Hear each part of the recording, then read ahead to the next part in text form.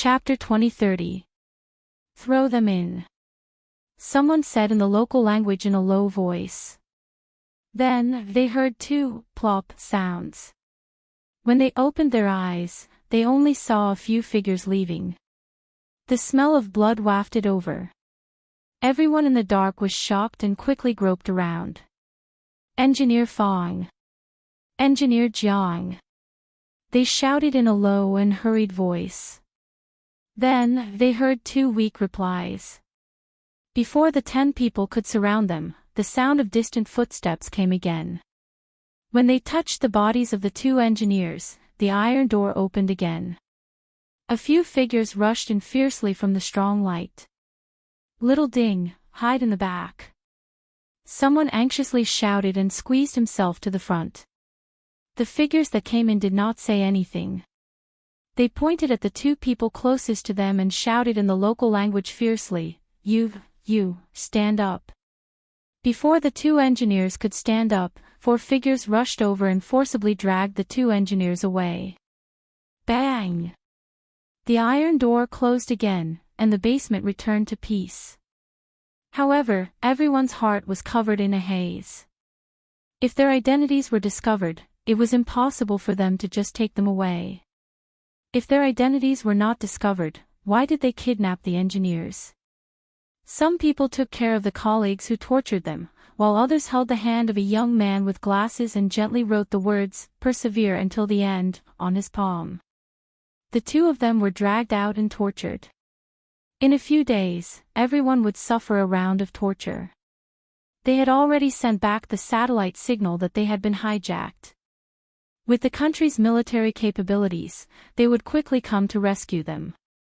Under the premise that their identities were not exposed, they just had to endure it until the end of the day. As engineers, they always believed that their country would come to rescue them. Engineer Fong, who was lying on the ground and could not move, wrote on the palm of his comrade with trembling hands, initiating data destruction.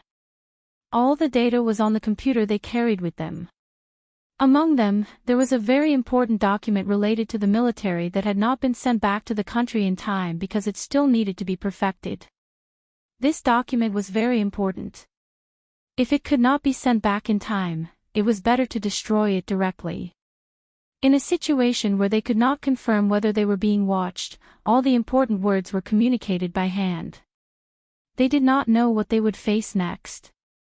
The people who kidnapped them were all equipped with guns. For safety, they had no choice but to wait. The sea breeze blew across the surface of the sea, blowing away the last trace of heat from the day. The sea was a little cold. Although it was winter in China, this place was full of sunshine, beaches, and bikinis. The Snowfield Brigade members who had reached the island quickly advanced through the Phelan device. Yi Qian's voice came from the bone conduction microphone. 2 directions, east and south. 2 sentry posts. 4 targets. Got it. Weaving Sparrow and I will take care of Dongxiang. Zhou Wan's voice was low. Amidst the dense foliage, Yi Qian and Bai He launched a pincer attack from the left and right. They were so silent that not even the sound of leaves rustling could be heard. They quickly closed in on their target and used a one-hit kill method to complete their sneak attack from behind by breaking their necks. Yi Qian was also good at fighting at night. He didn't give the other side a chance to struggle and finished off the target at the same time as Bai He. Clear. Clear. The sentry posts in the east and south were cleared, and the other 6 quickly moved forward with guns in hand. The tall trees and dense foliage became their last cover, and all 10 of them approached their final destination at a ghostly speed. Chapter 2031. After running for some distance, Yi Qian looked back thoughtfully. She leaned against a tree trunk and said in a low voice, "It feels a little strange. The target I killed just now didn't seem to know how to fight back." Didn't know how to fight back? What do you mean? Pigeon, who was still following closely behind, asked, "What's the difference?" Yi Qian kept a lookout while frowning. "I can't describe the feeling. It felt a little like dealing with an unarmed civilian. If he didn't have a gun in his hand, she would have suspected that he was an ordinary civilian. She thought back to the attack just now. When she wrapped her arms around the target's neck, the target's first reaction was not to use his hands to break free, but to struggle and twist his body. Someone with a certain level of skill would definitely not twist their body in an attempt to break free. Instead, they would use both hands to pry off their own arms. This was a subconscious action. If there was no subconscious action at all, it meant that the other party did not even think that their lives would be in danger. In fact, they did not even realize that their necks were locked tightly. His vigilance was poor. Pigeon knew that Yi Qian would not say such things for no reason. She said in a low voice, "They have guns in their hands." No civilian would walk around the island with a gun in the middle of the night. Even if they were really civilians, they had guns in their hands and they had hijacked the construction team. "I understand." Yi Qian, who was looking ahead, nodded lightly. Since they had guns, even if they were not as skilled as Lord Shuiyu, they were targets to be eliminated to ensure the safety of the rescue team.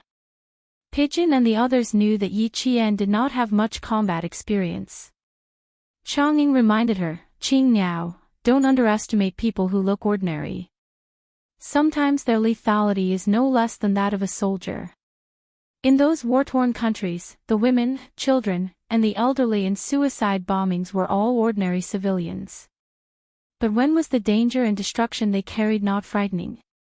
Yi Qian suddenly remembered the mission she carried out in Pakistan. She had taken care of the two gun-wielding teenagers. Chang Ying's reminder was right. When carrying out a mission, she could not treat her targets as ordinary civilians. This was a fatal oversight. When they entered the depths of the island, they could no longer hear the sound of seawater hitting the cliff. The 10 figures were like sea swallows that could face the wind and waves. They crossed the crisscrossing rocks and stepped lightly on the thick layer of fallen leaves, quickly completing their search. After passing through the forest, Yi Qian crouched behind a rock covered in moss. Through the FMAS night vision goggles, he saw a civilian helicopter. Found a helicopter. No suspicious targets around. Qing Niao, White Crane, be on guard. Weaving Sparrow, go take a look. Pigeon immediately made the arrangements. Helicopters were the best means of escape. It would be best to rescue the engineering team and leave by helicopter. Weaving Sparrow was an expert in piloting all kinds of helicopters. After receiving the order, he and Zhou quickly approached under the watchful eyes of Yi Qian and Bai He. The other 6 people surrounded the helicopter and began to clear the area. There were people in the helicopter, so GK immediately crouched down. He held the gun with one hand and let out a sigh. He raised his other hand and pressed it down, indicating for Zhou to crouch down as well. Yi Qian, who was in charge of the other side of the helicopter, also saw that there were people in the cockpit. He said to Bai He, who was guarding the tail of the helicopter, "There are people. It's not easy to deal with them." The helicopter's cabin door was not like a car door that could be opened by simply reaching inside. The inside of the door was locked by the pilot. Without unlocking the door, it could not be opened. Chapter 2032. Capture them alive. Pigeon's soft but clear voice came through the earpiece. Interrogate them properly. Roger that. Weaving Sparrow, who already had an idea, replied in a low voice. She waved for Zhou behind her to come over. After a few gestures, Zhou understood and nodded lightly. She slowly crouched down below the cabin door. Since they couldn't force their way in, they had to force the people inside to open the door themselves. Weaving Sparrow made a bold decision. She raised her rifle and knocked on the door. Yi Qian, who heard the sound, had already placed her finger lightly on the trigger. Once she noticed something wrong, she would quickly pull the trigger of the rifle with a silencer. At the tail of the helicopter, Bai He was half-crouching. He focused on expanding the perimeter to ensure the safety of Weaving Sparrow and Zhou. In the quiet night, the dong-dong sound could be heard clearly by the people nearby. As the sound reverberated, the people sleeping inside couldn't help but open their eyes and look outside. It was dark outside. There was nothing out of the ordinary. The deep-featured, dark-skinned pilot touched his pocket and cautiously took out a pistol. In his other hand, he picked up a flashlight and turned it on. He shone it outside the cabin door. Sparrowhawk, who was paying close attention to the movements in the cabin, warned, "Be careful of the gun in his hand." Weaving Sparrow, who was beside the cabin door, slowly crouched down. A beam of light shone out from the cabin. At that moment, Yi Qian and Bai He, who were on guard, heard the strange noise at the same time. Both of them whispered at the same time, "Someone's here. Retreat." Weaving Sparrow and Zhou rolled a few times and instantly disappeared behind the dense foliage. The Snowfield Brigade members who were on guard had already found a place to hide. Yi Qian aimed at a spot 10 meters away from him and reported in a low voice, "6 people. 2 of them are armed. 2 of them have their hands tied and their heads covered." As soon as she finished speaking, Yi Qian's eyes narrowed slightly, and she immediately readjusted her focus to observe. In the night vision goggles, there were no other colors other than the monotonous green. Yi Qian stared through the green at the 2 people who were being restrained. She pressed her lips together and said, "Is it possible that the 2 people being restrained are our engineers?" "Our engineers." Yi Qian's words made Pigeon and the others, who could not see their target for the time being, excited. If it was one of our country's engineers who had been kidnapped, that would be great. The 12 kidnapped engineers all wore the same uniform. Look at their attire. The pigeon moved its feet and cautiously approached the closest hiding spot to the helicopter. "If it's our engineers, we'll take action immediately." "Yes, sir." The 10 members of the team of Shuai quickly entered a state of battle. "Dressed the same," Yi Qian replied. Then, Bai He added, "It's the same for the shoes. Regardless of whether they are our engineers or not, let's settle the other 6 first." Weaving Sparrow and Walking Cuckoo, who were closest to the helicopter, saw the vigilant helicopter pilot turn around. The 2 of them looked at each other and moved with light steps, closing the distance between them and the helicopter. The driver, who was quite alert, had already seen the light flickering in front of him. He simply turned off the flashlight in his hand and waited until the figure in front of him approached. Quite vigilant. "Wait for him to fully open the hatch before we act." Sparrow's eyes flashed with coldness. She crept forward until she reached a low rock covered in moss that could only hide 1 person. Chapter 2033. After concealing herself, Weaving Sparrow quietly peeked in the direction of the helicopter. She lowered her head and asked Yi Qian, "How far are we from you?"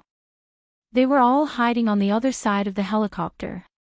With their vision blocked, they couldn't see the suspicious person Yi Qian had mentioned.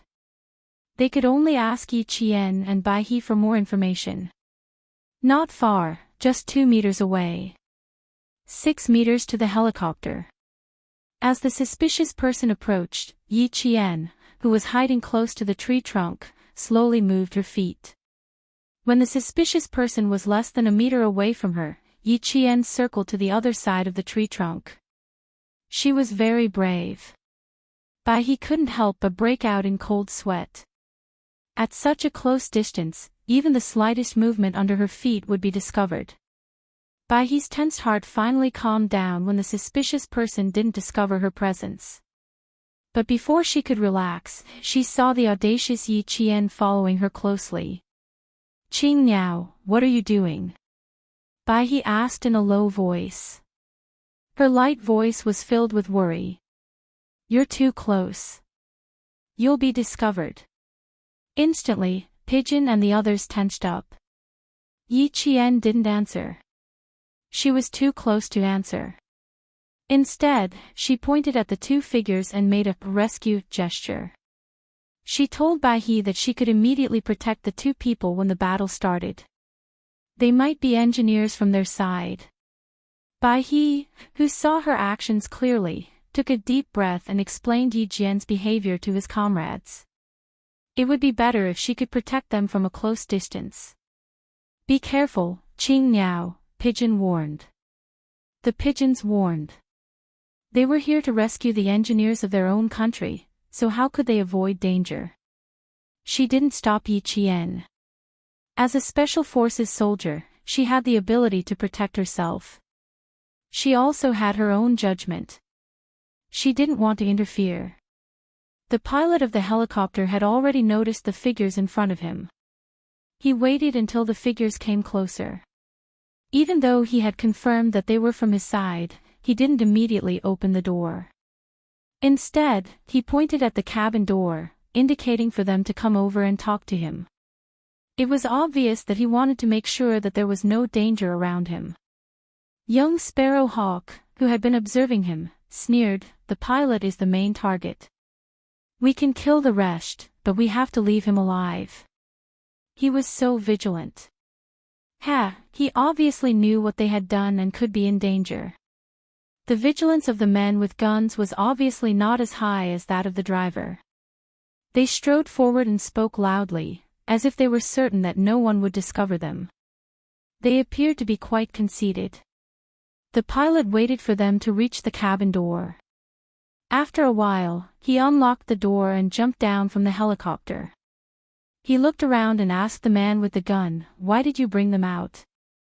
Why didn't I receive any notice? 1, 2, 3, move out." Just as the other party was speaking, the Snowfield Brigade members who were hiding in the surroundings made their move. Yi Qian leaped up and took out one of the targets with a pistol equipped with a silencer. He then shouted in Chinese, "Get down."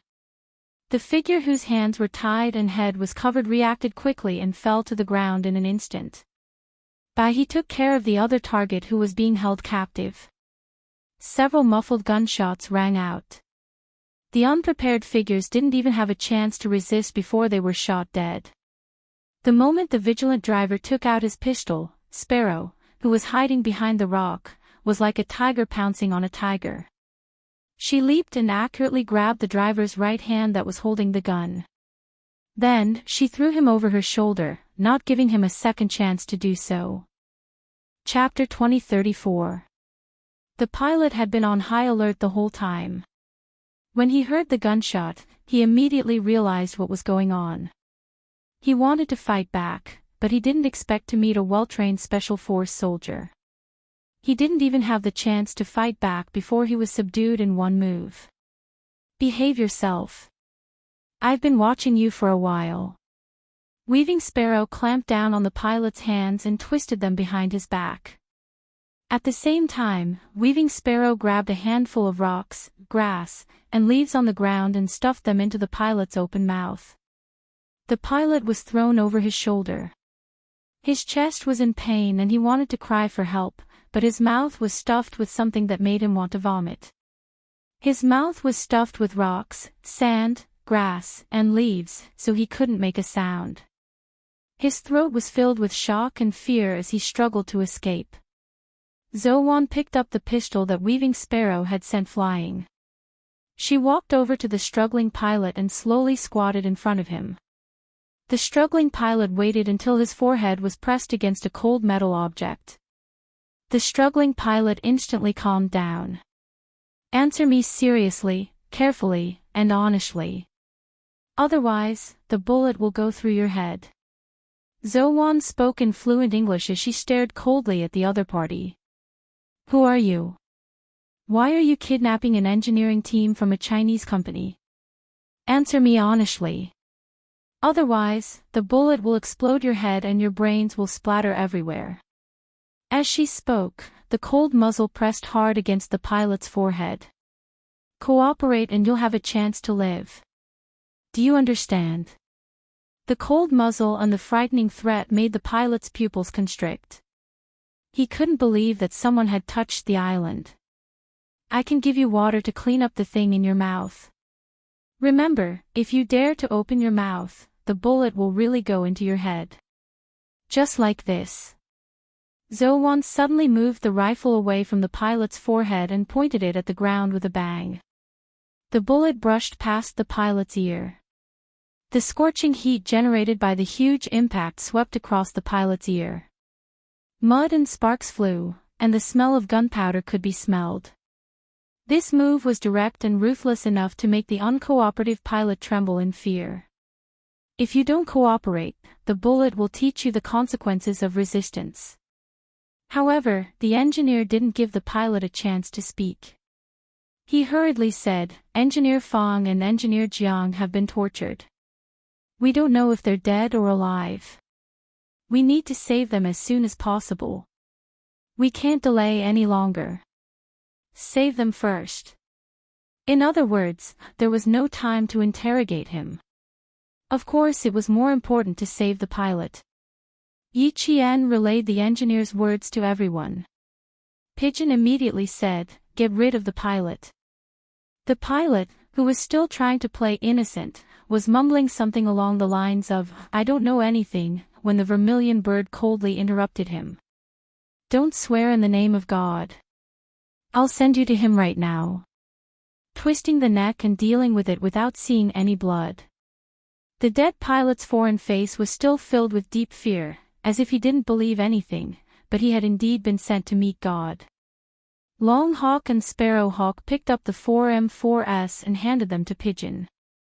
Semi-automatic carbine, used by the American Special Forces. They still have Special Forces guns in their hands, so their firepower is quite high. The M4 had a terrifying shooting range and lethality. Its strap was also designed to connect the weapon to one side. This way, the person carrying the gun could be ready to shoot at any time while patrolling. Chapter 2035. The few sentries that they had taken care of earlier were all armed with normal rifles which were far inferior to the M4. Pigeon took the gun and asked the engineer beside her, "Have you played with an M4 before? Do you want to take one for self-defense?" Pigeon could not be blamed for asking such a question. Engineers were different from soldiers in the field forces. Although they had shot targets before, they specialized in engineering. It was normal that they had not played with an M4 before. We have to take it even if we haven't. The principle is the same. Although we don't know how to use it. One of the engineers took the M4 from Pigeon. Take it for self-defense first. We won't pull the trigger easily. If they did not know how to use it and still fired, it would be easy to accidentally injure their own people. However, it could still be used for self-defense. The other members of the Snowfield Brigade had already cleaned up the scene. Weaving Sparrow also came down from the helicopter and said that he was done. After the rescue was successful, he could immediately fly the helicopter and leave. He did not stay any longer and led the engineer towards the direction of the signal. The helicopter pilot was hired by the local government. Usually, if we need to do aerial surveys, he will fly the helicopter. We have worked together for half a year. This time, no one thought that something would go wrong until Xiao Ding realized that something was wrong and contacted the government. When we woke up, we were in a dark basement. As they walked, the engineer with the gun in his hand told the members of the Snowfield Brigade how they were kidnapped. Although they were engineers, as soldiers, they still acted like soldiers. Although they were not as agile as the Special Forces, they were much braver. From the conversation, they found out that they were on a small island. No wonder they could hear the sound of waves. They had thought that they were not far from the sea. Who would have thought that they were on an island? Yi Qian and Bai He were still in the vanguard. Some of the engineer's words were heard through Pigeon's earpiece. They found out that the engineer who was successfully rescued did not know why they were kidnapped.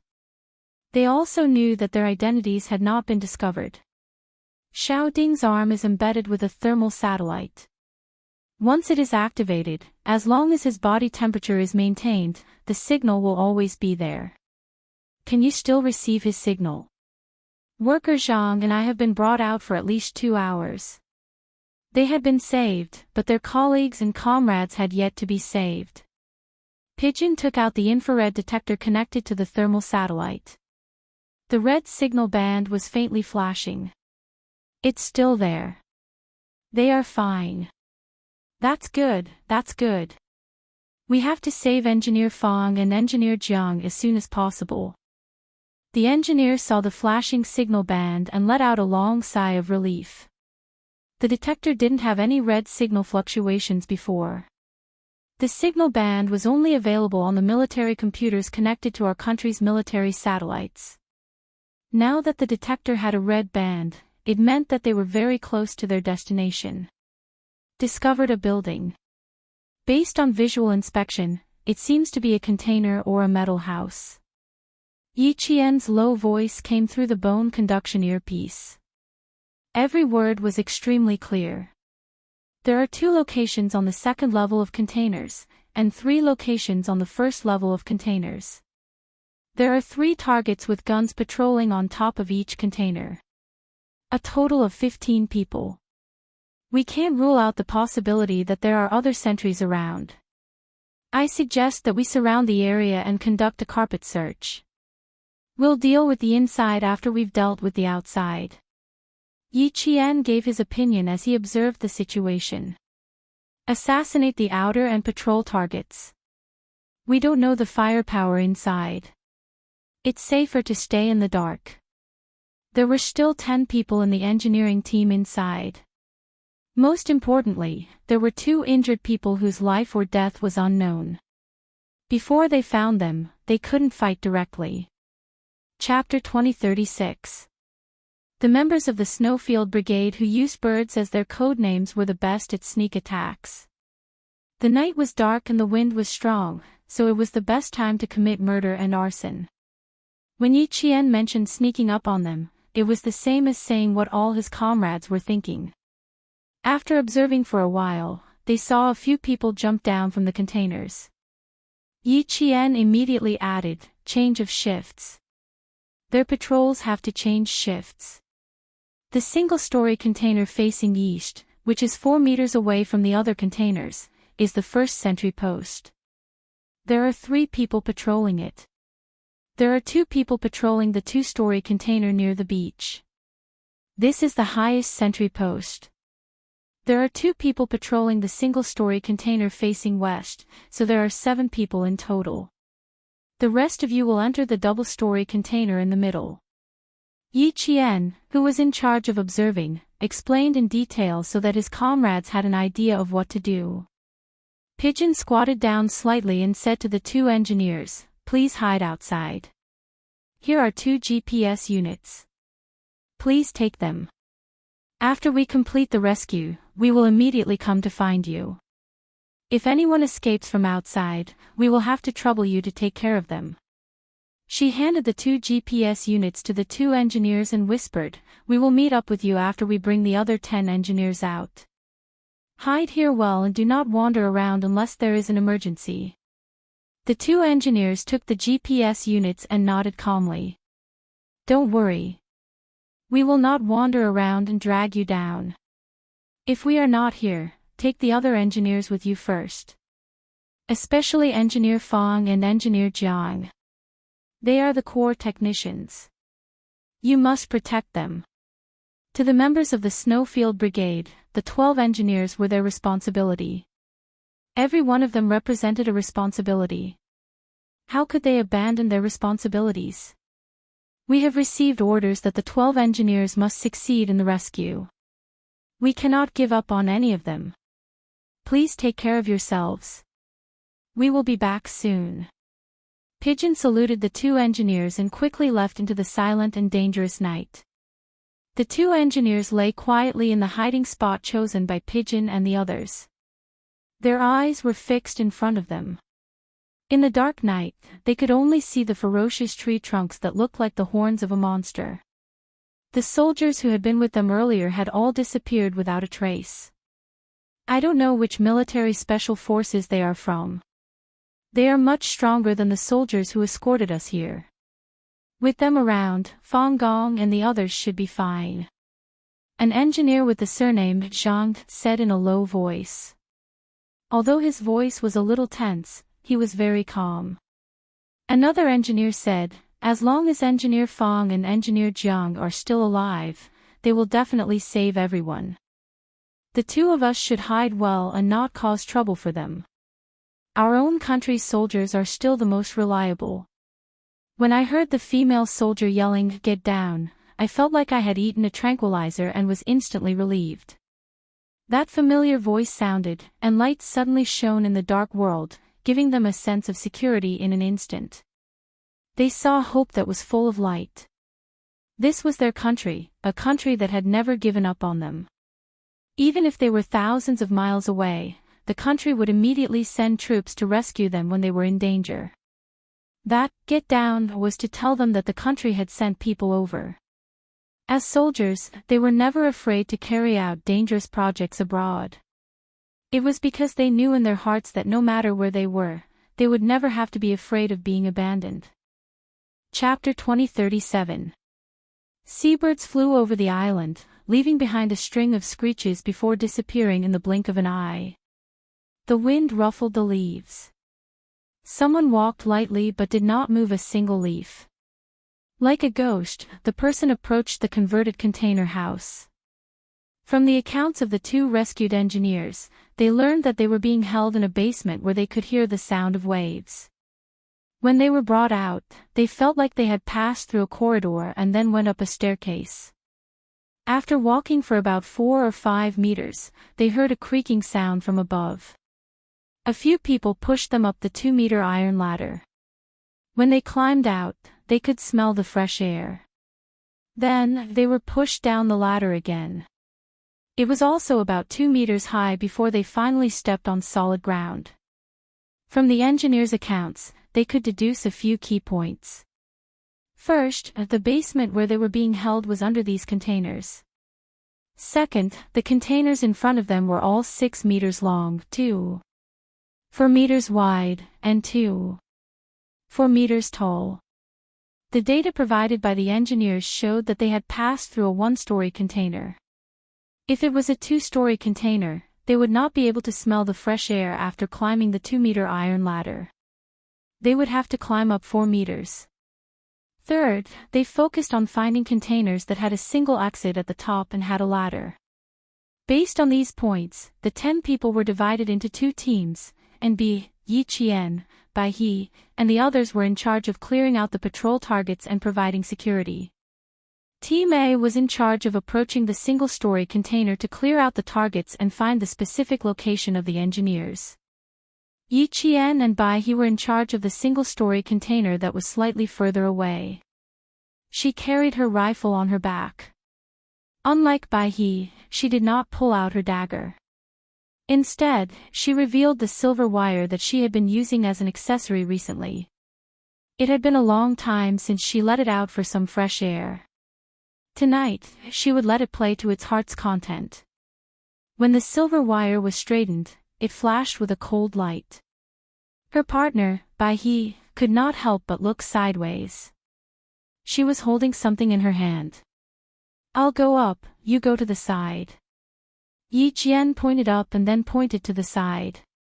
Wearing the night vision goggles, Yi Qian communicated with the white crane with sign language, 2 against 3, okay? Less than 3 meters away from the 2 of them, 3 armed men were walking back and forth on top of the containers. These were the targets that Yi Qian and Bai He needed to take care of. The white crane pointed at Yi Qian and stuck out 2 fingers. "You'll take care of the 2 above. There's one on my side." "Yes." Yi Qian nodded. Then, she tugged at the silver wire in her hand. "I have this. It's easy for the 2 of us to deal with it." "What is this?"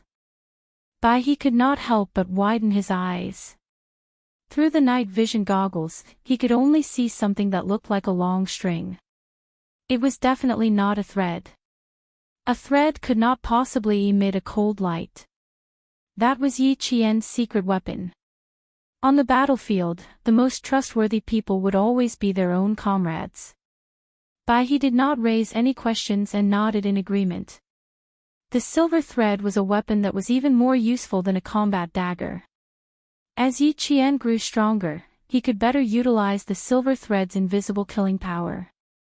The silver thread silently wrapped around the neck of one of the targets. Before the target could realize what was going on, something cold instantly tightened around his neck. The strong tightening force caused him to panic. Holding his gun, he struggled to pull out the thing that was strangling him. The other two men noticed that their companion was acting strangely. They raised their guns cautiously and placed their fingers lightly on the triggers. One of the men asked, "Hey, what's wrong with you?" Chapter 2038. The only reply he got was the struggling woo-woo of his companion. The man who asked the question approached him with a gun. Another man was sweeping the area with his gun. He had already loaded the gun and was just waiting for the trigger to be pulled. Whoa! The man whose neck was being strangled struggled with all his might. His hand even scratched his neck until it bled, and the gun fell out of his hand. In the eyes of his companions, he was like a patient who had a sudden illness. At this moment, he took advantage of the fact that the man who was sweeping the area with his gun had his back facing her. She took a big step forward and threw the man off the container. The man who was approaching his companion heard the commotion behind him. Just as he quickly turned around, Yi Qian stood beside him. She raised her hand and lightly patted the man's shoulder. When the man turned around, a cold light flashed past his eyes. He felt a chill on his neck, and then a faint pain. Cutting the throat and breaking the neck were all fatal moves that a Special Forces soldier would definitely know. As a qualified Special Forces soldier, Yi Qian was now able to succeed in every move she made. In order to achieve a silent attack, they had to eliminate the targets simultaneously. When Yi Qian made her move, the others would do the same to achieve the same pace. There was no sound of fighting, not even a trace of movement. In less than 5 minutes, all the targets were eliminated. After exchanging blows, all the members of the Snowfield Brigade realized a problem.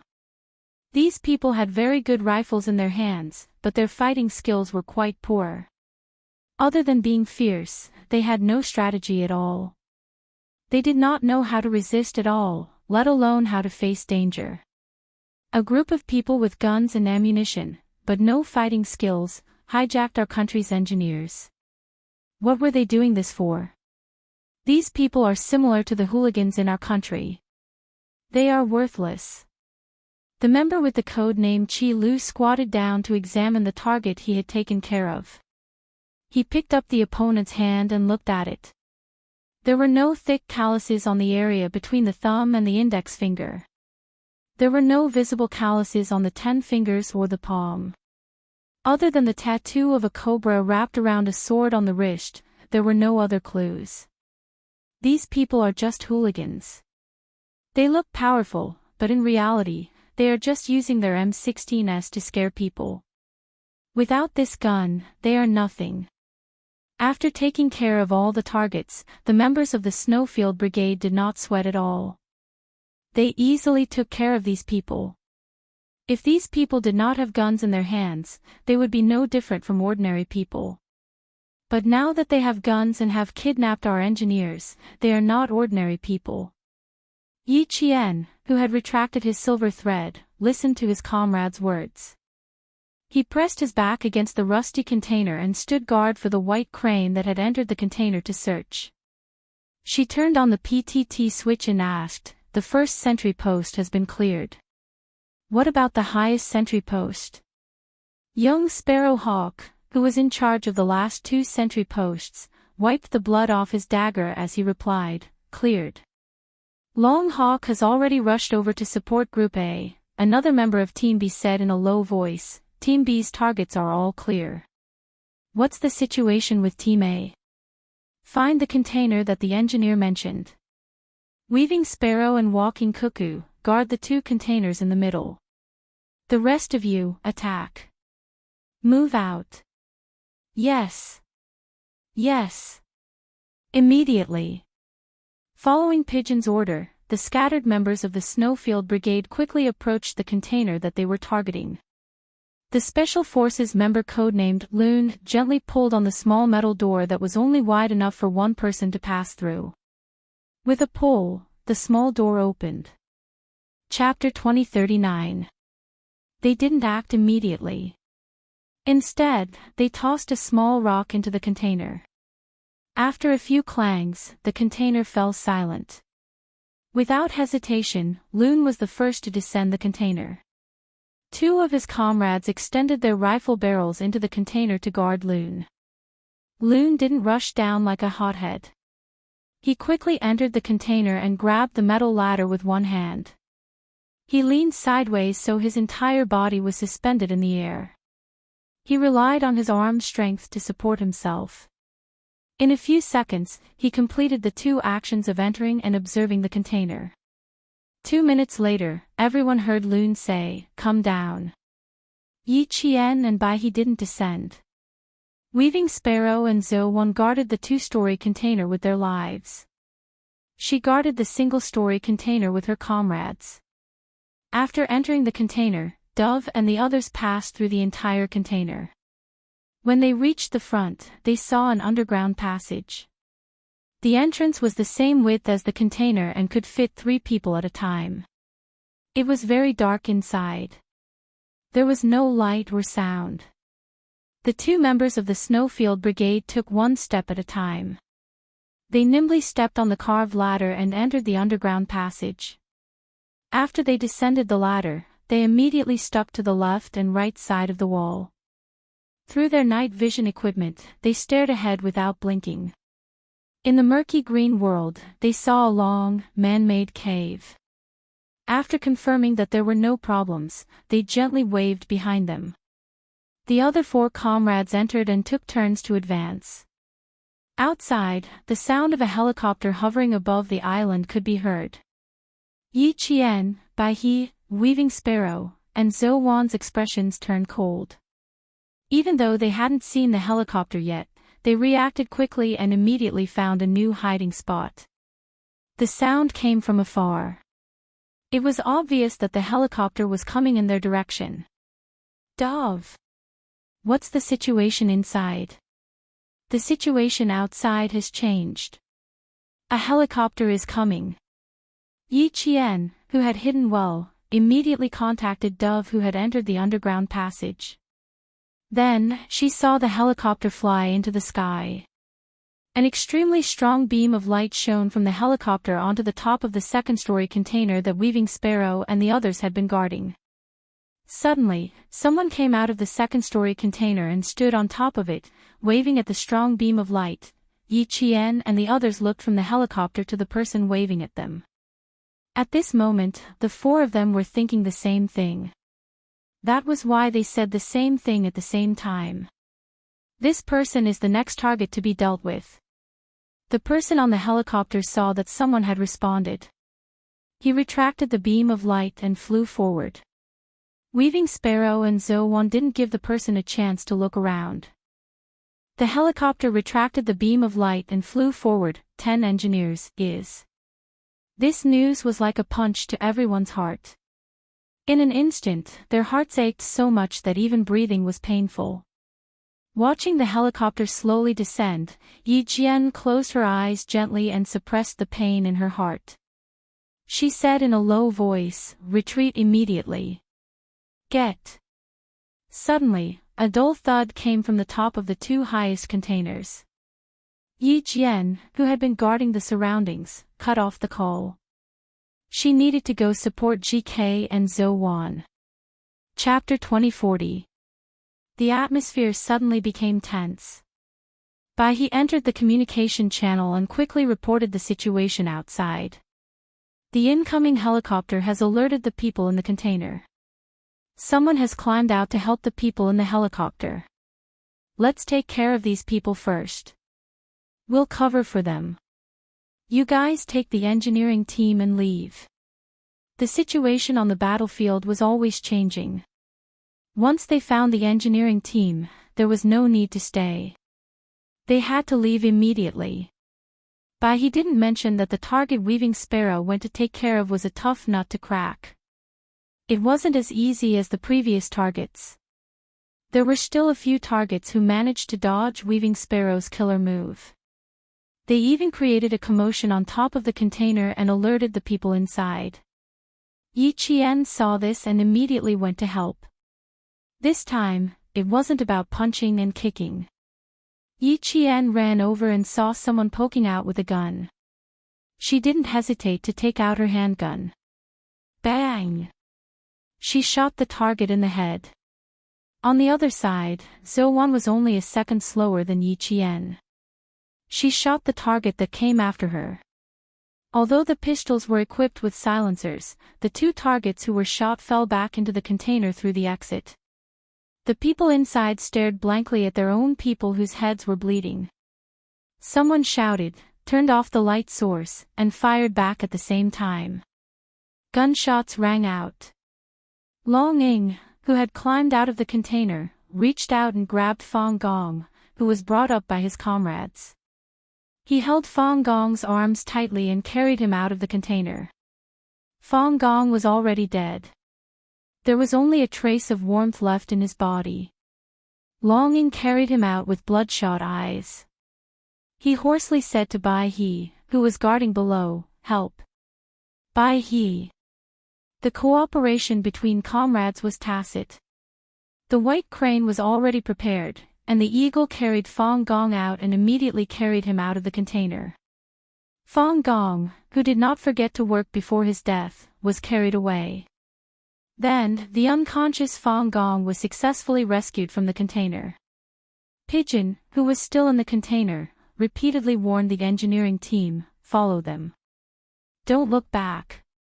He didn't want to see another engineer sacrificed. He wouldn't allow another engineer to be sacrificed under the protection of the Snowfield Brigade. He could already hear the gunshots outside. The situation was tense. He had to evacuate with the engineering team immediately. The bullets pierced through the metal of the container, one after another. The people inside couldn't see outside and didn't know what was happening outside. In order to survive, they could only shoot blindly upwards, left, right, front and back, trying to scare off the people outside. They didn't dare to come out of the container to counterattack. They were afraid that if they came out, they would end up like their two companions who had their heads blown off.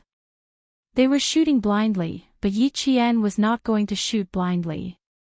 She picked up the M16 that she had used to kill the target, went around to the front of the container, and crouched down. She aimed at the center of the container and fired continuously. Bang, bang, bang. 10 bullets were fired consecutively. Yi Qian had blasted a bull-sized hole in the front of the container. This hole was the only passageway through which Yi Qian could clearly see through his scope.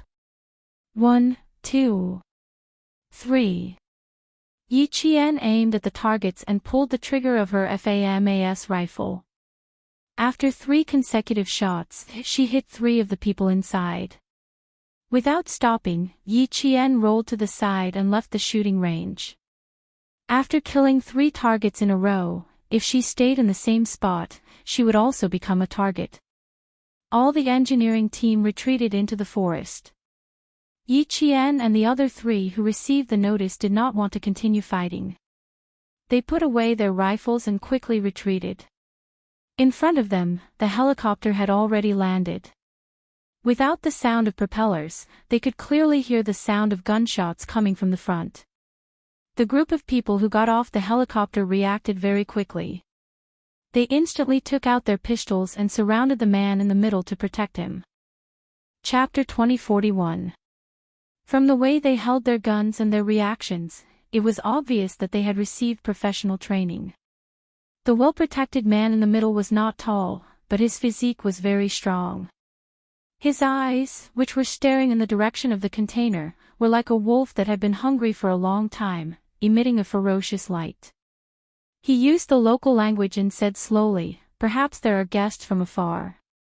Tell everyone to take good care of the guests from afar." especially friends from Chinese enterprises. For God's sake, you need to treat them well. Remember, I need their help, so you must treat them well. The man who spoke was very confident, and he was certain that no one on the island would be able to escape. One of the men who looked like an assistant took out his mobile phone and dialed a number. After the call was connected, he spoke quickly, as if he was conveying the man's instructions to the person on the other end of the phone. Although gunshots were coming from the front, the man in the lead was not afraid. There was even a faint smile on his deep-featured face. It was not a good smile, but a smile full of viciousness and bloodthirstiness. As an arms dealer who smuggled all kinds of guns around the world, he was used to the sound of bullets. To him, listening to the sound of bullets was no different from listening to a piano piece. There was no need to be afraid. Although he was not afraid, he did not want to stay on the island where there was a crossfire. He told his people again, "I need their help very much." Then, he left with the driver and his assistant. The reason he was not worried was that 2 speedboats carrying nearly 20 armed bandits were about to land. As a lone island, it was surrounded by water on all sides. It would be difficult to escape if they were trapped. Moreover, it was his territory, and there were so many of his own people. It would not be difficult to capture a few people. The sound of waves hitting the reef became louder and louder as the speedboats flew over. One after another, huge waves surged over, hitting the reef for a few meters before quickly retreating. Knowing that someone had entered the island, dozens of figures jumped down from the speedboats and ran toward the island after exchanging fire with each other. These people were all well trained. After running off the speedboat, some of them stood by the side, waving their hands and repeating the local language, which probably meant something like, "Hurry up, hurry up." Pigeon, who had retreated to the forest with our engineers, shouted, "Retreat," to her comrades who were still suppressing them with firepower. Weaving Sparrow, who was in charge of covering them, said in a deep voice, "Qing Niao, Bai He, you guys retreat first. Zhou Wan and I will cover the rear." After he finished speaking, the dense rain of bullets suppressed the firepower in the container. Yi Qian and Bai He did not hesitate. They put away their rifles and quickly retreated towards the forest. After retreating a few meters, the 2 of them found cover and aimed their guns in the direction of the container, reminding Weaving Sparrow and Zhou Wan to retreat and follow them. Retreat. Zhao Ke, who was slightly behind, signaled for Zhao Ke, who was at the front, to retreat first. Weaving Sparrow did not hesitate. She put away her rifle and rolled several times on the ground, avoiding the bullets that streaked across the darkness. She retreated from the first position. In order to prevent the people in the container from rushing out, they had to take turns retreating. The sound of their comrades communicating with each other constantly came from the radio. The 2 engineers who were the first to be rescued had already met up with Pigeon and the others. They did not even have time to celebrate. They did not even say a word as they held hands and rushed to the helicopter under the cover of the Snowfield Brigade. Chapter 2042. Gunshots were heard from behind. Yi Qian's pupils constricted as he whispered, "The pursuers are here. Pigeon, run." Their original plan was to rescue the engineers secretly, but now that they had attracted pursuers, the entire plan was ruined. The Snowfield Brigade was made up of highly trained special forces, so they were exceptionally calm when their plan was ruined. No one panicked. Pigeon immediately asked Qing Niao, "The helicopter can only carry 7 people, including the pilot. Qing Niao, do you know how to fly a helicopter?"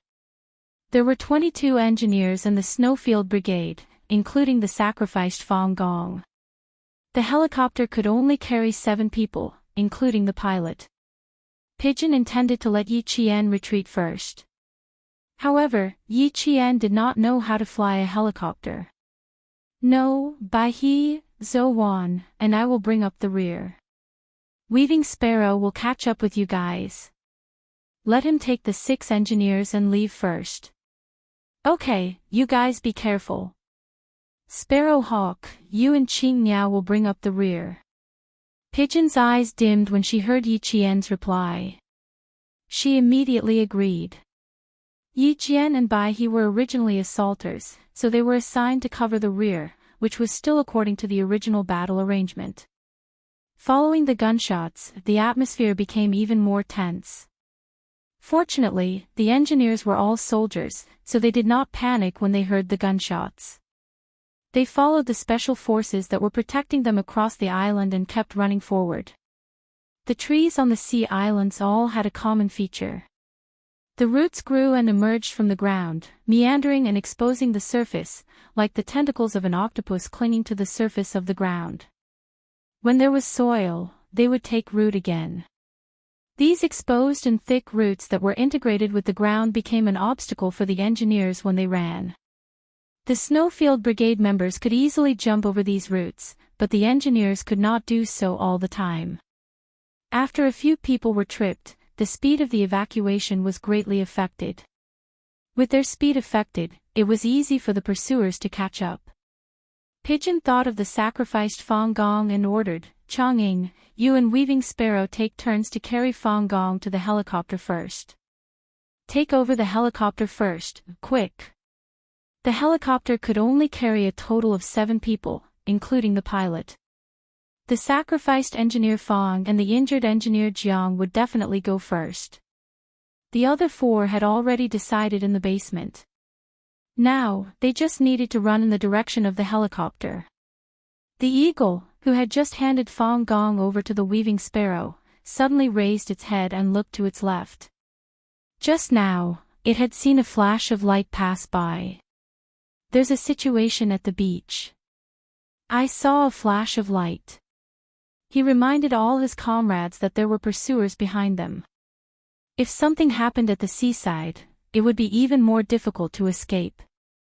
Yi Qian, whose face was as dark as water, had a ruthless look in his eyes. He said in a low voice, the 3 of us will run towards the beach. Turn away all eyes. Pigeon, hide the remaining engineers and send 2 more members to guard them. Then, come and support us from the rear. We must first ensure that Weaving Sparrow successfully takes off. Yi Qian was a command-type military school student. Even though he had only been in school for 1 semester, he had started learning the basics of military operations in his first year. As a command-type military school student, he naturally knew how to plan for battle. Now, the enemy did not know how many people they had. They only knew that they had taken all the engineers with them. So, they split into 2 groups. One group would retreat secretly, and the other group would attract all attention to protect the engineers. Chapter 2043. I think it's a good idea. Pigeon, follow Qing Niao's plan. Weaver Sparrow, fly the helicopter and leave. I'll meet up with you guys later. Chang'ing agreed to Yi Qian's plan. He didn't stop after realizing the situation. Instead, he continued to run forward with Weaver Sparrow.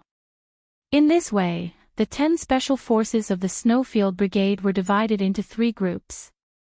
Yi Qian, Bai He, and Zhou Wan were in one group. They were responsible for attracting all the firepower. Chang'ing and Weaver Sparrow took turns to carry the sacrificed Fang Gong. Qi Lu and Lun brought up the rear and escorted Jiang Gong and the other 4 engineers to the helicopter. Sparrowhawk, Pigeon, and another comrade codenamed Blood Swallow protected the remaining 6 engineers as they hid on the island. At the same time, the sound of helicopter propellers came from the sky above the island. The 10 Snowfield Brigade members didn't look up. Instead, they worked together to evacuate as quickly as possible. The helicopter was very arrogant. It turned on a blinding light as it circled in the sky. It seemed to be looking for something. Yi Qian glanced at the helicopter. He said to Bai He and Zhou Wan, when the helicopter turns around, we'll take a look under their noses. Since they were attracting all the firepower, they naturally had to let the enemy know where they were. When the beam of light flashed across a relatively open area, the bodyguard and assistant who had been observing the situation below quickly whispered to the man who had his legs crossed and didn't have the slightest bit of worry on his face, "I saw a guest from afar." "Very good. Tell the people below to treat the guests well." The man had his eyes closed the whole time. He looked quite relaxed. "For those disobedient guests, let them enjoy being surrounded by the sea. Send them to meet God." Soon, the man's words were transmitted to the ground. The 3 people who were illuminated by the light entered the forest and ran in the opposite direction of the other 2 groups. Just as they passed through a few wild coconut trees, Yi Qian suddenly shouted, "There's someone in front." Yi Qian smelled the smell of low-quality perfume in the salty sea breeze. It wasn't just one type. There were several types mixed together. It was so strong that it was pungent. The 3 of them quickly circled behind the leaves. Through their night vision goggles, they saw a few people slowly approaching from the front. There were 3 people before 12 o'clock, 2 at 10 o'clock, and 3 at 2 o'clock. These people should have come up from the beach. From the looks of it, he should have just arrived. His pants are wet. Yi Qian, who was observing them, spoke softly. She did not need to speak too loudly. Her bone conduction earpiece was able to transmit her words clearly to the ears of her comrades. "I have good stuff on hand. I'm in charge of the 2 o'clock area, Qing Niao is in charge of the 10 o'clock area, and Bai He is in charge of the 12 o'clock area. We didn't know how many people they had, so we came here first." Zhou Wan's lips moved, and at the same time, she moved closer to the 2 o'clock area. Yi Qian pulled open the silver wire and slowly approached the 10 o'clock position. He slowly leaned against a tree and held his breath as he waited for his target to approach.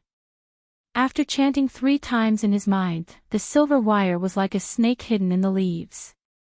It silently wrapped around his neck and tightened, then pinned him against the tree trunk. Yi Qian, who had 1 foot on the tree trunk, used all his strength to tighten the silver wire. The man in front of the tree trunk kicked his feet a few times, and then there was no sound. The other target who was with him did not notice anything strange. He only saw his partner's back pressed against the tree, and his feet kept kicking, as if he was trying to kick something off the bottom of his shoes. Chapter 2044. This kind of sneak attack was very dangerous. Once discovered, the person would be exposed.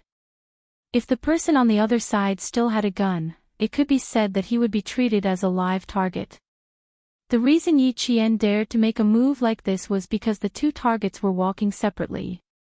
There were 2 trees between them, and the other target's line of sight was obstructed, so he wouldn't be able to spot her immediately.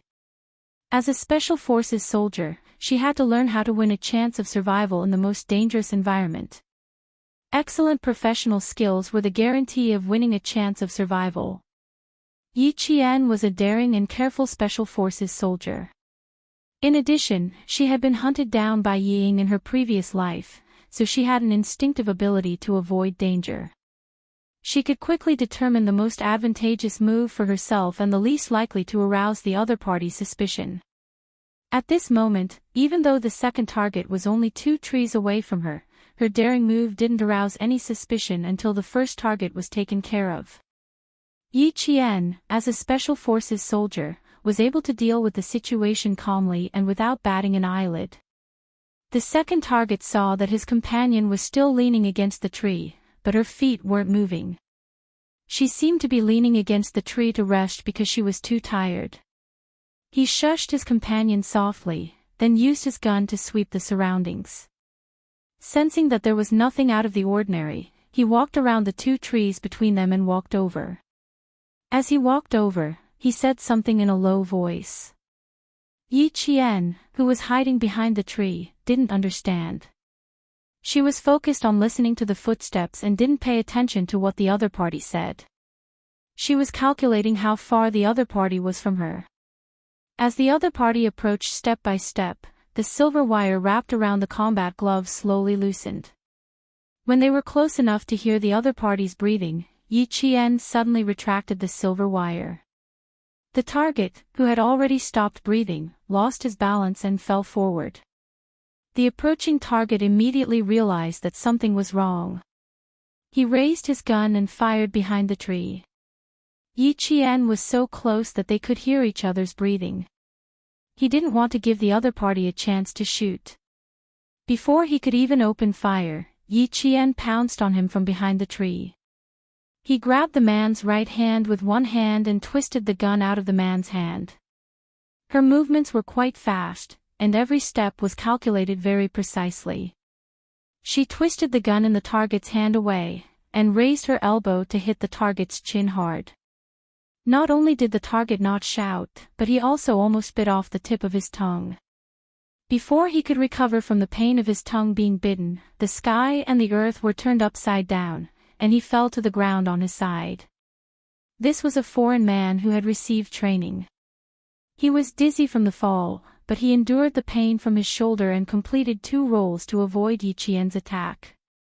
At the same time, he reached for his pocket. He wanted to take out his gun, but there was no gun in his pocket. Realizing that he didn't have a gun, his first thought was to run away. But just as he turned around, a foreign object pressed against his heart. "Are you looking for it?" Yi Qian, who was holding a gun in her hand, asked calmly. She loaded the gun and placed her slender finger lightly on the trigger. The cold muzzle was aimed at the target's heart. "Unfortunately, you've lost it." The man who had bitten the tip of his tongue to the point of his flesh was unable to make a sound. He was panting heavily. He was a little scared, but he didn't give up. His raised hands moved slightly, trying to snatch the gun back. Chapter 2045. The gun was already in her hands, so how could she take it back? Just as the opponent's hand was about to move, Yi Qian was even faster. In order to block the opponent's escape route, she only had time to jump and aim her gun at the opponent. She had no time to draw her dagger and slash the opponent's neck. But as she spoke, her left hand, which wasn't holding the gun, had already pulled out a combat dagger. Just as the opponent's hand moved, she pulled out the magazine with one hand. This action was easy for Yi Qian, who could still reload with one hand. The magazine fell to the ground along with the gun. The opponent's attack was fierce. He wanted to fight to the death to see if he could survive. In the face of such a strong attack, Yi Qian curled up the corner of his mouth slightly. His left foot stepped on a rock, and his whole body soared into the air. With a bang, his right leg kicked hard at the opponent's head with a strong wind. The man was so dizzy that it seemed like his brain juice was flowing out of his ears. He staggered and couldn't stand.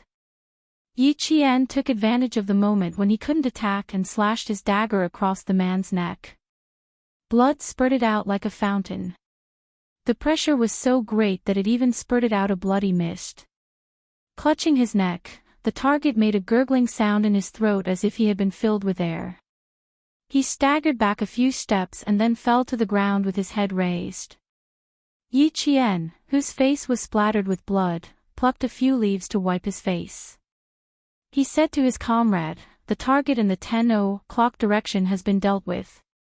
As he spoke, he suddenly heard something running by his left, leaving behind a string of rustling leaves. Before Yi Qian realized what it was, he was already chasing after it. "There's a fleeing target in the 12:00 direction. Help us," he said with a distorted voice. "I sprained my leg and dislocated my ankle." He escaped. This wasn't good news. Yi Qian's expression changed slightly. He said in a low voice, "Treat your injuries first. I'll chase after him. The target is running towards me. I'm already chasing after him." The black figure in front was the fleeing target. They had to chase after him. If they were discovered that there were only 3 of them, it would cause trouble for the other 2 teams. In order to avoid the enemy's helicopter, Weaving Sparrow had yet to take off. If they were discovered, all the engineers would be in danger. If you don't treat your leg properly, you can just wait to retire. Zhou Wan, who was speaking through clenched teeth, was using her dagger to stab the twitching target twice. She then said to Yi Qian, "It's an old injury. Just a slight sprain and it'll dislocate." Whether it was a new injury or an old one, the white crane needed help. Zhou Wan stayed behind and said to Yi Qian, "Be careful, Qing Miao. Send us your location at any time." The black shadow was right in front of him. Yi Qian could only reply with a single word, "Okay." The black shadow in front of him suddenly turned around and fired continuously behind him. Bang bang bang. The gunshot broke the silence of the entire island. A tall and slender figure paused and chased after the source of the gunshot. His speed was very fast, like a tiger running in the jungle. Rocks and trees could not stop him from moving forward. Everything became a blur in front of his speed. The gunshot not only caused him to change direction, it also caused the people who had alighted from the helicopter to run over. Bai He and Zhou Wan's eyes darkened. Bai He, whose ankle had been reconnected, hurriedly said, "Quick, go support Qing Miao. She's now surrounded." Chapter 2046. Just as Bai He and Zhou Wan had said, Yi Jian had already become the target of the encirclement. There were about 20 people on the 2 speedboats, and they had only taken care of 7 of them. There were still about 10 people scattered nearby. The gunshot sounded like an emergency call for everyone to gather, and more than 10 black figures surrounded them. Yi Qian, who had dodged the shots, knew that she was in danger. Since the enemy had already opened fire, there was no need for her to hold back anymore. The moment she dodged, the enemy slyly dashed a few meters away. Yi Qian's eyes were locked on the black figure in front of her. Listening to the sound of the black figure running, she chased after it like an arrow released from a bow. The target was clearly more professional than the one Yi Qian and the others had taken care of before, but it still couldn't be compared to a special forces soldier who had undergone rigorous training. After running for about 10 minutes, the target's stamina plummeted, and his agility and reaction speed were obviously not as good as before. Yi Qian was communicating with Bai He and Zhou Wan. "The target is running in the opposite direction of the 2 groups, which is exactly what we planned. You 2 continue to attack from the shadows, but I'll come out in the open." Although it was a little inappropriate to attack from the shadows, for the safety of the engineers, it was worth the risk. From the moment the 3 of them intentionally allowed themselves to be swept by the helicopter's beam, they were already taking a risk. "The 2 of us are about 100 meters away from you. We found 3 targets. Qing Miao, the 2 of us won't be able to support you in time, so be careful," Zhou Wan reminded her in a low voice. There were a lot of targets to take care of, so she would have to fight alone. "Roger that." Yi Qian, who had been watching the black figure disappear behind the leaves, adjusted her breathing, answered calmly, and jumped down from a rock. When she landed, she was in a half-squatting position, but she quickly rolled twice and hid behind the roots of a tree. Bai He and the others had found 3 targets. On her side, other than the targets she was following, 2 more black figures entered her line of sight. From their movements, it seemed like they were searching with guns. Yi Qian, who had hidden well, exhaled softly and slowly adjusted the focus of her rifle. She didn't want to shoot with the rifle in her hand, so she planned to use her handgun. The target was very close, so shooting with a rifle would be overkill. Furthermore, she didn't know how many people there were, so she needed to ensure that she had enough ammunition and couldn't waste bullets. The FAMAS rifle in his hand had an effective range of 300 meters. It was equipped with NATO-made warheads, and there were only a pitiful 25 bullets in the magazine. However, the FAMAS rifle had a very big advantage. It was quite effective when firing in 3 bursts. Now that there were only 2 targets, it was better to save the bullets and use a pistol instead. Unfortunately, the pistol in her hand could not fire automatically. She had to pull the trigger once to fire a bullet, but it was fast. The rifle in the other party's hand was a Canadian C-Series rifle. Its effective range and speed were much faster than the pistol in her hand. 2 targets meant that she had to fire 2 bullets. In order to prevent the other target from having a chance to fire when she fired the first shot, she needed to use a side jump to complete 2 consecutive shots. Yi Qian let out a sigh of relief when he saw the gun in his opponent's hand. He slowly held his breath and raised his pistol. Bang! Bang! The 2 bullets were like continuous shots. The first target hit in the head didn't even make a sound. He was still holding a C-Series rifle and fell to the ground with a bang. Chapter 2047. Although the second target reacted, all he saw was a shadow flying past him.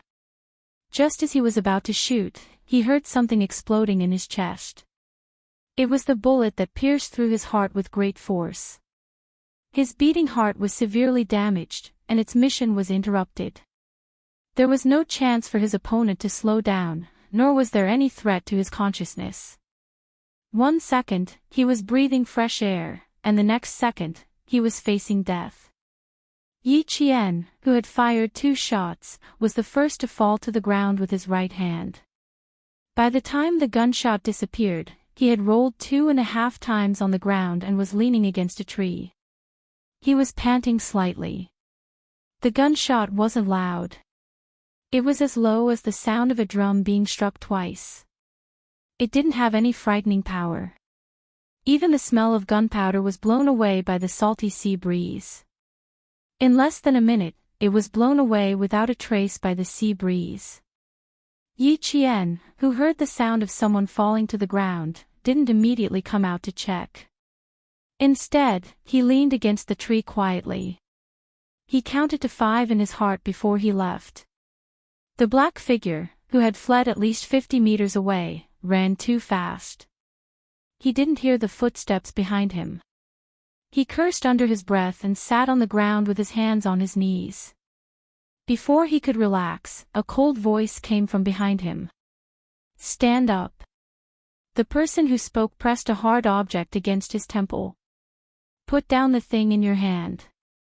Otherwise, I can guarantee that the thing in my hand will not be polite to you. The voice was low and slow. It was obviously a threat, but there was an indescribable elegance to it. It made people's hair stand on end. God! The black figure, who was so shocked that he almost peed in his pants, breathed a sigh of relief when he heard the voice. Even his tense shoulders relaxed. This damn Hawaii. One day, I'll send you to God. The Western man who looked down on you Hawaii could only curse in his heart. It was stupid to get angry at his own people. Even though he knew that it was stupid to get angry at his own people, he couldn't let go of the prejudice in his heart. He shouted in English with a heavy accent, Jack. Where did you come from? His head tilted to the side, and the frightening gun barrel hit his forehead. The man, who was already in a sorry state, was instantly enraged. He raised his hand and fiercely waved Hua Yi's arm away. Damn it! Are you going to keep pointing at my head? Put your gun away, Chinese. This was the anger that came from the humiliation of being seen in such a sorry state. But he didn't fling Hua Yi's arm away, nor did he let Hua Yi take away his gun. Instead, the gun was pressed against his forehead. He even heard the sound of the trigger being pulled.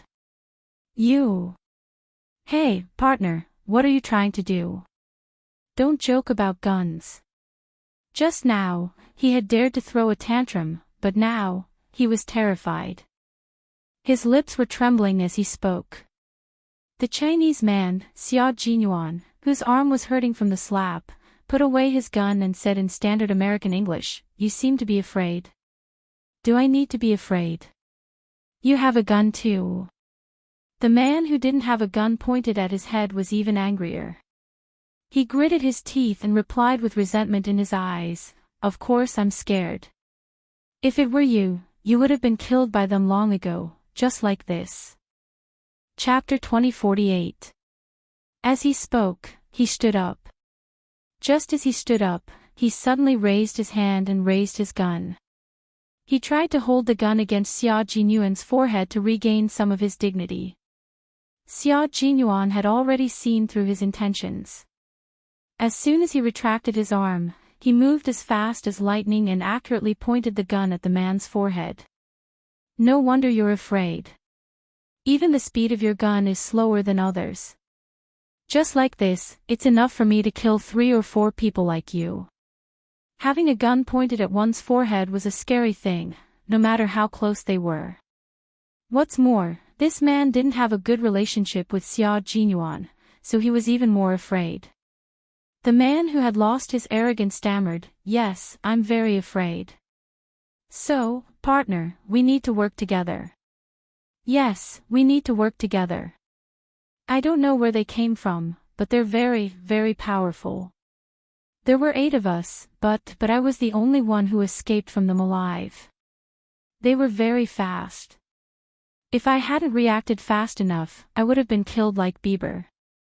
There was nothing more terrifying than watching one's partner get killed. If he hadn't escaped fast enough, he might have died like Bieber. Jack, we can't waste any more time. We should find other people.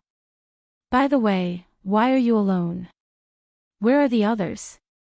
Where did they go?" In order to make Xia Jinyuan move the gun away from his forehead, the man who was trembling in fear kept talking, trying to get closer to Xia Jinyuan by talking. Hearing light footsteps about 3 meters away from him, Xia Jinyuan covered the man's chattering mouth and chuckled coldly. "Shut up if you don't want to die. Someone is coming." The man was so scared that he didn't even need to cover his mouth and automatically shut up. From the left came the rustling sound of leaves brushing past. Under the dim light of the sky, through the sparse trees, he saw 3 black shadows walking with their backs bent. "All right, we'll wait here. We'll wait here. You take this side, I'll take this side. Climb up the tree." It sounded like they were lying in ambush for someone to come. The man who was with Xia Jinyuan was overjoyed because the 3 of them were none other than his own people. "Boris, it's Boris's voice. That's great, with them, we don't have to be afraid of those people chasing after us." He was very happy, so happy that his face showed joy. He even wanted to raise his voice to greet them. However, Xia Jinyuan's words almost shut him up. "Do you think the 3 of them are a match for those people? If so, you can say it at once. If not, arrogant job, you had better shut up. Do you understand what I mean? I don't want to die with you. Understand?" That one sentence extinguished Job's hope. He even wanted to leave as soon as possible, but he did not say it out loud. He didn't want a Chinese to look down on him. Just now, it was already embarrassing enough. Xia Jinyuan didn't pay attention to him. He wanted to know who on earth dared to come to the private island of an arms dealer who even the highest authority in the country didn't want to provoke, and who dared to exchange gunfire on the island. At this moment, Xia Jinyuan didn't know who he was about to meet. At this moment, he just wanted to watch and not get involved. Yi Qian, who was chasing after the enemy, didn't know who she was about to meet. After separating from Bai He and Zhou Wan, she carefully passed through the dense foliage of the unknown trees and stuck close to a curved tree. She didn't move forward. Chapter 2049. There was danger ahead, so she couldn't go straight ahead. She had to take a detour. It was dangerous to fight alone without support. She could only rely on her own abilities to solve the problem. She could only rely on herself to solve the problem. No one would tell her what to do, and no one would appear when she was in danger. Yi Jian, who was very clear in her heart, moved very carefully. She instinctively sensed the danger and immediately changed her direction. Instead of going straight ahead, she took a detour. With the help of Phelan's equipment, Yi Qian kept her rifle trained. She looked through her night vision goggles, searching for her target in the monochromatic green world. She heard GK's voice in her earpiece. 35 degrees north latitude, the wind is from the southeast. The pilot's code name is G Quebec. The Bell 407 helicopter will take off at 11:20 p.m. local time. Roger, Roger. Take off immediately. Take off immediately. Take off at 11:23 p.m. local time. Take off successfully. GK finished her conversation with Pigeon. The rest of the team listened to the conversation and smiled faintly. Shit, that's our helicopter. Did the guy who flew it take it away? Damn it. Where did they all go? Does no one know what happened? A bearded man cursed on his phone. He made several calls in a row. Every time he made a call, he scolded the person who answered it. Who the hell took the helicopter away? Hurry up and go see what's going on. Damn it. You'll die a horrible death. You've angered the boss, so you'll all die a horrible death. Even the helicopter had been taken away. They didn't need him to remind them. They knew that it would be difficult to explain things to their boss. I know we'll die a horrible death, including you. You too. If you have the time to scold us, why don't you go see what's going on? Also, we don't know the pilot of the helicopter. Goodbye. The man who answered the phone was livid. He also scolded back. Bang bang bang bang, someone fired directly at the helicopter that was taking off, trying to shoot it down and make it crash. Longing and Pigeon guarded the helicopter until it reached a safe altitude. When they heard the gunshots, they looked at each other and ran towards the source of the gunshots. On the other side, Yi Qian heard someone talking in a low voice. She slowly searched the area and saw someone lying on a tree through her night vision goggles. There was a rumbling sound of a helicopter flying overhead. Yi Qian, who had a faint smile on her face, pulled the trigger. Accompanied by a series of rumbling sounds, she shot the person hiding in the tree and made him fall from the tree. She only saw one of the 3 targets. When the other 2 heard the gunshots, their necks instinctively shrank. Then, they immediately raised the rifles in their hands and fired continuously. The dense bullets drew out streaks of fiery red as they pierced through the air. Bang, bang, bang, some hit trees, some hit rocks, and some passed through the lush foliage and landed somewhere unknown. Yi Qian held his breath as he rolled twice before crouching on the ground. He waited for the barrage of bullets to finish. Up ahead. Quick. Not far away, Bai He and Zhou Wan heard the gunshots and quickly came over. In front of them was the Qing Miao. It must be the Qing Miao exchanging fire with them. The gunshots were very loud and attracted the attention of the bandits who were still searching in the dark. Yi Qian, who was already surrounded, was exposed by the gunshots and became the target of a group of bandits. Over here. There's still someone here. Damn it. If we don't catch them, we'll all be in trouble. Chapter 2050. A few black shadows rushed over from Yi Qian's left while shouting loudly. Their movements were too loud, and they became the targets of Zhou Wan and Bai He. The 2 of them were about 30 meters away from Yi Qian. When they heard the sound, they bent their backs and rushed forward like cheetahs. In the blink of an eye, they had covered several meters. We are still 20 meters away from you. Qing Miao, hide well. The 2 people who attacked kept in close contact with Yi Qian at all times so that Yi Qian would know that she was not fighting alone. After Bai He finished speaking, Zhou Wan said, "Don't expose yourself so easily. Leave the target who just spoke to us." Although the island's terrain was complicated, it was only so big. These people were also familiar with the island's environment.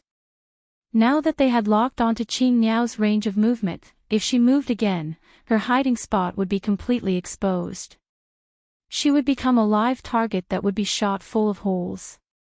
Attracting firepower was to ensure the safety of the engineers, but they also needed to ensure their own safety. The only thing that made them feel at ease was that although these people were well trained, they were only at the level of elementary school students. Although they had powerful rifles, their skills were limited. Even if they locked onto Qing Miao's approximate range of movement, it would not be easy to find Qing Miao. Understood. You guys be careful. Yi Qian, who was hiding behind a tree, said calmly, "Don't worry. Pay attention to your surroundings. There are many targets that came ashore from the beach. I've taken care of 5, and you guys have taken care of at least 5. There are still targets that have not been taken care of. I suspect that they came ashore on a boat. I plan to capture one of them alive and ask him about the exact location." "You plan to steal the boat?" Bai He heard the movement ahead and hid behind a tree while Zhou Wan stood guard in front of him. The two of them had been moving forward alternately. This way, not only could they ensure the safety of their comrades, but they could also discover the target immediately and quickly engage in battle. "Yes. This way, we can all leave the island." Yi Qian gently brushed away a leaf in front of her. After she spoke softly, she shushed her comrades. This was to tell them that she had discovered the situation and could not speak. "She is safe for now. Let's go and take care of the guys in front of us first." The white crane lightly made a hand gesture, and the two people hiding behind it crept towards the direction of the movement. The Snowfield Brigade was familiar with fighting on land, sea, and air. Although the terrain of the island was unfamiliar, the environment was familiar. Soon, the two of them saw a dark shadow flash past behind the leaves, heading towards where Yi Qian was. "You shoot from that side, and I'll shoot from here. Give them the illusion that we're lying in ambush all over the island." The white crane stared coldly at the black figure shuttling through the monotonous green. "In this way, we can disperse the danger on Qing Miao and also attract the target who might still be hiding. Once these people thought that there were many ambushes on the island, they would not dare to approach the Qing Miao again. Secondly, they would not dare to open fire at will. This would make it easier for them to meet up with Qing Miao." Yi Qian heard their plan. As she watched the black figure move away, Yi Qian whispered, "Be careful." Then she carefully moved forward. She wanted to go around the two hidden targets in front of her. The gunshots coming from the left did not distract her. Judging from the sound of the bullets, it was Zhou Wan and Bai He who fired. The FAMAS was equipped with SS-109 NATO standard ammunition. Because the FA was a light machine, the barrel of the gun was slightly louder when it was fired. Therefore, Yi Qian could tell who fired the shots just by listening to the sound of the bullets. Chapter 2051. Of course, she could not rule out the possibility that the enemy had an FAMAS. However, after the two shots were fired, there was no sound. Such a clean and efficient method was the combat method she was most familiar with. Gunshots rang out again. Just as Bai He said, the firepower concentrated on Yi Qian had decreased significantly. At this time, the 5 people in the helicopter and the remaining 3 people in the container were already quite close to Yi Qian. They were familiar with the island's environment and they moved very quickly. They were able to deduce the sound of the gunshots and maintain contact with the people in front, so they did not have to search for the exact location. When the gunshots reached their ears, a man who was walking at the front with a submachine gun cursed and yelled at the people around him, "Hurry up, if all the guests are killed by them, none of us will be able to withstand the boss's anger." Before they left, their boss had said that he needed guests alive. Everyone was afraid of this arms dealer who even the government did not dare to casually deal with. He was famous for his brutality. Especially the 3 men who had asked the Chinese engineer to escape. Their faces were even paler than when they exchanged fire in the container. They were very, very afraid of their boss. Elimination complete. Qing Miao reset the position. Bai He and Zhou Wan, who had taken care of 2 more targets, were afraid that they would deviate from their route, so they contacted Yi Qian to confirm the correct direction. Yi Qian, who had shifted her position, repositioned herself. Then, holding her breath, she dashed out from behind a tree and fired at the black shadow that was searching for her position. She was using a handgun. At this time, Yi Qian, who knew how dangerous her situation was, only dared to use a handgun with a silencer. A gun that sounded as loud as knocking on the door would reduce the risk of exposing her exact location. At this time, there were only 4 people closest to Yi Qian. They were the 2 people who had fired at Yi Qian earlier, as well as Xia Jinyuan and Job, who were still watching from the sidelines.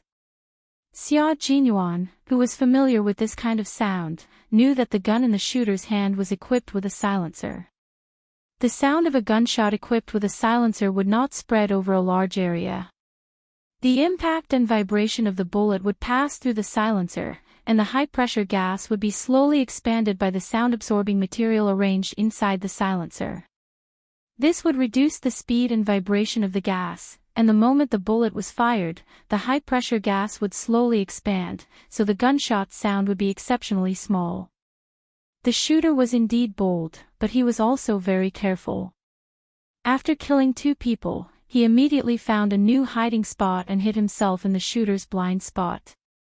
He had been watching for nearly 10 minutes, but he couldn't even catch a glimpse of the shooter's clothes. This showed how powerful the shooter was.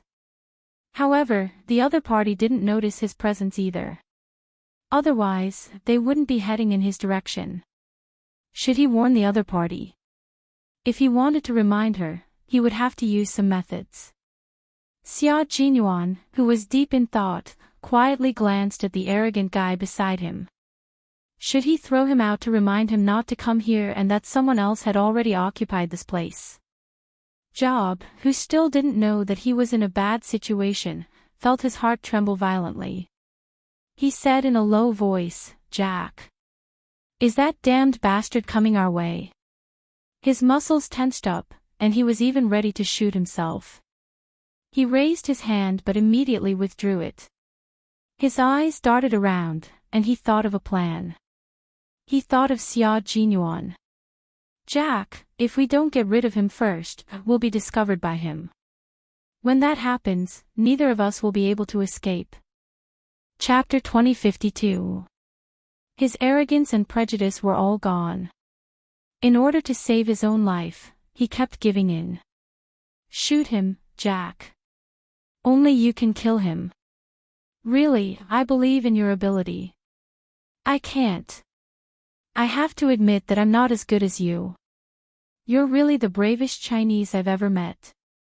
Buddy, I'm really happy to be your friend. It's my honor." It was not an ordinary admission of defeat.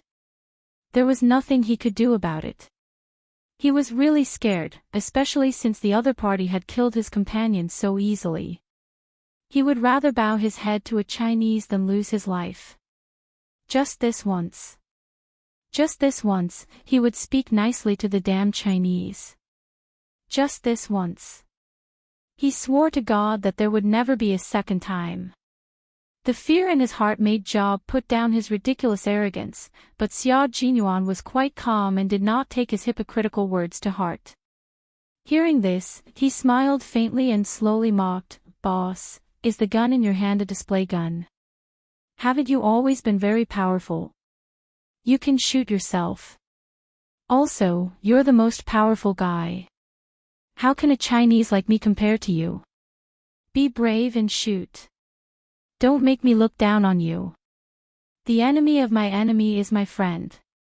How could I shoot my friend? Even if the other party killed everyone on the island, as long as I'm not exposed, I will never shoot." Job was so angry that his face turned blue. He knew that he was being mocked, and the person who was mocking him was the Chinese he had always looked down on.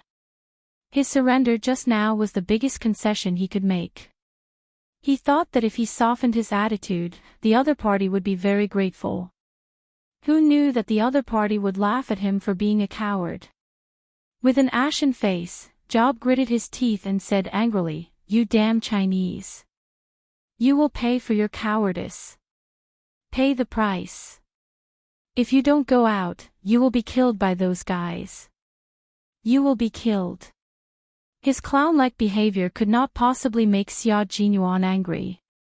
In exchange, Xia Jinyuan mocked him even more and said seriously, "Don't worry. Even if you are killed, nothing will happen to me. You can rush out. I will not stop you. As long as you are not afraid of being killed, or think that you have the ability to kill them, you can rush out and be a hero. A hero like Superman. Do you want me to kill you with this gun?" The arrogant Job raised the gun in his hand. How dare he mock me? Very well, he would let this damned Chinese know the consequences of angering him. The cold gun pointed at Xia Jinyuan's forehead. Job, who had always looked down on Chinese and black people, said coldly. His eyes were filled with murderous intent. He really wanted to kill Xia Jinyuan with the gun. Facing the threat, Xia Jinyuan curled his thin lips slightly. He was not afraid at all. He spoke softly and slowly. The contempt in his tone was enough to make the other party jump in anger. You don't dare to rush out to help your own people. Instead, you dare to point a gun at me. Mr. Job, your cowardice makes me look down on you even more. Do you know why I don't like talking to you? Because everything you say makes me look down on you. It makes me feel disgusted. You are the most cowardly, arrogant, and worthless person I have ever met. Chapter 2053. Thinking that he had been insulted, Job's breathing became louder and louder. It was especially clear in the tense and silent night. Very good, keep breathing like this. Xia Jinyuan narrowed his eyes with a smile. A cold light flashed in the depths of his dark pupils like a sword, full of sharpness. If you have the guts, shoot me now. Ha, Mr. Job, I've never seen your guts before. In the face of a gun pointed at his forehead, Xia Jinyuan was still so calm. He was so calm that the sarcasm in his voice deepened. You only have the guts to point a gun at me, a Chinese who looks down on you.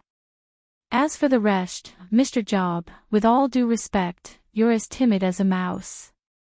The thick sarcasm made the muscles on Job's face tremble with anger. He was so angry that his heart ached, but he didn't dare to roar because the black shadow that scared him was too close to him. But he couldn't accept being mocked by a Chinese who looked down on him whenever he wanted to. I have to give him a warning, damn it. Chinese, you've successfully angered me. Even if you kneel and apologize to me right now, I won't forgive you. His finger slowly pulled the trigger. Job's eyes were filled with malice. If you can't escape tonight, I'll be the one to execute you. Go to see God. As soon as he finished speaking, Job's vision blurred, followed by a sharp pain in his wrist. If he hadn't bitten his lips, he would have screamed. Go to see God. Are you sure you have the ability to send me to see God? Xia Jinyuan, with his index finger hooked on the gun, swung the fully loaded gun, and said with a faint smile, Be honest, Mr. Job. The person who will kill you has already heard your voice. The bone-chilling voice floated softly in the wind, making Job, who could only suck in cold air from the pain in his wrist, shiver violently. A fear that he had never felt before rose from the depths of his heart and rushed uncontrollably to his limbs. Job, who was shivering, met a pair of cold, ferocious eyes. There was a light in his eyes, as if something terrifying would come out of the light and swallow him whole. Job was scared. He raised his hands and slowly placed them behind his head. He could only speak with his actions. He was so scared that he did not dare to open his mouth. But he was unwilling to accept it. Even if he was afraid, he was unwilling to accept it. He was not willing to be threatened by a Chinese. Wait, damn it. Yi Qian, who was searching for cover under the dim starlight, did indeed hear a commotion. She heard someone speaking in a low voice, sounding angry, as if they were arguing with someone. He didn't continue forward and slowly came to a stop. He couldn't go any further. Someone was lying in ambush. The light in the forest on the island was rather dim. If it weren't for the dim light from the stars in the sky, the entire island would be so dark that one couldn't even see one's own fingers. Yi Qian didn't go any further. He quietly hid between two rocks. This was a shooting blind spot. Even if the target was less than 5 meters away, it was impossible to shoot accurately. The bullet would only hit the thick rock. The sound of heavy breathing could be heard. Yi Qian pursed his lips. Was he the same person? Two people. Quarreling through the phone. It doesn't look like it. She didn't see the light from the phone screen. It must be two people. But one of them could hold his anger. Xia Jinyuan, who was listening carefully, raised his eyebrows with interest. What a powerful person. He heard Job's voice from at least 5 meters away. Chapter 2054. Just like his little fox, she was very sensitive to hidden dangers around her. She was born with a better sense of hearing than others. But it was also a little troublesome. This place had become the focal point of their firepower. There were a total of 9 people who had rushed to the island with him, not including the guy on the other speedboat. If they all surrounded him, there would be bloodshed. It was a little strange. Although this island was a place for arms dealers to trade, there were no signs of it being developed. There were security guards around the sea, and all ships and tourists were forbidden to enter. How did these people with special skills enter this small island? Why did they want to enter this island again? Enemies of the arms dealers. Competitors. Xia Jinyuan pondered for a moment. His handsome face hidden in the darkness no longer had the elegant smile of a ruffian. Even his eyebrows revealed a thin sword-like coldness. He did not care who these people were, but he was afraid that their appearance would alert the target he needed to bring back to China. If that happened, it would be a little troublesome. The target had finally revealed himself. Through various channels, he found out that he was going to make a deal with the arms dealers soon. If he stopped, the cunning target would continue to hide. He did not know when he would be able to capture him. What are they doing, damn it? What are they trying to do? Do they want to die? Xia Jinyuan, who was deep in thought, was quickly awakened by Job's panicked voice. He looked forward with a sharp gaze and saw the shadows behind the leaves moving in his direction. No wonder Job was afraid. He was afraid that they would see him and force him to join the battle. He was overestimating himself. With such skills, he wanted to imitate others and launch a sneak attack. That was exactly what the powerful person wanted. He would wait for the target to come closer and catch them all in one fell swoop. Yi Qian, who had been hiding well, had already seen the shadows moving in the faint sunlight. Seeing them coming towards him, his black eyes, which were as bright as the stars in the sky, flashed with a cold light. There was no trace of worldly affairs, only a deep chill. I'm surrounded. You guys flank me from the right. He used the smallest voice possible to let his comrades hear him through the microphone. Capture one alive first. I'll attract their attention. You guys take the opportunity to circle to their front. There were people in front and people on both sides. Behind them were Bai He, Zhou Wan, and the engineers who had not left yet. They could not retreat. They had no choice but to advance. Knowing that there was an ambush nearby, Yi Qian's voice sounded like he was speaking in circles.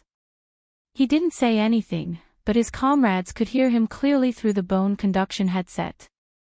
Bai He, who was already close to Yi Qian, softly said, "Okay." The three of them formed an inverted triangle with Yi Qian as the center and Zhou Wan and Bai He as the extension points on the left and right. They would circle to the front of Yi Qian to surround the target and annihilate the enemy.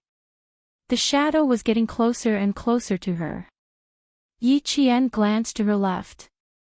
Earlier, she had heard heavy breathing about 5 meters to her left, which meant that someone was lying in ambush there. But for some reason, she did not sense any danger. The other party should have been hiding there for some time, but they didn't show up, nor did they shoot at him. It was as if they were an outsider who didn't want to get into trouble. The cautious Yi Qian didn't sense any danger, but she didn't believe that there was no danger. With cold eyes, she saw through the cracks in the rocks that the shadow was getting closer and closer. She heard Bai He and Zhou Wan's voices. They had successfully circled around. Chapter 2055. Just as the shadows were about to reach a tree, Yi Qian suddenly stood up from behind the rock and shouted, "Move!" She raised her gun and pulled the trigger. After the first gunshot, Yi Qian released the trigger and moved to the side of the rock to finish the second shot. Xia Jinyuan, who had been watching from the side, suddenly heard a short and cold shout. His originally calm and dark eyes were suddenly filled with a storm of emotions. Even if it was just a monotonous voice, he could still recognize the voice. It was Little Fox. It was Little Fox, who had been separated from him for less than a month. She was actually right next to him. At this moment, Major Xiao's heart was filled with an indescribable feeling. His lover was right next to him, but he didn't notice her immediately. He was even admiring her skills while watching her fight. Suddenly, Job, who had been obediently putting his hands behind his ears, stood up abruptly and slammed into Xia Jinyuan. He said viciously, "Go to hell, you disgusting Chinese." Yi Qian heard the sound. She turned sideways and fired at the direction where the sound came from. The bullet hit the rock with a bang, and sparks instantly appeared. She didn't expect to hit the target. There was a blind spot in front of her. Her shot was just to scare the person away. Xia Jinyuan, who had also found the blind spot, was in case someone fired at him. He kicked Job, who had plotted against him, to the ground. Xia Jinyuan squatted down and stuffed the cold barrel of the gun into Job's open mouth. "You're really an unlucky guy. I wanted to let you live, but you sent yourself to death. Mr. Job, you should go and meet God." Job, who had failed to plot against him, shook his head desperately. He could explain. The terrified Job didn't even have a chance to speak. Suddenly, gunshots rang out. It wasn't a single gunshot, but a high-frequency gunshot. It was very aggressive and very unfriendly. Dense gunshots rang out. The forest, which had only sporadic gunshots a moment ago, suddenly had an increase in firepower. The sound of bullets was like thunder shaking the ground. Job was so scared that his legs twitched violently. He lost control of his bowels. High-frequency gunshots. Someone was coming, and it was coming from the front. Coming from the front. The people who took the helicopter with the arms dealer. Not good. These people were high-ranking mercenaries. They were all armed with high-powered submachine guns. Xia Jinyuan stopped talking nonsense with Job. The moment he pulled the pistol out of Job's mouth, he clasped Job's head with both hands and broke his neck without hesitation as Job screamed in horror. He needed to meet up with Little Fox and his comrades on the island. He needed to help them leave on the speedboat. It turned out that the missing military engineering team had been kidnapped to the island by the arms dealers. No wonder Little Fox and the others were able to sneak over. The special forces of the Snowfield Brigade were like unsheathed swords. There was nothing that could stop them. With such a high frequency of shooting, Little Fox must still be in front. Xia Jinyuan, who was leaning against the rock, glanced at the bullets that flew past him in mid-air and a faint smile appeared on his elegant and handsome face. He crawled out from the rock. Amidst the dense gunfire, his cold voice came with a smile. "Stay tight. I'm coming, Little Fox." Yi Qian, who was lying so close to the ground that even her cheeks were pressed against the ground, suddenly froze. She actually heard Captain Xiao's voice amidst the deafening gunshots. She was hearing things from the sound of the bullets. Chapter 2056.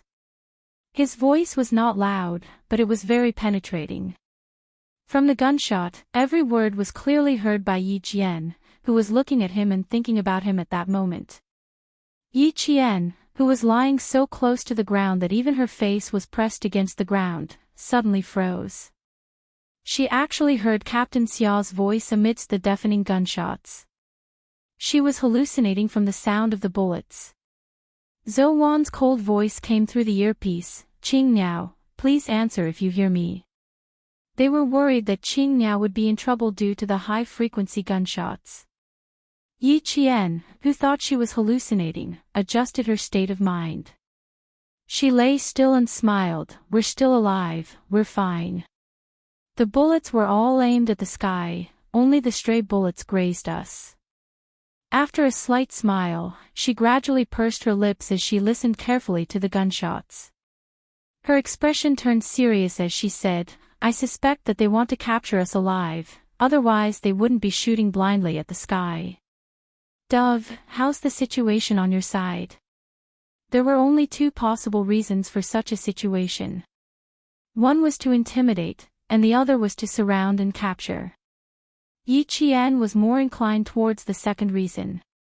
They were not afraid of being surrounded and captured. They were very close to the beach, so they could fire back while retreating towards the beach. They were mainly worried about Dove and the others, as there were still 6 engineers who had not left. "We're fine," Dove, who had not disturbed Yi Qian and the others and had only listened to Yi Qian's conversation, replied, "Stabilize your firepower, there's no need to fight them head-on. We're now close to the beach. Once Blood Swallow drives the assault boat over, we'll leave immediately." Yi Qian heard this and calmed down a lot. As long as they sent the engineering team back, everything would be easy to solve. The 2 assault boats they drove from Scenic Island were too noisy, so they did not drive directly to the beach where it was convenient to get ashore. Instead, they approached the highest cliff of the island, and the 10 of them dived to get ashore. According to the plan, after the rescue was successful, the team members would swim back to the cliff, drive the assault boat over, and leave with the engineering team. Now that Yi Qian, Bai He, and Zhou Wan were too far away, if they let Dove and the others drive the boat over to rescue them, the engineers would lose a layer of protection. If anything happened, they would be in danger. That was why Yi Qian suggested that the 3 of them seize the ship. They would seize the ship and leave from here. That way, they wouldn't have to distract Pigeon and the others anymore. They just needed to protect the engineer as he left. Yi Qian's timely answer reassured all his comrades. Zhou Wan, who was unable to get up due to the high-frequency shooting, covered her arm that had been grazed by a stray bullet and said in a low voice, "It's good that you're all right. The enemy's firepower is too strong. If they continue to suppress us, we might really be captured alive. No matter how large the bullet capacity of a submachine gun is, it can't be used like a machine gun. Even if they take turns to fire, there will still be times when they need to change the magazine in between." Yi Qian, who had not yet cut off his communication with the pigeons, looked at a crooked tree. A cold light flashed in his dark eyes as he locked onto a certain spot. He said softly, 30 rounds. You have to change the magazine after 30 rounds. Baihe, Zhou Wan, cover for me. I'll go to the sniping position and kill one first. At this time, he would kill as many as he could. Killing one of them was equivalent to having one less submachine gun to fire at. In the inverted triangle battle just now, Baihe, Zhou Wan, and the others were too close to the group of people who had used high-frequency shooting to intimidate them, so it was not convenient for them to move quickly. Only Yi Qian, who was slightly further away, could do so. Baihe and Zhou Wan, who were too close, were already covered in tree bark and leaves that had been shaved off by the bullets. Hearing this, the 2 of them replied at the same time, "No problem." Chapter 2057. They believed in Qing Miao. They believed that if she said that, it meant that she could do it. This was the trust between comrades. On the battlefield, trust would become tacit understanding, and perfect cooperation would lead to victory. Continue, continue. Scare them until they don't have the strength to hold their guns. Behind the uneven rocks, there was a metallic coldness emanating from the dark muzzle of the gun. Bullets were fired so fiercely that the muzzle was like a tongue of flame that kept spitting out flames. The man who fired the most fiercely shouted fiercely. He was a very typical Mesozoic. He had curly hair, deep eyes, and tan skin. He quickly changed the magazine like a crazy bison, yelling arrogantly as he fired continuously. Missiles flew out from his gun, bringing a stronger smell of gunpowder to the forest. Although the high-frequency shooting drowned out his voice, Yi Qian remembered that he had changed the magazine when he paused to reload. Yi Qian, who was familiar with all kinds of guns, had already calculated how long it would take to finish firing all 30 bullets. At the same time, he was thinking about how to get to the sniping position that he liked. Yi Qian, who was in danger, ended the communication with her comrades. She began to prepare to go to the sniping position. Just as she raised her head slightly, she heard the voice that she thought was an auditory hallucination. She is firing at the sky. He probably wants to catch you alive. There are 2 speedboats by the sea, not far from you. You can choose to take one and leave. As for the others, while the firepower is here, take your own boat and leave. The familiar low voice came clearly from beside her. This time, she heard it clearly. It was definitely not an auditory hallucination. She really heard Captain Xiao's voice.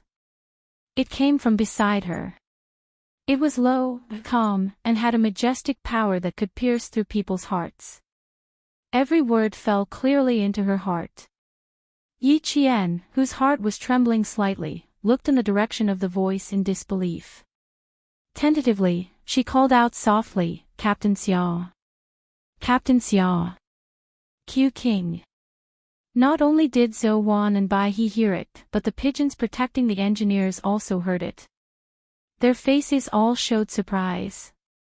Qing now was talking to Q King. How was that possible? The fact was that it was possible. Yi Qian shouted and immediately got Xia Jinyuan's answer. Then, Yi Qian saw a long rock move less than a meter away from him. A familiar voice with a faint smile came from that direction. It sounds like you're very surprised. I'm also very surprised to meet my little fox here. Major Xia, who had silently approached them, perfectly disguised himself as a rock in the dark. He heard Yi Qian talking to her comrades, so he quietly waited for her to finish. He did not appear abruptly. With the speed at which she fired her gun, if he appeared abruptly, she would definitely treat him as a target that needed to be eliminated. She would directly shoot him as a reward. Yi Qian was really stunned. Captain Xia. It was really Captain Xia. She met Captain Xia, who was also on a mission on the island. After running such a big circle, he ran into Captain Xia. It was too unbelievable. Yi Qian was not the only one in disbelief. His comrades who heard him were also in disbelief. Bai He, who was the closest to them, hid behind a rock. She leaned against the wet rock and gently adjusted her breathing. She asked Yi Qian, Qing Miao, who did you call just now? Yi Qian, who was still in shock, looked at the black shadow that had already crawled to her side. She listened to her comrades' voices and slowly reached out her hand. Her hand first touched Xia Jinyuan's head, then slowly touched his handsome face. It was warm and solid. Her fingers could even feel his breath. Chapter 2058. He didn't hear wrongly. It wasn't a hallucination. He was really right beside him. Yi Qian couldn't help but smile at the realistic touch. A ball of light gradually spread out from the depths of her black eyes, making her cold black eyes as bright as the sun in an instant. Even the sharpness on her face softened a lot. Yi Qian, whose hand was still touching his face, suppressed the joy in his heart. He maintained his composure on the battlefield and told all his comrades, "It's Q King. He's right beside me." There was complete silence in the microphone. Obviously, everyone was stunned. Q King. Two teams with different missions actually bumped into each other on the same island. All firepower is now on Qing Niao's side. Do, Chang'ing, bring our engineers and retreat quickly. Leave Qing Niao's team to me. His comrades were still in shock. Xia Jinyuan's cold voice was transmitted to everyone's ears through the earpiece. Baihe, So Wan, don't move for now. Wait for Qing Niao and I to finish sniping, then cover for them. Yes. Yes. The captain was here. Even if the two teams had different missions, now that they were on the same island, they could still listen to his commands. Moreover, with him fighting alongside Qing Niao, they didn't have to worry about Qing Niao's safety. Yi Qian put the bone conduction earpiece back on. His bright black eyes contained a deep smile as he stared unblinkingly at the handsome face in front of him. Even though he could only see the outline of his handsome face, Yi Qian couldn't take his eyes off him. His face was deeply imprinted in her heart. Even though she could only see the outline of his face, she could still clearly see his eyelashes in her heart and eyes. No wonder she didn't feel any danger just now. It turned out that Captain Xia was hiding himself. That meant that he had been watching from the sidelines for a long time. He knew of her existence, but he didn't know who she was. Yi Qian raised his eyebrows slightly, revealing a slightly thought-provoking smile. He knew of her existence but did not know who she was. Captain Xia, oh Captain Xia, I have to have a heart-to-heart talk with you. The major didn't know that his girlfriend was going to have a chat with him. Seeing that she was staring at him, he smiled and said, "Little guy, there's no way for you to look and touch as much as you want in the rain of bullets. When I return home, I'll let you have a good look and touch." If there wasn't the word touch, it would be the most serious sentence. However, with the word touch, there was an indecent air. It sounded frivolous, but the look in his eyes was very serious. He was actually trying to remind Yi Qian of the current situation in another way. Affectionate gazes were not suitable for now. Yi Qian heard a hint of seriousness in her voice and immediately looked away. When the smile in her eyes returned to her heart, the coldness returned to her face. She turned sideways and pointed at the crooked tree parallel to them. She asked him, "Sniping position, how about it?" The position was good. From here, the line of sight was wide, but from the front, it was blocked by a rock and became a blind spot. There was a slope below, and the crooked tree that grew out of the cracks in the rock was indeed a good sniping position. His little fox could always quickly find the best sniping position. She had the instinct of a hunter to quickly find the prey. This instinct was also a talent that allowed her to find a way to survive in a difficult situation. Without the help of night vision equipment, Xia Jinyuan was responsible for shooting from the back. He would shoot wherever Yi Qian shot. It was time for them to make a move. A rifle was not a sniper rifle. Although Yi Qian said that he had completed the sniping, he only fired one bullet and immediately retreated. After all, the opponent was holding a submachine gun and had been shooting at a high frequency. If she didn't retreat in time, she would have become a live target. Chapter 2059. The Snowfield Brigade's counterattack began with Yi Qian's shot. Through the night vision equipment, she saw a man in front of her with his phone facing outside, as if he was talking to someone. He wanted the person on the other end to hear how loud the gunshots were. It was just a submachine gun, not a machine gun, and not a heavy weapon. Did he really think that he had succeeded in suppressing the enemy with his firepower? Ha, arrogant and conceited enough. Being arrogant and conceited on the battlefield was equivalent to underestimating the enemy. Yi Qian's lips curled into a smile, like a begonia flower blooming in the rain. It was beautiful, but cold enough. Bang! The gunshot blended with the high-frequency gunshots. It was not sudden at all, and it did not immediately attract anyone's attention. The Mercedes-Benz man who was shot in the head maintained his posture of holding the phone in his right hand, lying motionless on the wet rock. Red and white liquid slowly flowed out of the hole in his head into his dark eyes, and then slowly flowed all over his face, completely covering the conceit on his face. The person who was with him finally realized that something was wrong with his companion. He shouted his name but did not get an answer, so he hurriedly reached out to push him. This push ruined everything. The firepower on one side began to slowly rise after Jane's counterattack. The special forces were no longer suppressed by the firepower, and the imbalance was no longer tilted to one side. Yi Qian and the others would fight their way out of the predicament and turn the situation around, finally achieving a suppressive victory. The Snowfield Brigade's counterattack began. Bai He and Zhou Wan were the vanguard, and the two of them held up their rifles and pressed forward. Yi Qian and Xia Jinyuan cooperated well and advanced all the way from the rear, rolling, running. Every time they advanced 1 meter from the hail of bullets, it was a display of the professional skills of the special forces. The one-sided high-frequency gunshots became high-frequency gunshots from both sides, and the Mercedes-Benz who were all asking for credit from their boss were caught off guard. Amidst the intense gunfire, someone trembled as he dialed a group number on his phone. Mr. Antonio, we need backup, we need backup.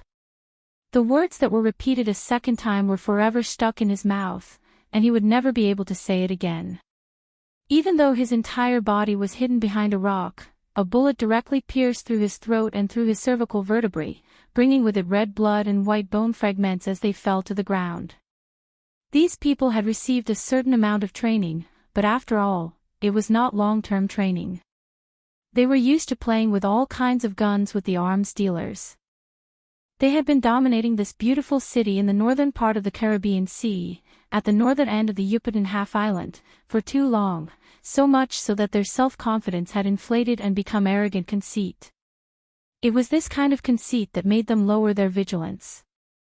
They thought that as long as they kept shooting with their guns, they would be able to get things done. Reality had given them a hard slap in the face, a hard slap in the face. After a few slaps, they saw stars before their eyes.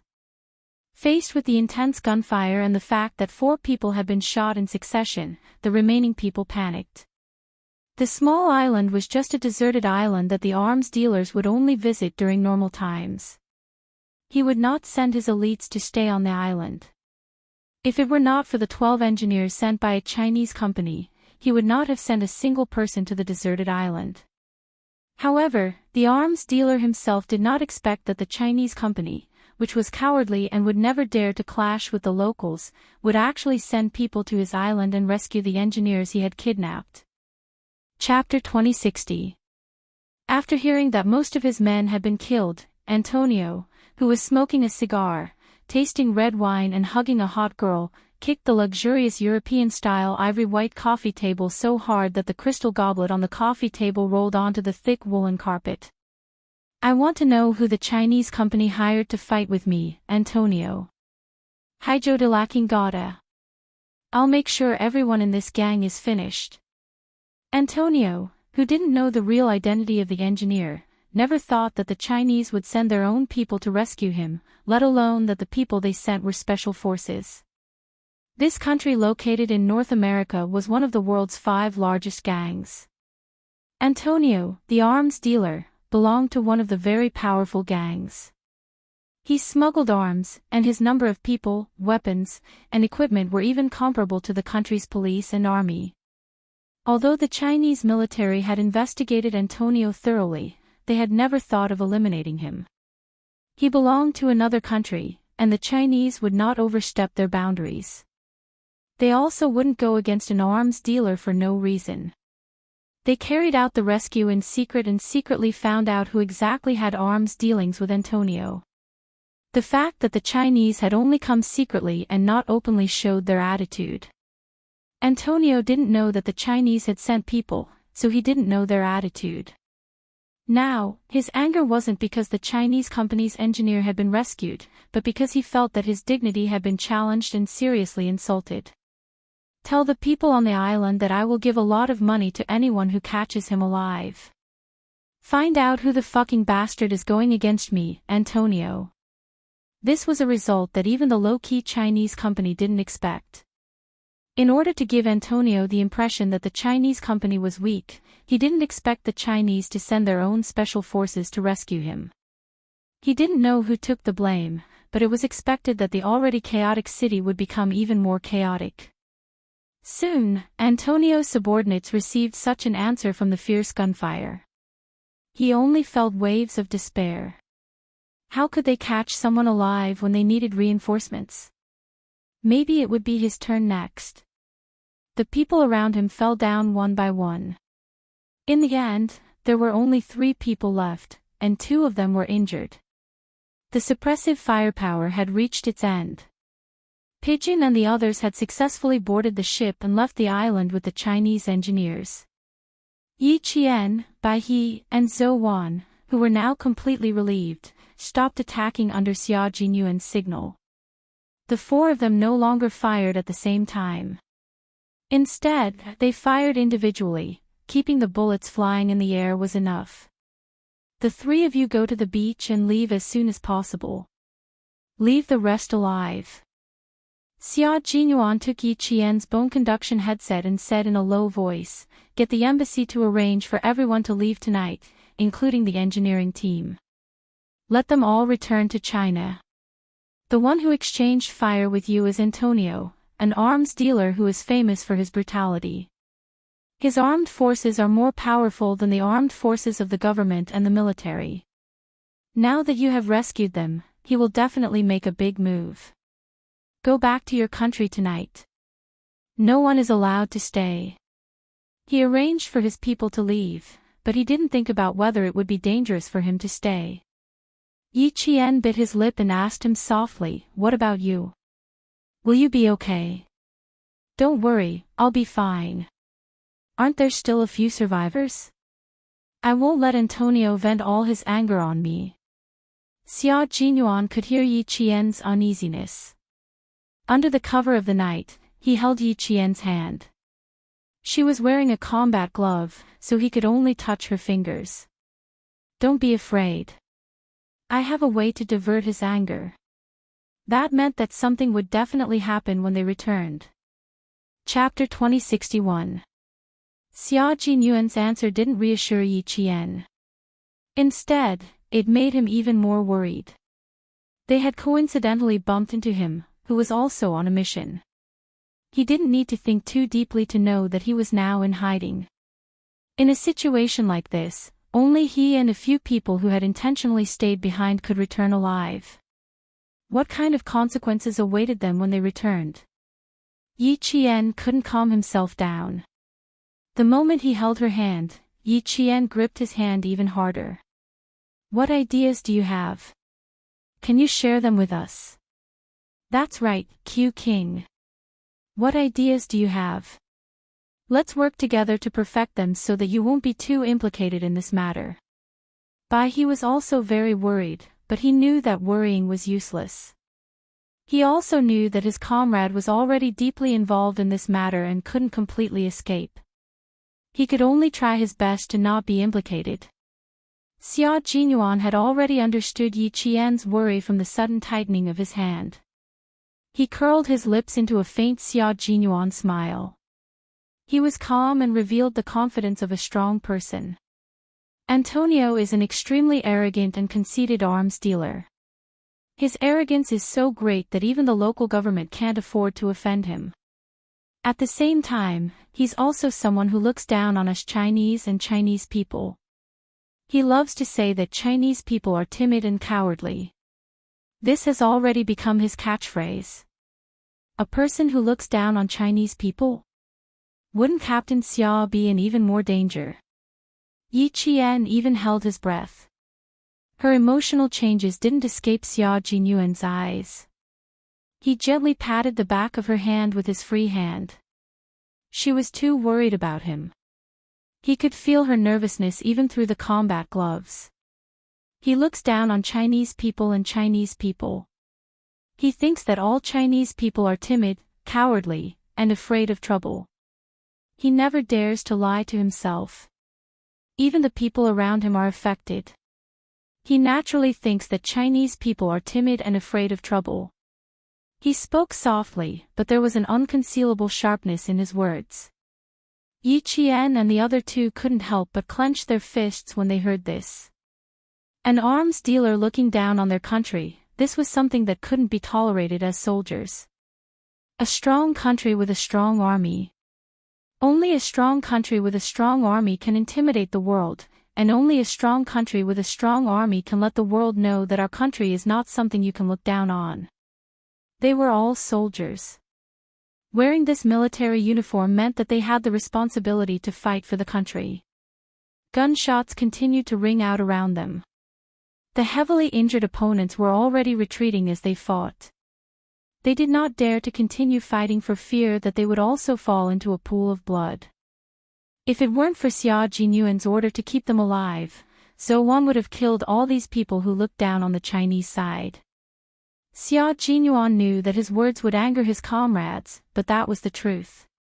Antonio was not the only one who looked down on China. Many countries in the West did the same. Even some countries in Asia looked down on China. This was a fact that they had to recognize. Only by recognizing it would they be able to improve. He continued in a low voice, "I'm sure that he must be thinking that some local gang has been paid by a Chinese company to wage war against him." He didn't expect that the Chinese would send their own troops to rescue the engineer. Just now, he was sitting in the helicopter. He left the matter to his subordinates and left without worry. From this, you can see how conceited he is. I was originally worried that the high-ranking mercenaries around him would harm you. Now it seems that these mercenaries have also been influenced by him. They think that they can easily solve the problem that Antonio gave them. Chapter 2062. Their contempt would become Xia Jinyuan's shield. Of course, it would also become our country's shield. One day, they would pay the price for their contempt. Yi Qian was not as flustered as she was at the beginning.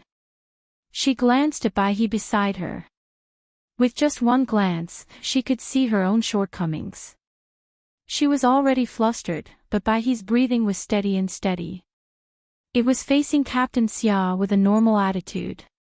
Bai He, who didn't notice Yi Jian's attention, asked calmly, "You're going to face Antonio with a few survivors and escape, aren't you?" Xia Jinyuan nodded. "That's right. There are probably 2 or 3 people who haven't been dealt with yet. I'll go back with them. As a Chinese person who is looked down upon by him, I'll tell him who got to his private island and took away the Chinese company's engineers. He won't suspect that it was actually the Chinese side who sent the soldiers. As long as you return to the country as soon as possible, nothing will happen." Yi Qian understood his plan. He was going to use Antonio's contempt for the Chinese and his belief that the Chinese would not dare to lie to him. He was going to make use of this to get himself out of trouble. In addition, the mercenaries who had also underestimated the enemy would definitely speak the same way as Captain Xia in order not to be punished by Antonio. This would make Antonio believe Captain Xia's words even more. But how was it possible for him to escape unscathed? But he didn't say much, so she wouldn't get anything out of him even if she asked. All her comrades knew that Captain Xia would definitely not be safe when he returned. They all knew this, but she also knew it herself. This was the ordeal that any special forces soldier would go through. Everyone was the same. There was nothing special about it. How to protect oneself in the enemy's camp depended on one's own ability. And this outstanding soldier in front of her was not worried about his own safety. On the contrary, when he mentioned Antonio's contempt for the Chinese and the Chinese, his deep voice was full of sharpness. A dignified country was looked down upon by a criminal, and its citizens were looked down upon by a criminal. This kind of contempt meant nothing to a Chinese soldier who shouldered the glory and responsibility of the motherland. What Xia Jinyuan wanted to do was to protect the glory of the motherland and let this arms dealer see the majesty of a great country. Of course, he was not stupid enough to take the initiative to run to the arms dealer and tell him what the majesty of a great country was. The Chinese side had always been modest. One day, they would tell those arrogant people who looked down on the Chinese side that a great country had risen. And as a soldier, Xia Jinyuan would use his strength and life to protect the dignity of the motherland. This was Xia Jinyuan, a soldier of the Chinese side. He also represented thousands of soldiers of the Chinese side. Hearing his determination, Yi Qian Xia Jinyuan, she gently placed her right, and slowly said, "We're all waiting for your safe return. Please come back safe, of course." As long as he could come back, he was Xia Jinyuan. Being injured, being injured,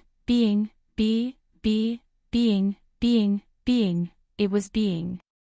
A glory that was not shameful, but rather glorious. "Don't worry, we'll all come back safe and sound." Xia Jinyuan's hands overlapped Yi Qian's hands, and then clenched them tightly. He looked at the two male soldiers coldly and said in a deep voice, "Baihe, Zhou Wan, you two protect Qingniao well. Do you understand?" "Yes. Yes." Two sonorous and powerful voices answered, telling their captains that they would definitely protect their comrades well. Chapter 2063. Xia Jinyuan nodded, and a smile appeared on his handsome face. He believed that his comrade would protect Qingniao well. "Remember, go back home tonight after leaving the island." There were only sporadic gunshots in the exchange of fire. Xia Jinyuan, who had finished his instructions, let go of Yi Jian's hand. Under the faint starlight, his dark eyes, which were as deep as the sea, gazed tenderly at his lover who had unexpectedly appeared in front of him. He gazed at her affectionately. "Qingniao, give me your pistol." Yi Qian's expression softened because of his gaze. She immediately looked at him warily. She subconsciously felt that it was not a good thing for him to ask her for her pistol. He glanced at the wary Yi Qian, took out a pistol from his combat vest, and handed it to him. "Use mine." They had been comrades for many years, and he already understood why Xia Jinyuan needed a pistol. "No, Qingniao's is fine." Xia Jinyuan refused. He looked at his lover coldly and said calmly, "Qingniao, give me your pistol." He repeated himself. Yi Qian's heart trembled. She gripped her pistol tightly, and the corners of her eyes were red with tears. As smart as she was, she already understood why he insisted on her pistol. This towering man who had always been her guide told her that there was no such thing as soft-heartedness on the battlefield. The people who were still alive on Antony's side were all injured. How could Captain Xia, who was temporarily one of them, be unscathed? He had to go back, and he had to go back with injuries. He could not bear to watch any longer. He bit his cheek and looked away. Zhou Wan, who was still firing bullets, growled, "Give it to him, Qingniao. This is an order. This is an order." A soldier's duty was to obey orders. Finally, Yi Qian reached out her trembling hand and handed over the pistol. Under the combat gloves, she gripped her right hand so hard that her knuckles were contorted. The skin on the back of her hand was white, and even the blue veins were clearly visible. She had no choice but to hand over the pistol. Her grip was so tight that Xia Jinyuan did not manage to take her hand back. It was not until he grabbed her wrist and tightened his grip that she let go. "Qingniao, sometimes you have to make the best choice for yourself. I once told you that the battlefield is always full of cruelty that you can't imagine." He took the gun that fell from her hand. He was calm and even had a slight smile on his face. He was so gentle, yet so cold. It's not difficult to make a choice on the battlefield. You just have to remember two things. Before he could say the 2 points, he shot himself in the arm as Yi Qian watched. Yi Qian knew that he was going to hurt her, but she wasn't prepared for it. She thought that he would at least finish his sentence before he started. Because of his sudden gunshot, Yi Qian clutched at her chest. Her delicate face was full of pain. The smell of blood wafted over. Xia Jinyuan's calm voice sounded again. You just have to remember two things. 1. The right choice. 2. The right choice. Remember these two things, and you'll be able to quickly make the right choice that benefits you the most in the future. As long as Xia Jinyuan found her shortcomings, he would only make one choice, to tell her seriously and teach her. A low gunshot rang out. Compared to Zhou Wan's gunshots, the sound of a pistol with a silencer was as soft as a stone thrown into a pond. However, it sounded like a clap of thunder in Yi Jian's ears. Chapter 2064. It was such a small gunshot, but it shocked Yi Jian so much that her heart hurt. It hurt so much that it was as if there was a hole in her heart. Countless cold air rushed out of the hole. It was so cold that she couldn't stop the cold air from entering her heart even if she covered her heart with all her might. The smell of blood drifted to the tip of her nose, and in an instant, the tears in her eyes burst out. This was a bloody battlefield, a battlefield full of cruelty, but one that had to be faced. Wearing the dark green military uniform meant that you had to accept the cruel baptism of blood, and only by accepting the cruel baptism of blood could you become a qualified soldier. Tears dripped onto the back of Xia Jinyuan's hand. His fingers moved slightly as he returned the gun. He did not comfort her, but only handed the gun back to her. He maintained his usual calmness and said, "After 10 minutes, I will lead them to chase after you. You must complete the retreat within 10 minutes. The speedboat is only about 8 minutes away from you. Go back to your country with peace of mind. Antonio might not even meet a small fry like me." He said this to Yi Qian. He knew that she was worried, so he didn't say anything else. It was his duty, so he could only tell her that he would return safely. Xia Jinyuan patted by his shoulder with a faint smile. "Protect Qing Miao. Have a safe journey, my comrade. Don't worry." Bai He nodded solemnly. They came out together, so they naturally had to go back together. When he raised his hand to pat Yi Qian's shoulder, Yi Qian reacted faster and grabbed his hand. She wanted to say something, but her heart was in so much pain that she felt as if she was going to suffocate. His arm was still bleeding, and Yi Qian had bite marks on her lower lip. She kept adjusting her breathing. She really wanted to hug him. She thought about it and hugged him. In front of Bai He, Yi Jian pulled her hand out of his grasp and hugged the man who had been leading her forward all the time. She avoided the gunshot wound on his arm and hugged him tightly, as if she was afraid of losing him. "I'll wait for you to come back. I'll wait for you to come back. Please come back safely." She didn't ask how serious his injuries were. She was afraid that if she opened her mouth, she would start sobbing. Xia Jinyuan hugged her back naturally and gently patted her back. Little Fox's heart ached for him. "I'll definitely come back safely. I've said it before, I'll always be by your side."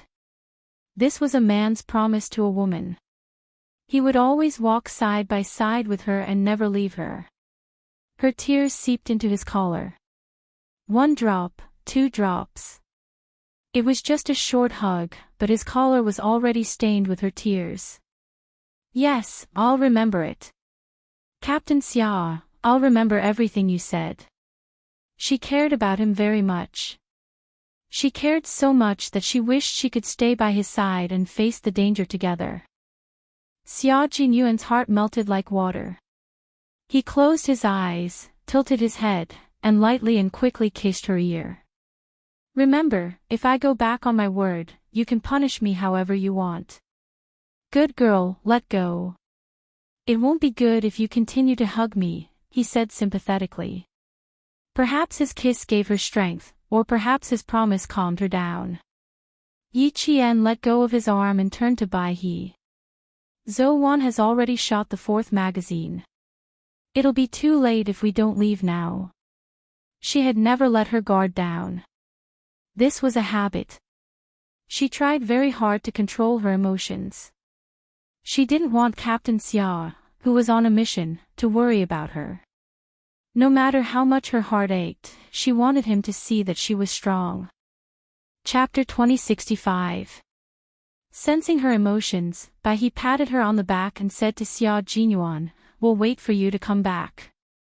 The departing comrade patted Xia Jinyuan on the shoulder and rushed out of the forest in the dark with a Qing Niao whose heart was trembling. It was a brief encounter, and they parted before they could even share their feelings. Xia Jinyuan waited until he could no longer see Yi Qian's figure before he gently touched the back of her hand that was dripping with her tears. His fingers were wet with cold tears, and he pursed his lips tightly. The tears were cold, but they still burned his skin. "Little fox, this is war. You have no way out and have to face its cruelty. You have no other choice." Wiping away the tears on the back of his hand, Xia Jinyuan began his own operation. He had to meet up with Antonio's subordinates first. The distance between the two sides was not far, and Xia Jinyuan only took 5 minutes to sneak into the vicinity.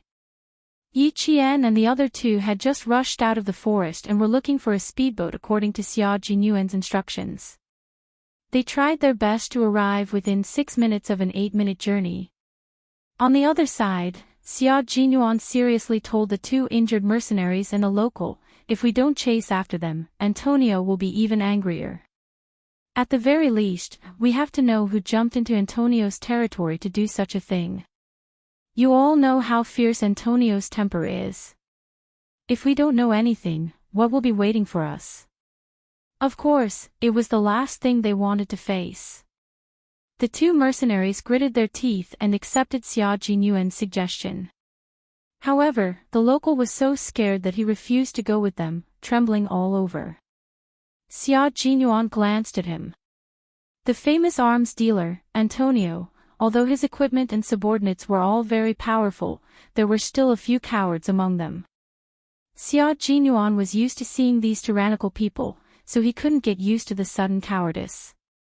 When Yi Qian and the others saw the speedboat, Xia Jinyuan and 2 other mercenaries rushed out of the trees and onto the beach. The speedboat started, and the noise alerted the mercenaries who were looking for it. One of them shouted, "Damn it, they took our speedboat."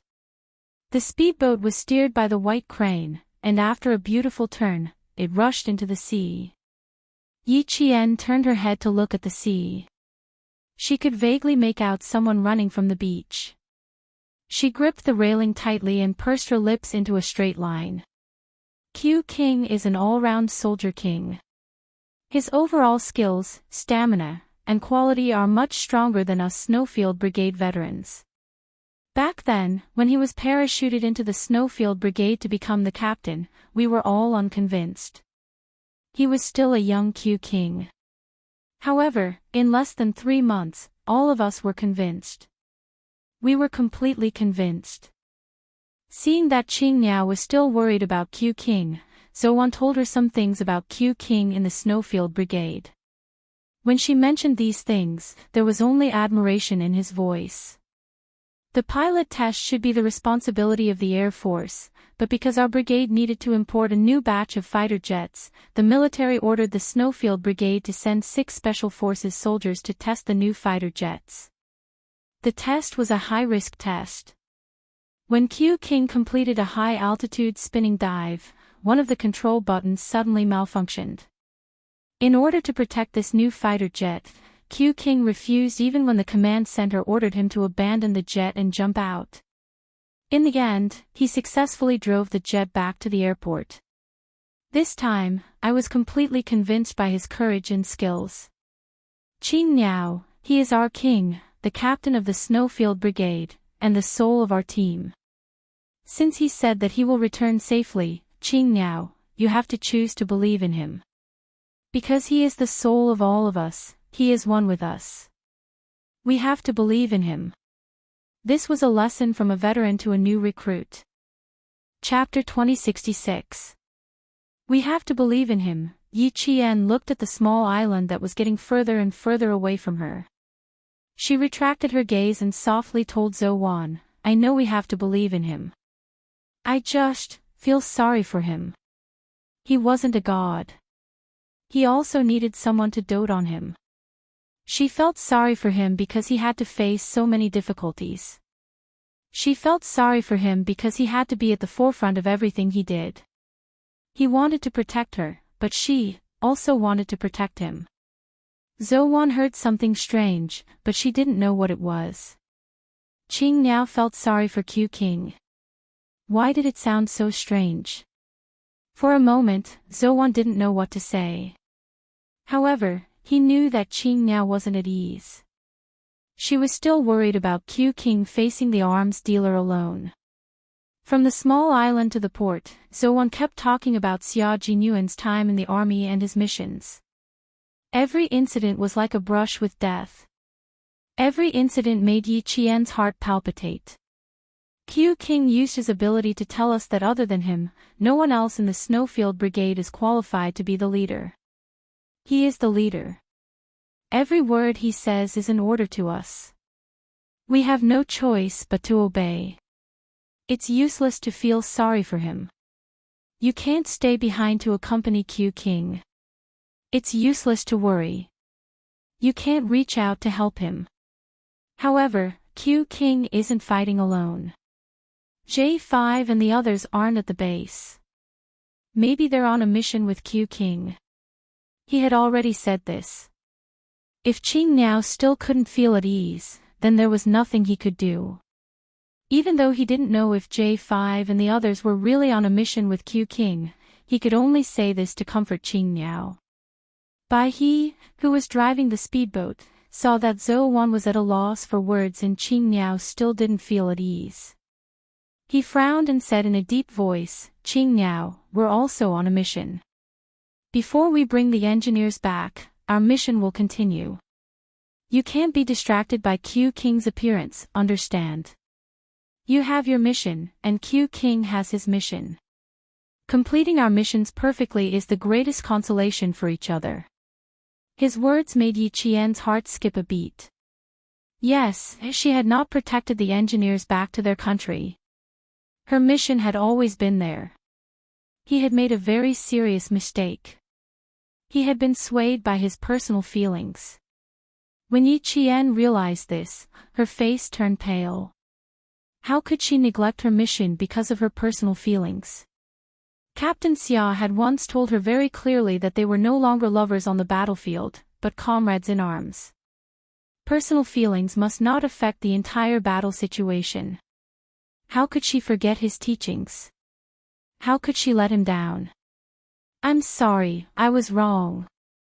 Yi Qian was willing to admit her mistake. She was now a soldier on a mission, not Captain Xiao's girlfriend. She could not be swayed by personal feelings. If she failed the mission because of personal feelings, not only would Captain Xiao look down on her, but she would also look down on herself. In exchange for her apology, Bai He and Zhou Wan gave her a forgiving smile. You didn't do anything wrong. This is the first time you've encountered something like this. Anyone would feel bad. It's normal. You feel sorry for Q King, but we also feel sorry for Q King. It's just that as veterans, we know how to hide our emotions. We know that as soldiers, we should act like soldiers. The White Crane comforted Yi Jian in this way. Every word it said was sincere and not perfunctory. Chapter 2067. Yi Qian was a female soldier who was personally taught by a world-class sniper and a first-class sergeant major. Once she realized her mistake, she quickly corrected it and no longer let it affect her. She was a soldier who was on a mission. At this moment, personal feelings had to take a back seat. Nothing was more important than her mission. This was the responsibility a soldier should have. It was also the responsibility a soldier must have. The three of them departed from the island nearly 2 hours later than Dove and the others. When Dove and the others got into the car arranged by the embassy, the three of them who had received the port's location were still at sea driving a speedboat. The first batch of engineers has been arranged. Their luggage has also been sent to the airport. The direct flight back to China is at 4:08 a.m. There are still 2 hours and 19 minutes before the plane takes off. Qing Niao and the others might not be able to catch the first flight back to China. Dove, who had finished communicating with the embassy, told her comrades in the car with a serious expression, the second flight will have to wait until 4 p.m. This is a very troublesome matter. It will take them nearly 12 hours to get back to China. 12 hours was an unusually long time. During this long wait, no one could guarantee that there would not be any accidents. Antonio is not only an arms dealer. Even the taxis here belong to his company. His influence is everywhere in the city. I'm just afraid that something will happen. After Dove finished speaking, the car was so quiet that one could hear a pin drop. Chang Ying's eyes turned fierce. I'll stay and support them. If there are any changes, we'll fight our way out. Antonio's influence is too great. The government doesn't even dare to go against him. How can we fight our way out? Qi Lu immediately denied it. This soldier from the northwest region was not handsome, but his long years in the military gave him a sharp look that made people feel as if their necks were being sliced by a knife. He hugged his rifle and said coldly, if we're really discovered, King Q will be in even more danger. He's still in Antonio's camp. What he meant was that if Yi Qian was discovered by Antonio, Antonio would very likely think that Xia Jinyuan, who was Chinese, had deliberately let Yi Qian go. At that time, not only would Yi Qian and the others be in danger, but also Q King, who was on a mission, would be in danger. Shui Yan, who was disassembling a gun, raised her head and calmly added, there are still a few brothers missing from the base. You have to count them in as well. If something were to happen, not only would Q King die, but a few of his brothers in the base would also die. In an instant, the atmosphere in the car became even more solemn. Q King is not our concern for now. We can't interfere with different missions. Although they were very worried about the safety of Q King and the others, it was not something they could meddle in. Their voices were as cold as ice. The embassy has prepared for the worst. If Qing Niao and the others are discovered by Antonio, they can only be smuggled back to their country. I hope they can escape safely and survive the 12 hours they have to stay here. No one said anything else. They abandoned their comrades and left first, because this was forcing them to do so. With the military, as soon as Chang Ying mentioned the military, Pigeon, who knew what he wanted to say, interrupted him with a wry smile. The military has contacted me. We have to leave first. Engineer Jiang and the others have a lot of information related to national defense. We can't stay here. I've also asked the embassy if they could delay the departure of the plane by an hour. It's also impossible. The longer the engineers stay here, the more the country will be in danger. The information on Engineer Jiang and the others is too important. If there's an accident, our country will have to bear an immeasurable loss. It's very, very big. It's completely beyond our expectations. Chapter 2068. Bang! Qi Lu punched the car door. He stretched out his legs and hugged the rifle with his eyes closed. He did not want to continue the conversation. He was furious, but he had no other choice. He knew that his comrades would be in danger, but he could only watch helplessly. You're just thinking about the worst.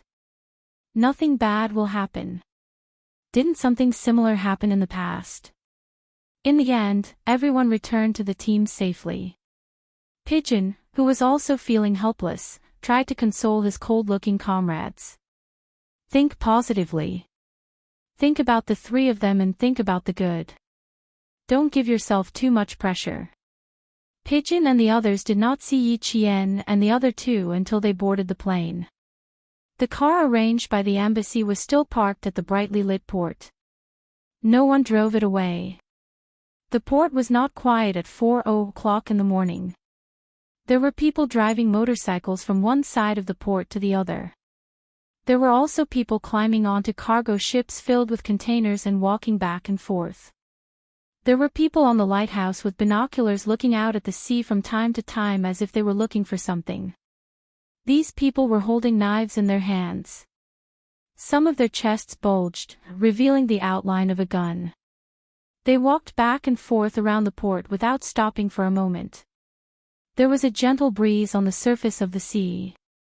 The sea breeze carried a salty and fishy smell, mixed with the smell of fuel. The rumbling sound of the speedboat drifted faintly from the dark sea. It gradually got closer and closer until the figure of the driver could be seen clearly from the port. They did not dock at the port. After making a 180-degree turn, they sailed back into the sea. There was not only one speedboat on the sea. There were 10 speedboats. They circled the area and moved forward, then moved closer. From time to time, the people on the speedboats would shout at the top of their lungs. They were all looking for a speedboat, as well as the people on the speedboat. Expand, expand. Expand the search area. It's too dark. I can't see anything at all. What the hell? Where did they go? As the speedboats dispersed, some curses could be heard faintly. In less than 5 minutes, the people on one of the speedboats shouted to their companions. Suddenly, all the speedboats turned into arrows and rushed over. 3 figures dove under a ship. After a while, someone jumped out of the water as if he was standing and grabbed a rope that was used to release a lifeboat. Soon, before the strong light from the ship swept over, the figure grabbed the rope tightly with both hands. He was as agile as a monkey climbing a tree. His feet kicked the hull of the ship, and in a short while, he climbed onto the deck. Someone walked over with a light on the deck. Yi Jian's eyes darkened as she suddenly lowered her body and hid under the lifeboat. Since she was soaking wet, she couldn't just roll across the deck. The water stains she left behind would tell the guys with the knives that someone had been here before. When the sound of footsteps faded away, Yi Qian immediately climbed onto the deck. His feet hooked onto the handrails of the deck, and his hands nimbly and quickly untied the rope and placed it into the sea. Earlier, she had stepped on Zhou Wan's shoulder to touch the rope that had not been released into the sea. Now she had to release the rope so that her comrades could successfully board the ship. To prevent the water droplets from dripping onto the deck and attracting attention, Yi Qian quickly took off her clothes in the dark. She wrung the water from her clothes tightly. She couldn't take off her pants and wrung them dry, so she could only grab a corner and wring it. The water flowed along the hull of the ship. Not a single drop of water fell into the sea. Soon, Bai He and Zhou Wan came up and used the same method to tighten their clothes and pants. When a few men with knives came over, the 3 of them were long gone. Chapter 2069. Xia Jinyuan told Yi Qian and the other 2 that Antonio's power was so great that even the government's army couldn't compete with it. He wasn't lying at all. The 3 people coming out of the port couldn't drive even if they passed by the cars prepared by the embassy. The entire row of cars, regardless of whether they were big or small, had their wheels all locked, and the name Antonio was sprayed with red paint. It was blatantly telling the owners of these cars that the one who damaged their cars was none other than Antonio. Abandon the car, go find the embassy. Bai He saw the car lock and the red paint, and decided to go find the embassy immediately. According to the agreement, a comrade in the car would pick them up and go to the airport together. Now that there was no one in the car and the car was locked, it was obvious that Chang Ying, who was supposed to stay behind, had left with them. Chang Ying's departure undoubtedly told the 3 people who didn't leave that the situation was dangerous and they had to leave. Yi Qian, who was in charge of security, saw the 5 people who had just walked past him coming back from the front. The strong light that could illuminate 20 meters directly shone in their direction. He whispered, "Hide." The 3 people's backs seemed to be equipped with wheels, and each of them slid under the car's chassis. Most of the cars parked at the side of the port belonged to tourists who were going to the island for sightseeing and accommodation. These people didn't seriously search under the car's chassis. They just kept sweeping around with the strong light, looking for suspicious people. The 3 people under the chassis watched several pairs of big feet pass by under their eyes, and only came out when the footsteps disappeared one by one. When they came out, Chang'ing had something in a black plastic bag in his hand. The 3 people who didn't have time to open it didn't stay at the port any longer. They took advantage of the light gray sky to leave silently. The embassy is well prepared. Zhou took out a passport from the black plastic bag and waved it. It saves us half the trouble. The passports that the 3 of them forged before boarding the plane were still on their bodies except for the photos. The entire passport was torn apart and sunk into the sea together with their rifles and equipment. Now, they had nothing on them except a pistol, a GPS tracker, a dagger, and the clothes they were wearing. The things prepared by the embassy solved the problem of their passage. The bus card, cash, mobile phone, passport, and immigration card were enough for the 3 of them to cross half of the city and head to the airport. At dawn, the faint golden light broke through the clouds and illuminated the city where sin and beauty coexisted. The cars on the street kept honking as they passed through the narrow streets and arrived at the place they needed to go. Yi Qian, who had already changed his clothes, learned a little about the city he was in with the help of the convenience store clerk. Then, he came out of the convenience store with breakfast for the 3 of them, chicken rolls and warm milk. Zhou and Bai He were waiting for her by the roadside. One of them was wearing a black short-sleeved t-shirt, while the other was wearing a white short-sleeved t-shirt. At this moment, the 2 of them, who were dressed casually, did not have the sharpness of a soldier. They were no different from tourists on the streets. They were holding a map and were gesturing, as if they were discussing how to proceed from here. Little Yi is out. Zhou, who seemed to be focusing all her attention on the map, smiled and waved at Yi Qian. Bai He, who was wearing a white short-sleeved shirt, looked at Yi Qian with a smile and whispered to Zhou, "I have good taste, don't you think Xiao Yi looks good in this?" "Not bad." Zhou nodded. She was indeed beautiful. She was refreshing like a girl who came walking on the waves early in the morning. Her eyes were pure and innocent, and her smile was like a flower. She was so beautiful that just looking at her made one feel happy. Chapter 2070. Bai He, who came from a wealthy family in Jiangnan, had a better sense of aesthetics than his comrades. When Yi Qian took out a pair of jeans and a white t-shirt, he couldn't bear to look at her. He couldn't help but ask her, "Do you like jeans and a white t-shirt?" Yi Qian only answered him with one word, "Convenient." The word "convenient" stunned Bai He for at least 3 seconds. The girls he had interacted with could spend hours dressing themselves up, and his mother was even more so. She could start preparing for what she was going to wear the next day the night before. Having interacted with so many girls who spent so much time getting dressed, Bai He didn't know how to react when he heard Yi Qian say, "Convenient." Soon, he felt relieved.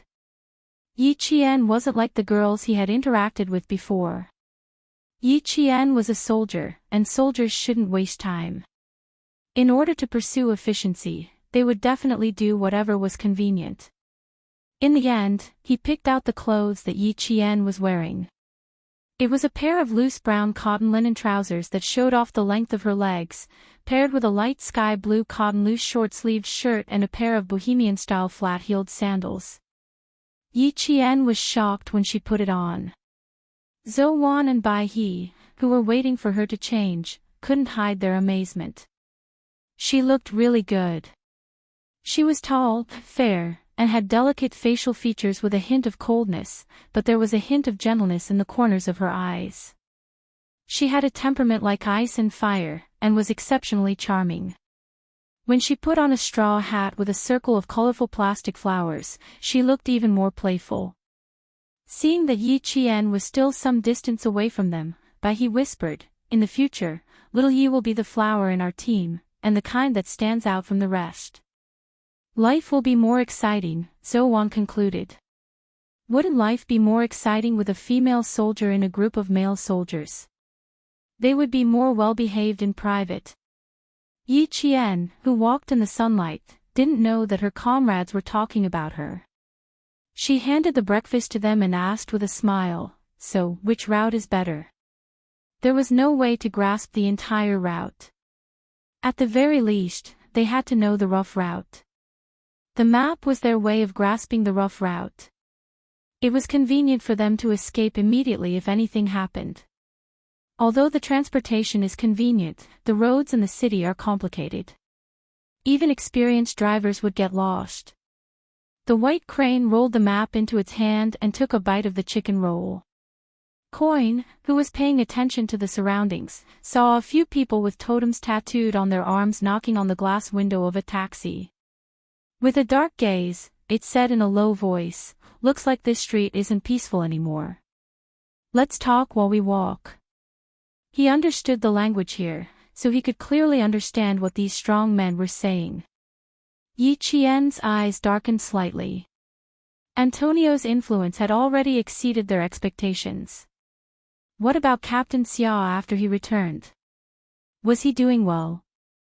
The white crane patted its shoulder lightly and said, "Let's go and take a carriage." "All right." Yi Qian hid his worries well and didn't let his comrades notice anything strange. He smiled faintly and got into the taxi. She believed in Captain Xia's ability, but she couldn't believe that he could really escape unscathed. The taxi drove for less than 3 kilometers before it blocked the road at a corner. The horn was blaring so loudly that it was deafening. As the car moved slowly, the three of them encountered a few strong men knocking on the glass window. The taxi driver lowered the window after the first knock, afraid that these people would smash his car. One of the strong men leaned on the window with one hand and looked at Yi Qian with a somewhat presumptuous gaze. Bai He and Longing behind them were also being sized up by 2 strong men. Chapter 2071. It wasn't just one taxi that was stopped by them. In less than 10 kilometers, Yi Qian saw countless taxis being stopped by them. Some people resisted and shouted, but it was no use. The only good thing was that they didn't hurt anyone. It was probably because of this, and the other party didn't do anything too outrageous. They only knocked on the windows and asked the tourists where to get on the bus, where to go later, and chatted with the driver. When they felt that there was no problem, they let the taxi leave. Yi Qian and the others stopped the taxi twice, and it took them 2 hours to reach the designated location of the embassy. It was an old 2-story residential building. The person who received them was the deputy ambassador, who had been in contact with the military. When he saw the 3 of them standing outside the door, he couldn't hide the joy on his face. "We're safe here, we're safe here."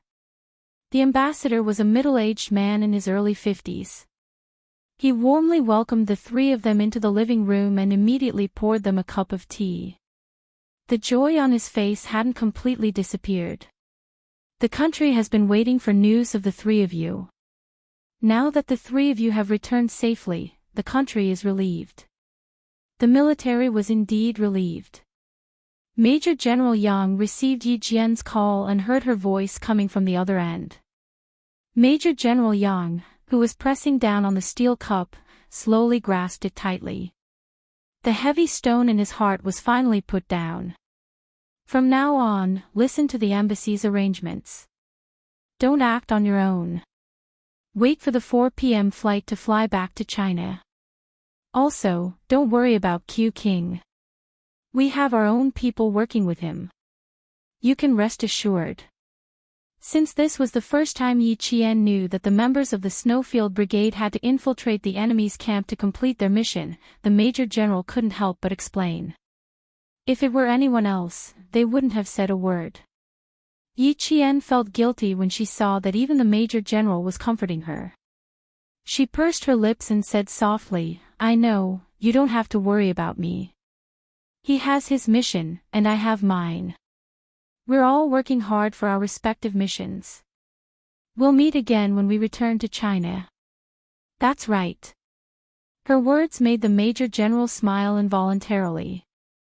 Qing Niao's ability to accept things was very strong, and her self-control was also very strong. At that time, when she said she wanted to leave, she did not hesitate at all.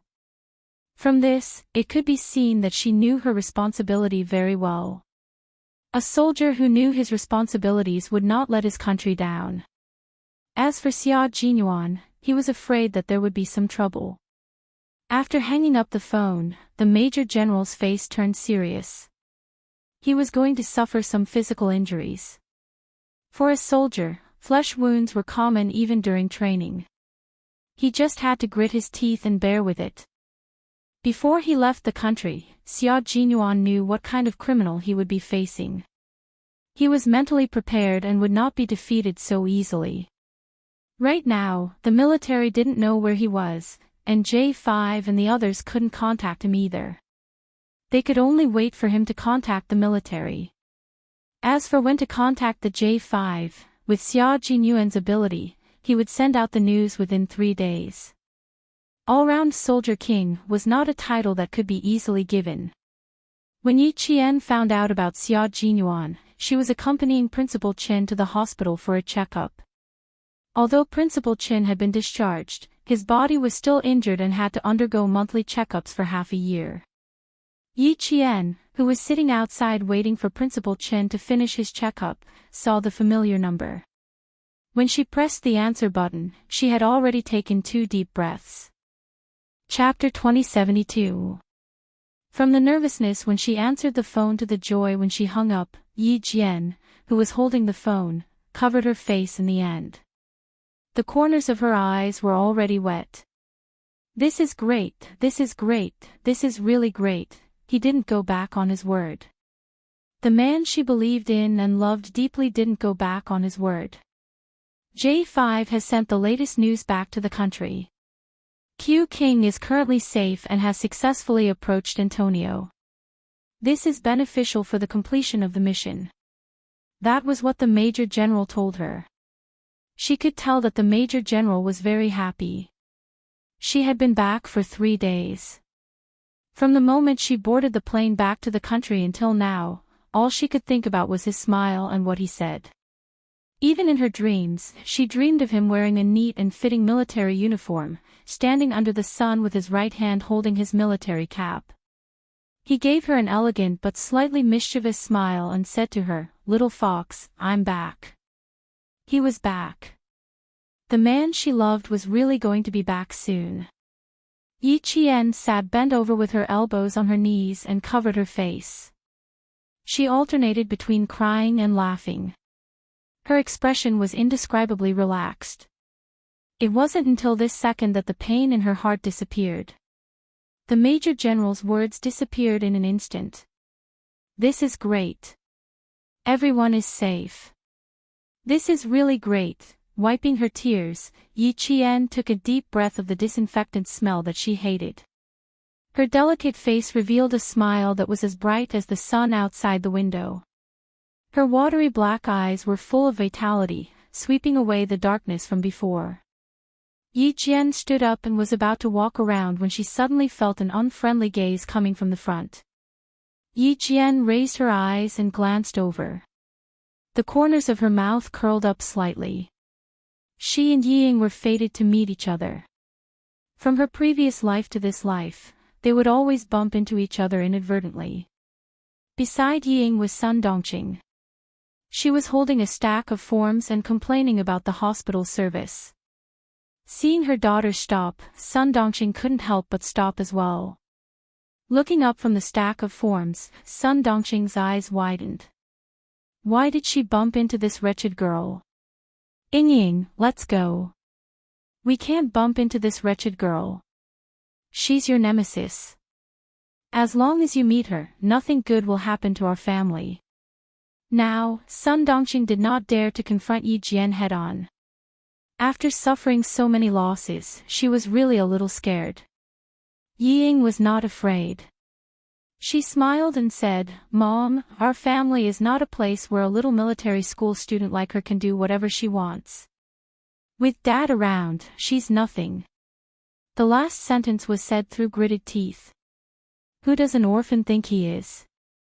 How dare he ride on my head? In the past, she had been careless and had fallen for the wretched girl's tricks time and time again. In the end, she had missed the college entrance examination and had to go abroad to avoid the limelight. And now? Ha ha ha, did she still need to avoid it? He didn't want her to enter the army. But she just had to enter. What's more, the deputy chief of staff had personally made the call and completed all the procedures. All he had to do was to issue a certificate proving that she didn't have a heart attack and that it was really a misdiagnosis. Now that she had made a comeback, it was Yi Qian's turn to suffer. Sun Dongqing, who had wanted to leave, suddenly laughed. That's right, that's right. With old Yi around, what was there to be afraid of? Now that he was in contact with the deputy chief of staff it meant that Ying would have a powerful backer once she entered the army. Yi Qian, that wretched girl, was nothing. Once Ying entered the army, with a few tricks, Yi Qian would be dead.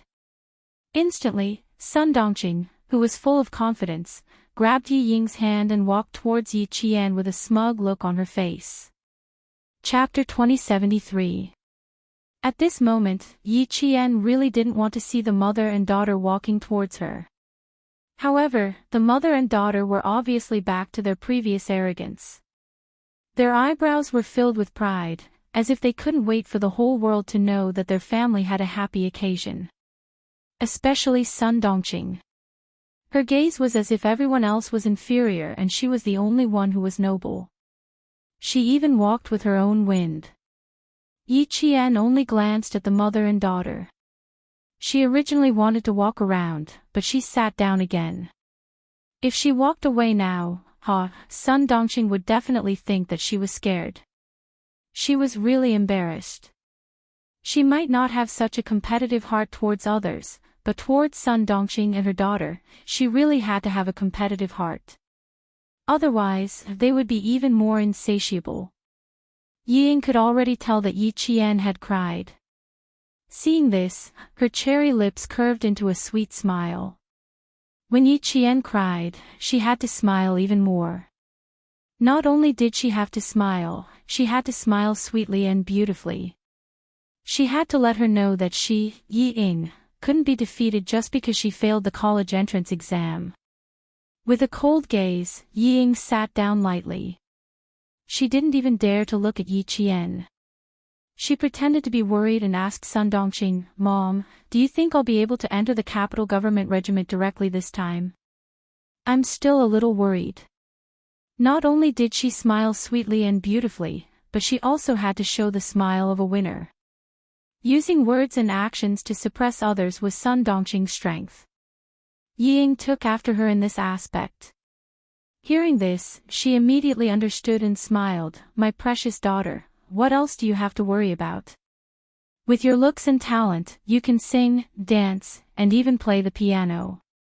The leader already said that as long as your body is fine, you can definitely enter the army. The leader also said that it's a pity that a girl with such talent like you doesn't enter the army. If you enter the army to gain experience for a few years, you'll just end up as a fetus. Be reborn." Yi Ying continued her mother's words coquettishly. She then lowered her head as if she was very embarrassed. "I just don't feel at ease. That's why I want you to enlighten me." Seeing that Yi Qian did not react even after saying so much, Sun Dongqing gritted her teeth and thought to herself, "Little bitch, you're pretty good at enduring. If she doesn't anger you today, her surname isn't Sunday." With a vicious expression, she gently patted Yi Ying's hand that was holding her arm and joked kindly, "Why do you feel so uneasy? Now that it's settled, all we have to do is wait for your medical report to be sent over and the specialist will give you another consultation. Then, you can report to the army directly." What's there to worry about? It's because I can suddenly go to the army that I feel uneasy. Ying held Sun Dongqing's arm and pouted. It used to be so difficult to get in, but now that I've returned from France, I can get in. Moreover, I'm in the capital political group. It's like a dream. I can't believe it. The mother and daughter deliberately slowed down their pace and walked over as they talked. When they were about a meter away from Yi Qian, Ying smiled at Yi Qian, who was still unmoved, and asked, "Happy New Year, Yi Qian. Aren't you a military school student? You must know a lot about the army. Can you tell me why they said that I couldn't enter the army before, but now I can?" She intended to regain her lost face through Yi Qian. How could she let Yi Qian go? She asked aggressively, "I really can't figure it out. I didn't expect this to happen to me. If it were you, an orphan, and the army said that they don't want you, I dare say that you won't be able to enter for the rest of your life." Chapter 2074. Yi Qian knew exactly what Ying was thinking.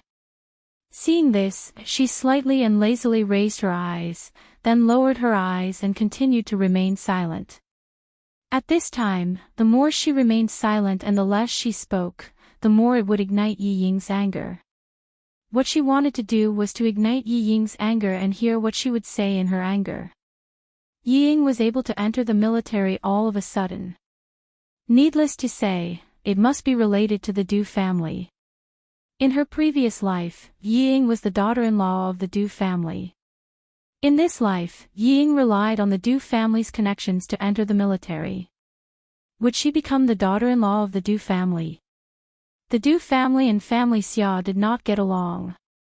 If the Du family, who used their power for personal gain, did a few more bad things, it would be easier for the family Xia to take action. Sun Dongqing could not stand Yi Qian's disregard. She stood up and stared down at Yi Qian, who had always looked down on her and thought she would not amount to anything. She gritted her teeth and said fiercely, "Stupid girl, you think you're so great just because you're a military academy student. How is my Ying inferior to you? As long as she wants it, there's nothing she can't get. In the past, it was because of you that Ying suffered so much in school, that she suffered so much and suffered so many grievances. Now Ying is about to enter the military, and it's the Beijing political regiment. I'd like to see how you're going to make things difficult for Ying." Sun Dongqing had always thought that Yi Ying's current situation was all because of Yi Qian. Yi Ying was not at fault at all. Why did she say that Yi Qian was here to make things difficult for Ying? Because every time it was a critical moment, the unlucky one was always Ying. No matter how good their family's calculations were, in the end, Yi Qian would be fine. Now that she had the help of a benefactor, and it was the deputy chief of staff Du, no matter how powerful Chen Dongfeng was, could he be more powerful than the deputy chief of staff Du? Could he still stop deputy chief of staff Du from arranging for Ying to enter the military? She couldn't enter the provincial army because her Ying was destined to be assisted by a noble to enter the capital government regiment. Seeing that Yi Qian had remained silent and still looked down on her family, Sun Dongqing wished she could slap Yi Qian to show him how powerful she was. What Ying was thinking was also what Sun Dongqing was thinking. Seeing Yi Qian's indifferent expression, as if it was no big deal for her to enter the capital's political group, Ying, whose heart was filled with resentment, no longer had the smug smile on her face. With a gloomy expression, she shouted in a low voice, "What's so great about you? Do you think you can stop what I want? What's so great about being a soldier? Do you think I care? In my eyes, he is just a poor soldier. I have neither money nor power.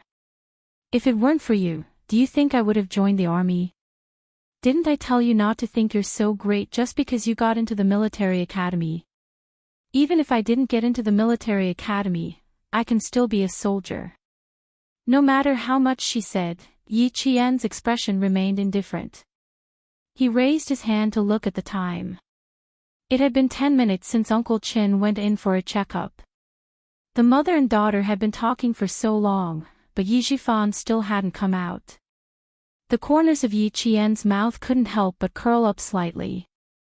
Without Yi Zhifan around, Sun Dongqing and Yi Ying were nothing to be afraid of. Finally, Yi Qian, who had been sitting quietly, moved. The moment she moved, the mother and daughter's faces lit up. They thought she had stimulated Yi Qian. Yi Ying, what does your joining the army have to do with me? Is it worth it for you to come all the way to the hospital to report to me? Yi Qian put her hands into the pockets of her cotton-padded jacket. Her slender fingers pressed a few keys as she said, "There's really no need for that. I don't even want to know if you're a soldier or not." Chapter 2075. It would have been better if she hadn't opened her mouth, but the moment she did, the mother and daughter were infuriated. What did she mean by specially coming to the hospital to report? Who did she think she was? Yi Ying's face had turned green from anger because of Yi Qian's few words. However, Yi Qian didn't stop there. Since she had spoken, she naturally had to record what she wanted to record. "Since you hate soldiers so much and say that we soldiers are poor, why did you choose a poor soldier who you despise for me? You really don't have to make things difficult for yourself for me, and don't make things difficult for others, understand?" Yi Qian kept saying that Yi Ying joined the military because of her. Yi Ying's face had turned from green to black. She gritted her teeth and said angrily, "Yi Qian, you really think highly of yourself. Who do you think you are that I have to trouble myself to specially tell you? Report to you? I despise poor soldiers, so naturally I despise poor soldiers like you. Why would I need to report to you? What a joke." She was so angry, so angry. She made it sound as if she was afraid of her and needed to eagerly come to the hospital to ask her if she agreed to enlist. Yi Qian, who had been recording with his phone, saw that she was extremely rude. Her eyes darkened as she stared sharply at Yi Ying. "Who do you think you are that you dare to come to me to show off?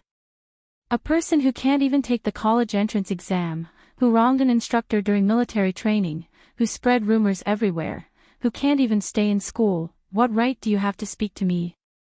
Yi Qian, who had a strong aura, not only suppressed the mother and daughter with her tone, but also her aura. After she finished speaking, the mother and daughter, who were arrogant just a moment ago, were now trembling with anger. "Wretched girl, what did you say? I dare you to say it again." Sun Dongqing, who was so angry that her temples were throbbing, glared at Yi Qian.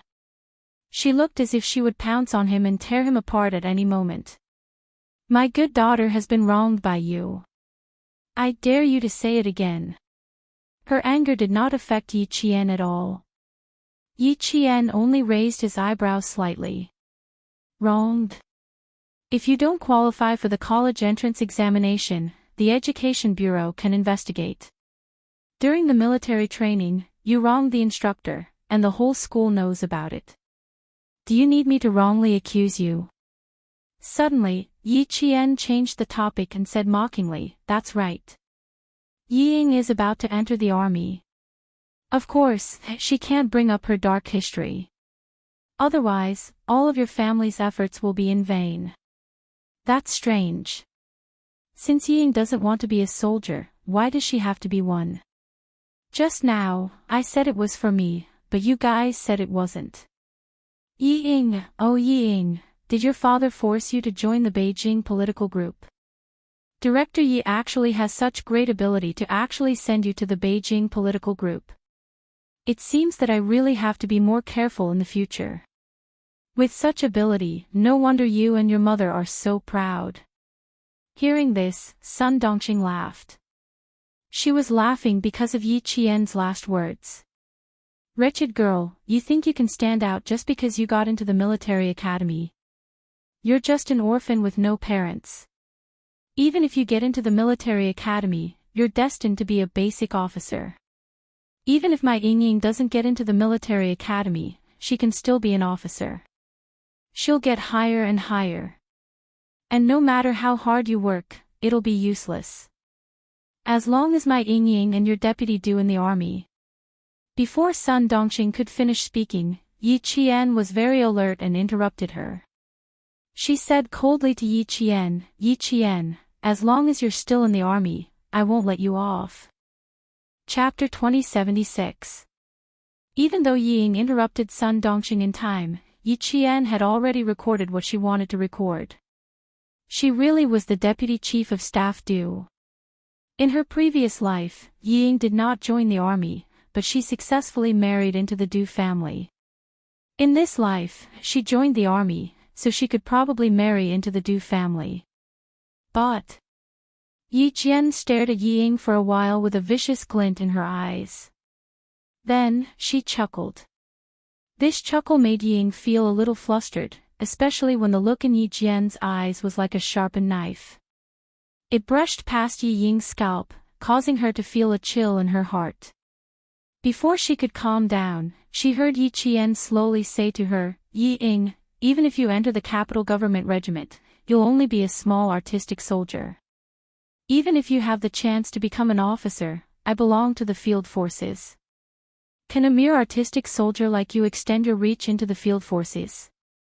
If you dare to extend your reach into the field forces, do you think my leader will let you do whatever you want? Yi Ying, what do you think the army is? Is it a place where you can abuse your power? His voice was majestic, powerful, and powerful. Every word was like a clap of thunder, making Sun Dongxing panic. She turned her head to ask Yi Ying, is what she said true? Could it be that even the deputy chief of staff can't do it? It's... Yi Ying was also shocked by Yi Qian. She was in a daze for a short while, and Sun Dongxing had already said the person who shouldn't have come out of her mouth. Yi Ying was so shocked that she was like a cat whose tail had been stepped on.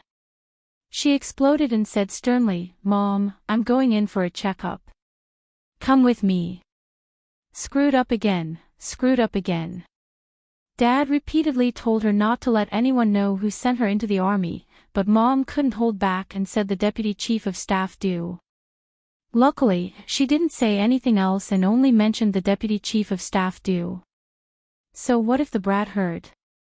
She didn't have any evidence to prove that the deputy chief of staff Du helped. Yi Ying quickly calmed down, but she didn't dare to say anything more to Yi Qian. She was still in a daze, only thinking that her daughter had joined the army and became an officer, but she couldn't teach Yi Qian a lesson. If that was the case, then what was the point of being a soldier? Ying, why don't? Mom, I'm going in for a checkup now. Stay with me, don't talk. Ying said in a low voice, Dad said we can't mention Deputy Chief of Staff Du. Mom, can you not be so impulsive? Sun Dongxing, who originally wanted to say, why don't you transfer to the field forces, was shocked. Her eyes flickered, and she was quite uneasy. Did I just say Deputy Chief of Staff Du? Did I? Yes, she said it twice. She had recorded it clearly on her phone. Although Yi Ying might join the army in this life, and might even marry into the Du family again, it was hard to say if there would be any changes before she actually joined the army. Capital Political Group. Did she really think she could join the army just because she wanted to? Her cold and sharp gaze met with Yi Ying's, who had walked to the door of the examination room and turned back to look at her. They could see the hatred in each other's eyes. This was right. She and Yi Ying had to fight to the end. The door of the examination room opened, and the doctor came out and shouted. Yi Ying responded and pulled Sun Dongxing in. The door of the examination room on the other side opened, and Principal Chen and the doctor walked out, talking and laughing. Yi Qian, who had turned off the recording on his phone, greeted them with a smile on his face. Chapter 2077. Update: Qingyun has undergone surgery due to health reasons. She will not be able to recover until next Wednesday. I sent out several notifications, but they were all useless. Yi Qian thought that Principal Chen did not hear the conversation between Sun Dongxing and her daughter. Only when he walked out of the hospital did he realize that he had underestimated a sniper's hearing. Yi Ying is about to enter the army. What are your thoughts? As soon as they walked out of the hospital gate, Headmaster Chen asked faintly. Yi Jian couldn't help but stop in her tracks. When she was thinking about how to answer, Headmaster Chen asked again, "Are you afraid?" Afraid? He did not feel afraid at all. On the contrary, he felt that it was a good thing that had come to him. He could send the recording to Commander-in-Chief Xia and let him know what the Deputy Chief of Staff Du had done. It would also be evidence of Yi Jifan abusing his power for personal gain. Yi Qian smiled and said, "No, Yi Ying is not enough to scare me. The one I need to be careful of is Yi Jifan. He is the root of the Yi family's foothold in the southern province. To catch a thief, you need to catch the ringleader. As long as the Yi family topples Yi Jifan, Yi Ying will have nothing to do with it." Those who were in the wrong had a clear conscience and were even arrogant enough to show off in front of her. They were not afraid of being exposed, so what was she afraid of? What was there to be afraid of? She met Principal Chen's scrutinizing gaze. The slight smile on her face was like the spring breeze blowing through the treetops. It was like watching the wind and clouds change with a smile. "Uncle Chen, I have never been afraid of the Yi family. Not in the past, and definitely not in the future. So what if Yi Ying enters the army? So what if she enters the Beijing government regiment? She can control the clouds and rain with a flip of her hand. She will never be able to reach this stage. Even Yi Jifan is extremely careful when playing with power. He is afraid that if he is not careful, he will be consigned to eternal damnation. Yi Ying thinks that she is infallible. She thinks that she can do whatever she wants after entering the army. Let her be so naive. Her words, her calmness, her open-mindedness, and her calmness in the face of trouble made Principal Chen laugh heartily. Little girl, you've really grown up. You've really grown up. That's right. Yi Ying joining the army doesn't mean anything. She can't make any big waves or stir up any trouble. On the contrary, as long as she dares to make a move on someone who entered the army with a tainted record, the first person who won't let her off is none other than the person who sent her into the army. How should we conduct ourselves? You can gamble, you can fight, but you have to abide by the rules. Yi Ying was very smart, but it was because of her intelligence that she failed. People who think they are infallible will never go far, and they will never be successful. You're right. Let her be so naive. Yi Qian, who was listening quietly, pursed his lips and smiled. Uncle Chen's focus was still on Yi Jifan. He didn't think that Yi Ying could do anything. In fact, if she couldn't make any big waves or stir up any trouble, then she wouldn't be Yi Ying. The recording in the phone should be able to make things difficult for Yi Ying, but it also depended on Commander-in-Chief Xiao's arrangements. These things weren't things that a small military school student like her could interfere in. Yi Ying was right about one thing. She was indeed a small military school student who couldn't do anything. The only thing she could do was to hand the recording to Commander-in-Chief Xia. Commander-in-Chief Xia, who received the recording, played it to the Military Disciplinary Committee. The recording clearly stated who did what, who entered the army because of what.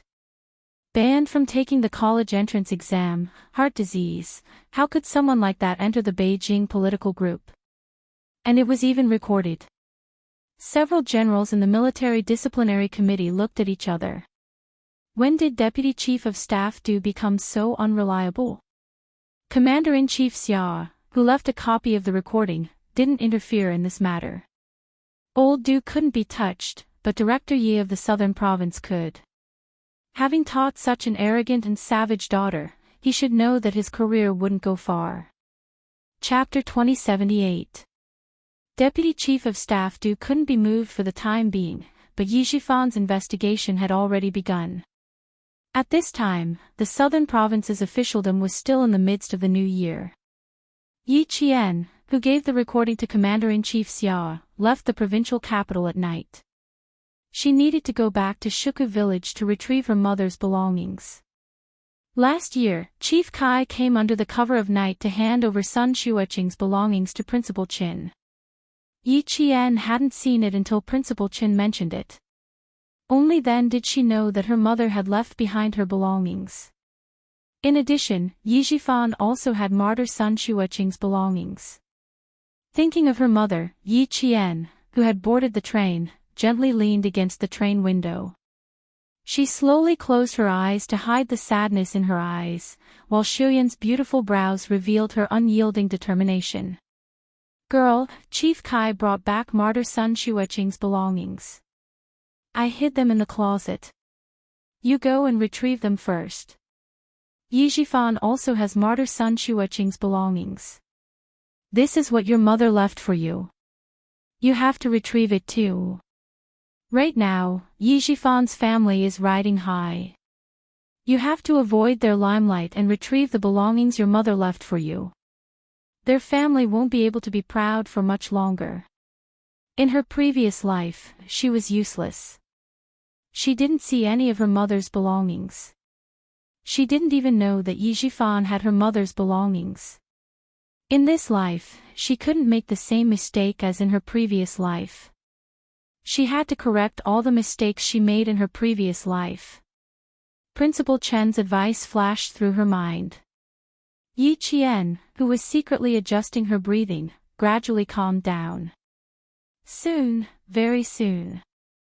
The current Yi Jifan seemed to have a bright future, but he didn't know that sending Yi Ying to the army was equivalent to cutting off his own career. Let them be proud for a while longer. The higher you climb, the more painful it will be when you fall. She was waiting for this family to fall from the clouds into the mud. It was around 5:00 in the afternoon the next day when they returned to Shuka village. It was the time when the village was filled with smoke and delicious food. The atmosphere in the village was very festive. Spring festival couplets were pasted on the door of every house, and red lanterns were hung up. Yi Qian, who had a faint smile on his face, thanked the villagers for their invitation and returned to his home. The house was still the same as before. The green tiles, the white walls, the grass, and the trees were all so familiar. Creak, creak, creak, she pushed open the rusty wooden door and turned on the light. The pure white light shone on every corner of the living room. The familiar furnishings and the familiar atmosphere. This was her home, a home that could let her put down all the defenses in her heart and make her feel at ease. When his gaze fell on the two large chairs in the main hall, Yi Qian's eyes turned sour. It was Grandpa Zhen's favorite chair. Grandpa Zhen would sit in one chair while she would sit in the other. She would quietly listen to Grandpa Zhen talk, listen to him teach her how to be a person, listen to him teach her how to be a person, listen to him teach her how to live her life, listen to him teach her, listen to him educate her. Things were still the same, but people had changed. Her home was still there, but the old man who wholeheartedly cared for her was no longer there. Yi Qian pursed her lips and walked step by step to the side of the large chair. Then, she slowly sat down. Her body was slightly tilted as she faced the other large chair.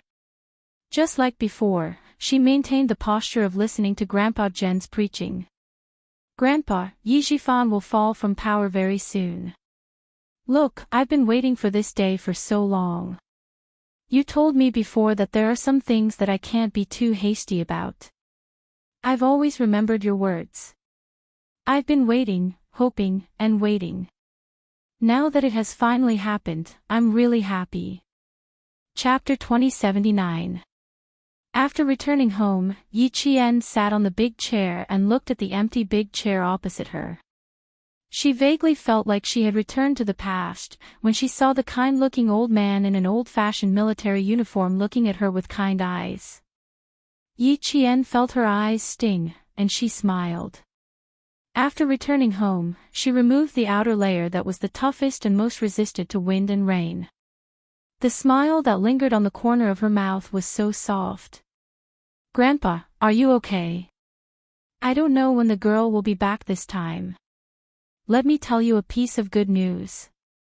I've finally waited for Yi Jifan's end.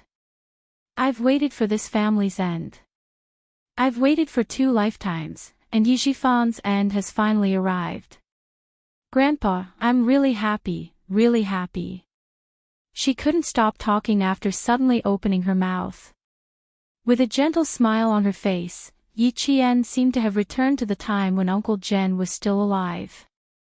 She slowly, carefully, and softly said the words that she didn't know how to say to Principal Chin and Xia Jinyuan in front of the empty big chair. I've never told you why I suddenly became sensible in the 2nd year of junior high school. I've always wanted to tell you, but I couldn't bring myself to say it. You said that I'm sensible now. You said that I finally understood. Grandpa, you don't know why I'm sensible now. It's all because I was taught a bloody lesson in my previous life. I was reborn with hatred. In my previous life, I didn't listen to you and refused your help. In the end, Ying forced me to be like a stray dog. I didn't even die with any dignity. But I never thought that I would be reborn. In this life, I came with hatred. The only thing I wanted to do was to take revenge. Other than that, I didn't have any other thoughts. Grandpa, you were the one who pointed out a path for me. You told me that in this life, other than taking revenge, there was another way to make my enemies hate me. I listened to your arrangements, listened to your words, and endured Yijifan, who caused me to be alone in my previous life, hovering in front of my eyes. I held back my hatred and silently put down the scissors and kitchen knives that I picked up time and time again. Your words and the path you pointed out helped me walk out of the darkness filled with hatred. I learned that only by being strong can I stand on my own feet.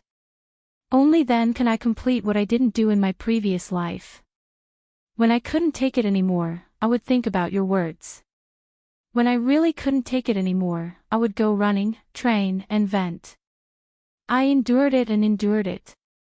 In this life, I'm so lucky to have met you, Principal Chin, Captain Liu, and Political Commissar Yen. I even met the person I love the most in this life, Captain Xia, who is also my comrade in arms. Because of you guys in this life, no matter how bitter and tiring it is, I feel sweet. Grandpa, I don't think I'll come back home easily this time. Although I have a home in the village, in my previous life, I was looked down upon by too many people in the village. Facing my neighbors in this life, even if they are very kind to me now, I can't help but think of them in my previous life. I know it's wrong, but Grandpa, I can't be so open-minded anymore. Some people, some things, no matter how hard I try, I just can't let it go. I remember the people who helped me in both lives, but those who bullied me and humiliated me, no matter how unrestrained they are in this life, I can't let them go. The fickleness of human nature is too bitter. In my previous life, I was framed by Ying. When I walked in the village, I was pointed at. Grandpa, every time I return to the village, I can't help but think of the past. Chapter 2080. Yi Qian spoke of her secret in a very calm tone. There was no sadness or pain, only a sense of ease. Grandfather, I'm sorry to disappoint you. I can't let go of everything. The only thing I can do is to forget those things and those people. But don't worry, I won't do anything extreme. I will get along with them peacefully. I will bury all the things they did to me in my previous life in my heart. Along with the fate of Yi Jifan and his family, it will gradually fade away. I think I will be able to get over it, but it will take some time. In her previous life, the villagers of Shuku village all stood on Yi Ying's side. They scolded her for seducing the teacher from the city. Later on, whenever Sun Dongxing returned to the village, she would spread the news of her dirty deeds. When Ying returned from her studies in France, the villagers compared her to Ying, and their hatred for her reached its peak. Even after being reborn, Yi Qian still couldn't get over those inexplicable feelings. So, every time she came back, she would smile and decline the villagers' invitations to visit her house. She would never stay for dinner. She couldn't be calm without getting over it. This was Yi Qian's deepest secret. Even in front of an empty chair, it was very difficult to say it. She had to say the words that were buried in her heart, buried in her bones, word by word. It was as if they were extracted from the depths of her soul. Every word was wrapped in a layer of blood. Fortunately, she was able to face it calmly. Although every word was like crying blood, her expression was exceptionally relaxed. A dog barked faintly and woke Yi Jian up. She blinked her eyes slightly and the old man who seemed to be sitting on the big chair and listening to her talk suddenly disappeared with a kind smile. Yi Jian blinked again. Facing the empty big chair, the smile on her lips deepened. She knew what she had said. She also knew that she had been talking to herself. She just wanted to say it out loud. She wanted to tell the secret that had been buried deep in her heart. She felt much better after saying it out loud. That was it. This secret didn't need anyone else to know. It was enough for her to know it. Yi Qian took a deep breath and stood up. Under the light, her eyes were like a lotus flower in the clear sky after the rain. She had weathered the wind and rain, but she was strong. The fire in the kitchen had already been lit. Yi Qian added some dry wood and set up a copper kettle with water. After washing her hands clean, she opened a waterproof and moisture-proof leather bag. Her expression was solemn. When she took out the items from the leather bag, Yi Qian's fingertips trembled slightly. She had just taken it out from the inner compartment of the wardrobe. It was her mother's belongings. There were 2 diaries. While warming herself up, she opened the first diary. The diary recorded the daily life of a soldier, as well as the love of a female soldier. There was no more news of the person I loved. It was as if he had disappeared. He disappeared, but I got pregnant, leaving behind his bloodline to remind me that our love was not a dream. I returned to the village and married an honest young man from the neighboring village. He was also a pitiful man who would never be able to have a child of his own. He said, "I'm also a pitiful person." Yi Qian slowly flipped through the diary and read it carefully. Line after line of words brought her into her mother's life. She knew how strong her mother was. However, she also felt sorry for her mother. Having a child before marriage was undoubtedly shocking in that era. Fortunately, her mother met her father, had a family, and had her own child. Chapter 2081. Yi Jian did not have the urge to know who the irresponsible man who left without any news was. She only knew that her parents were happy after they got married. Just as her mother wrote in her diary, the 2 pitiful people lived like good friends. They worked together during the day, and although they slept in different beds at night, they could talk all night long. She also knew that her father actually liked another girl in the village, but because of his health, he could only watch her get married and become a mother. When I received news that Xan Fan had died in a foreign land, I wanted to fight with my mother-in-law. It was her pressure that caused Xan Fan to die in a foreign land. It was her favoritism that caused Xan Fan to leave while sick. I wanted my mother-in-law to pay with her life, but before I could start, I had to return to the army. I had to face a mission that I knew would cause me to sacrifice myself. I had no other choice, because I was a soldier. I had to obey orders and accept arrangements. I had no other choice. I was not afraid of sacrifice, but I was afraid that my daughter would be young and uncared for. I made a very bold choice. During the meeting, I stood up and loudly told the Prime Minister that if I sacrificed myself, I was willing to ask the army to take care of my daughter. As long as the Prime Minister agreed, even if my daughter lost me, she would be well taken care of. I also told my comrades that I was willing to ask them to take care of her. I did not ask for my daughter to live a life of luxury. I only wanted her to live a peaceful life. Even if she did not know that she had an irresponsible mother like me, it did not matter. I only wanted her to grow up peacefully and never know about those dirty and ugly things. I wanted her to grow up happily and happily. Seeing this, Yi Qian smiled with tears in her eyes. This was her mother, a fearless soldier who was not afraid of sacrifice. A great mother who left all her gentleness to herself. A peaceful life. Her mother wanted to make a final gamble in exchange for a peaceful life, but in her previous life, she failed to live up to her expectations and let her down deeply. In this life, she would not let her down again.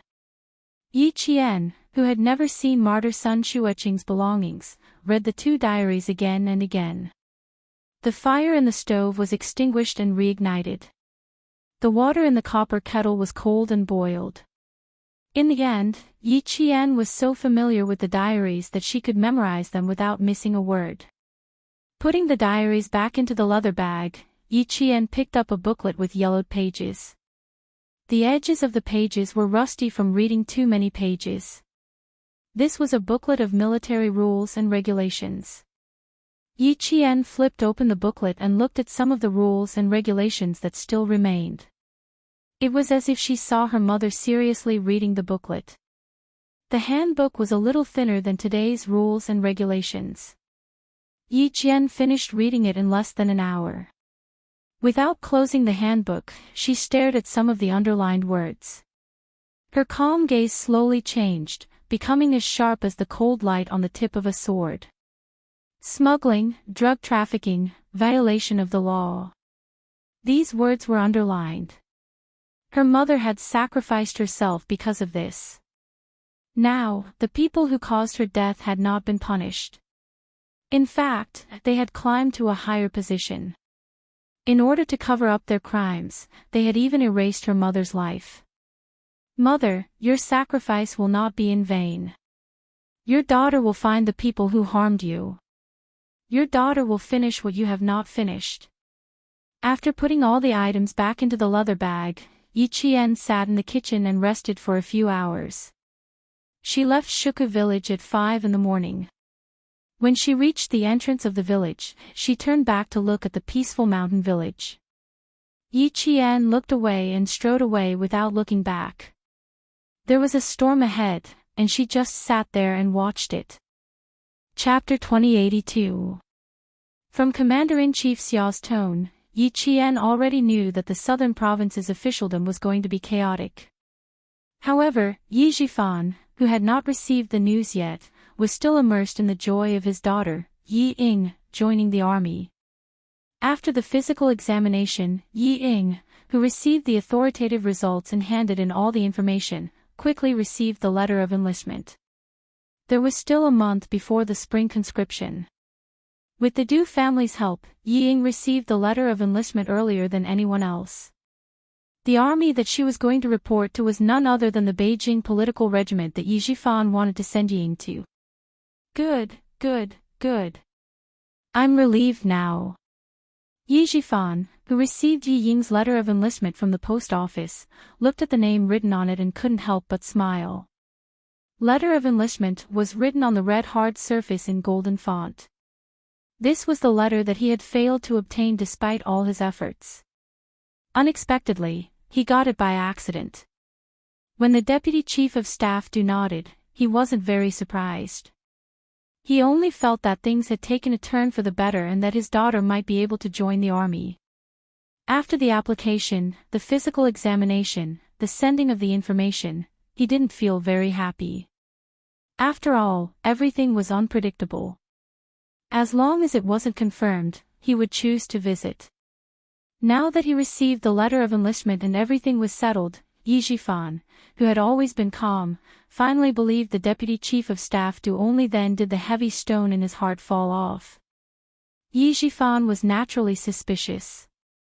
In addition, this was all planned by the person behind the jade pendant. Previously, he had guessed that the person behind the jade pendant had asked Sun Yaozu to spy on him. At the same time, he didn't believe the person behind the jade pendant anymore. He also didn't believe that the Deputy Chief of Staff could really send Yi Ying to the army. Now, he believed it. Keep the letter of enlistment. When the uniforms are distributed, I'll go to the capital with you. Yi Zhifan handed the letter of enlistment to Yi Ying. He felt comfortable all over and said with a smile, "We still have to go to the capital a few days earlier. Let's go to the Du family to visit Madame Li and thank her for valuing you." If Madame Li didn't like Yi Ying's obedience, the deputy chief of staff Du wouldn't have opened the back door for Yi Ying so easily. This showed that Madame Li was indeed the head of the Du family. She could even influence the decisions of the deputy chief of staff Du. The deputy chief of staff Du didn't agree to join the army. She took the letter and nodded. She said excitedly, "If it wasn't for the deputy chief of staff Du wouldn't agree so easily. Dad, not only do I want to thank Mrs. Li, but I also want to respect her. Because Li Yi had to go to the capital to join the army to join the army. When the time came. Yi Ying's eyes drooped as she touched the words, letter of enlistment. A dark and ruthless look flashed across her almond-shaped eyes. When the time came, she would mention Yi Qian to Madame Li. When the time came, she could use Madame Li to teach Yi Qian a lesson. Although Yi Jifan was happy, he didn't miss the change in Yi Ying's face. Seeing the dark look on her face, he could guess what was going on. The smile on his face faded. "It wasn't easy for you to get to where you are today. Cherish this opportunity that didn't come easy. Stabilize your position first and put everything else aside. Don't lose the big picture for the small things. Do you understand?" Chapter 2083. Yi Qian was a thorn in their hearts, a thorn that could not be removed or touched. His desire to get rid of him was no less than his daughter Yi Ying's, but now was not the time to make a move. He still had to wait. Yi Qian is only a military academy student now, and you are in the arts regiment. The two of you will not have any interactions for now. Even if you want to use Madame Li to get rid of him, you still need to find an opportunity for Madame Li to take the initiative to help you. Before you find that opportunity, Yi Ying, you can only wait. Remember, Yi Qian's thoughts are not easily calculated by you. His ability is far beyond yours. This is an indisputable fact. You have already seen it, so there is no need for me to remind you. Also, I will keep an eye on Yi Qian. You don't have to be distracted. Work hard in the army. Don't disappoint Madame Li. As a father, Yi Jifan was undoubtedly qualified. He taught and nurtured his daughter with all his heart. He did not favor boys over girls. He only hoped that his daughter could achieve something. Now that she had received the hard-won enlistment notice, he was worried that his daughter would be too impetuous and lose the opportunity again. The smile on his face had already disappeared. As he spoke, his expression became especially serious. His tone was as cold as ice. Don't go looking for trouble with Yi Qian. Don't think that you can hold your head high in front of Yi Qian just because you received the enlistment notice. You should know that. Yi Jifan's speech became slower and slower. In the end, each word was as heavy as a rock as he finished the last sentence. Where did you get this enlistment notice from? Yi Ying's heart was pounding. Not only did she hold her head high in front of Yi Qian, her mother also mentioned the deputy chief of staff. Yi Jifan saw that his daughter was a little flustered. The past made him a little afraid. His heart sank. He suddenly raised his voice and asked, "Did you and your mother do something stupid behind my back again?" No. The question made Ying shiver violently and deny it. She tried to suppress the panic in her heart and put the notice in the drawer. When she raised her head again, she forced a smile and said calmly, No, I didn't.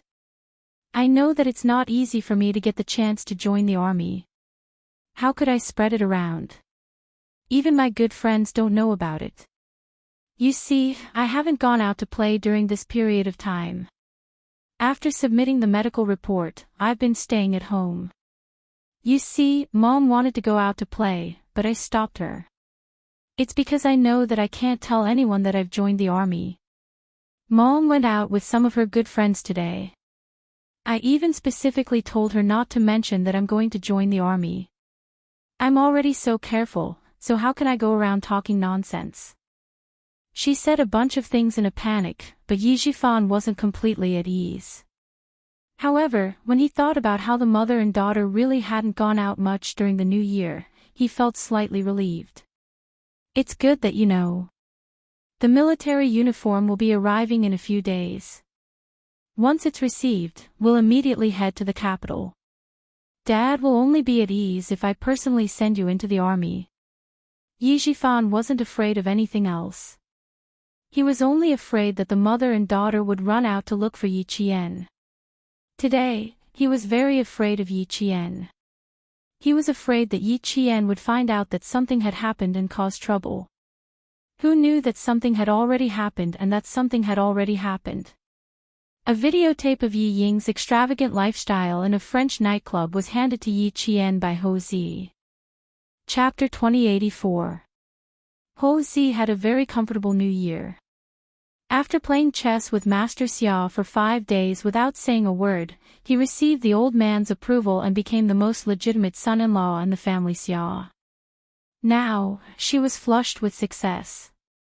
Even her smile had some unfamiliar warmth. Yi Jian, who came to pay a New Year's visit, was stunned for a moment when he saw Ho Zi, who had no hostility between her eyebrows, only gentleness. Even if you didn't come, I was going to look for you.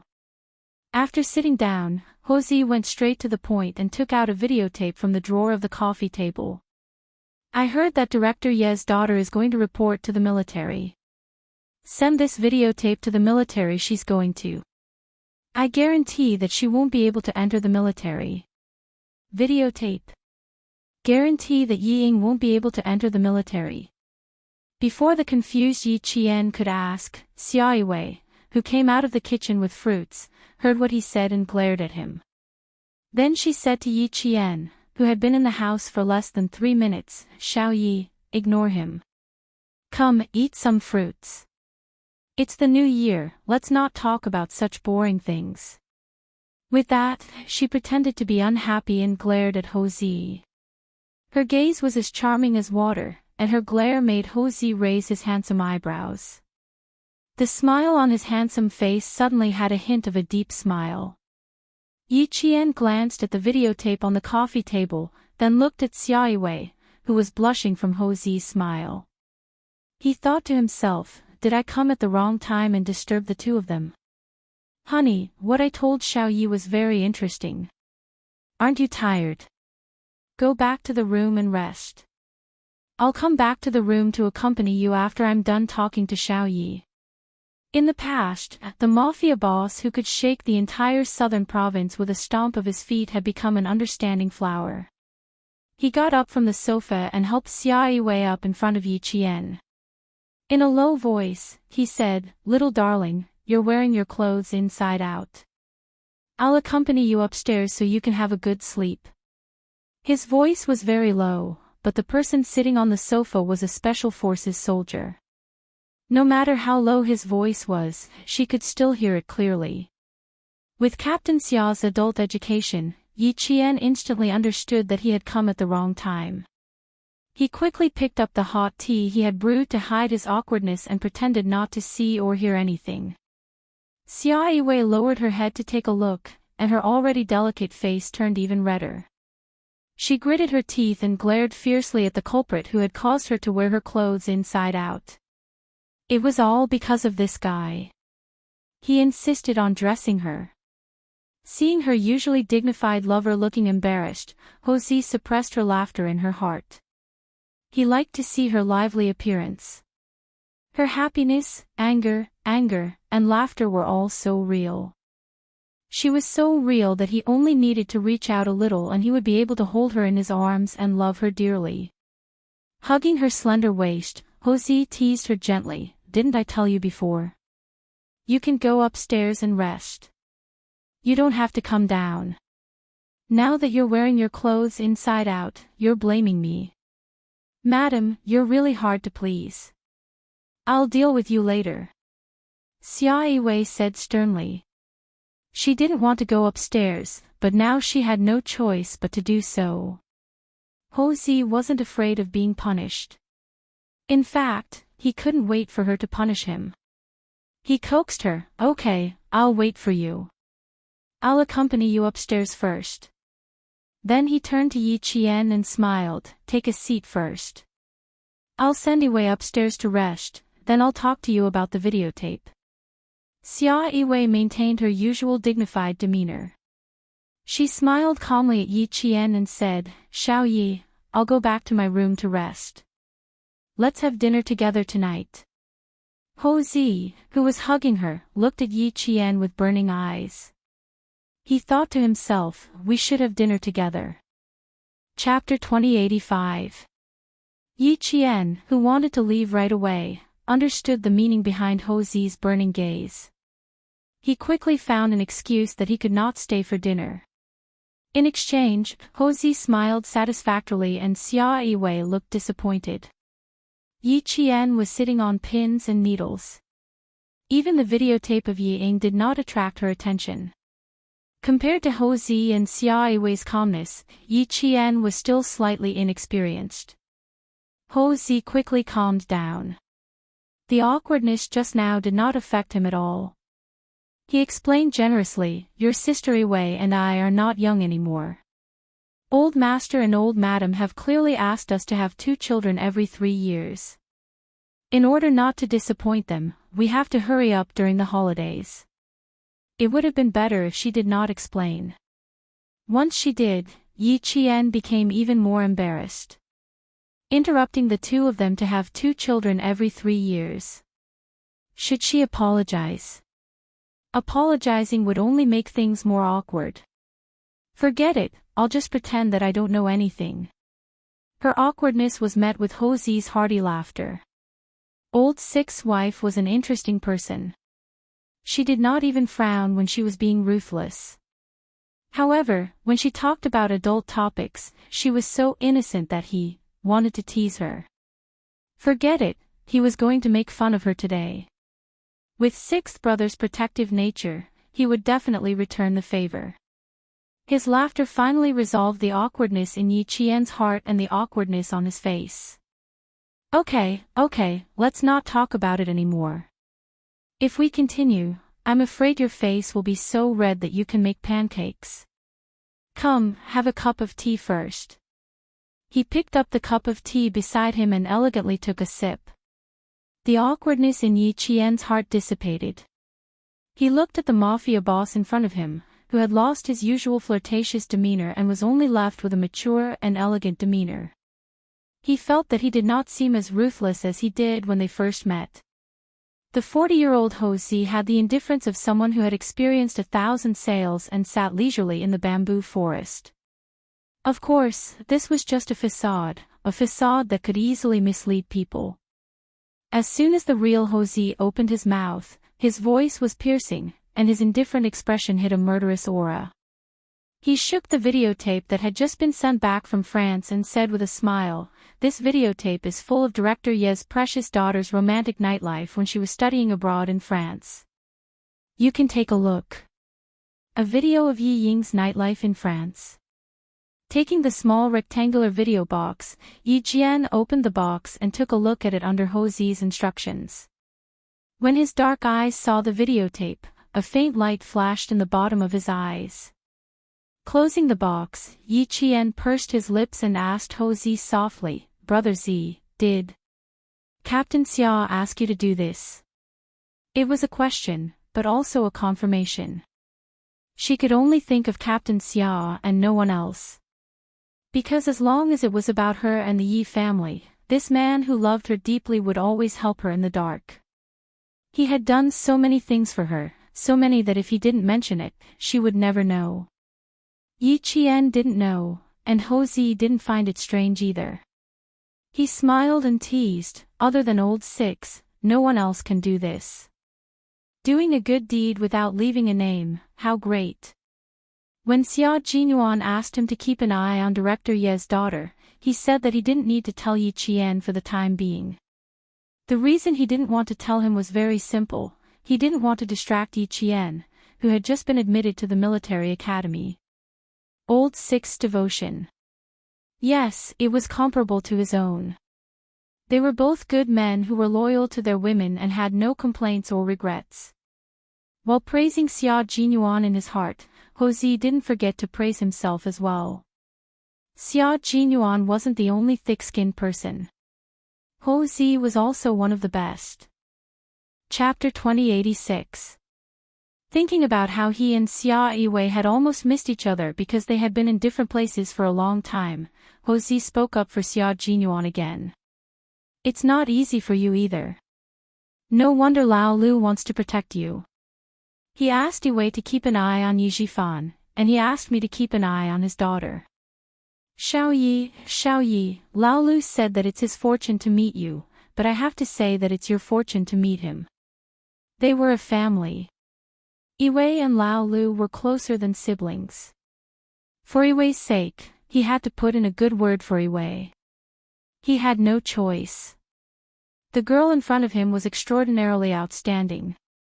She was surrounded by wolves and tigers, and Lao Lu was often not by her side. If she was taken by another man, Lao Lu would be in trouble.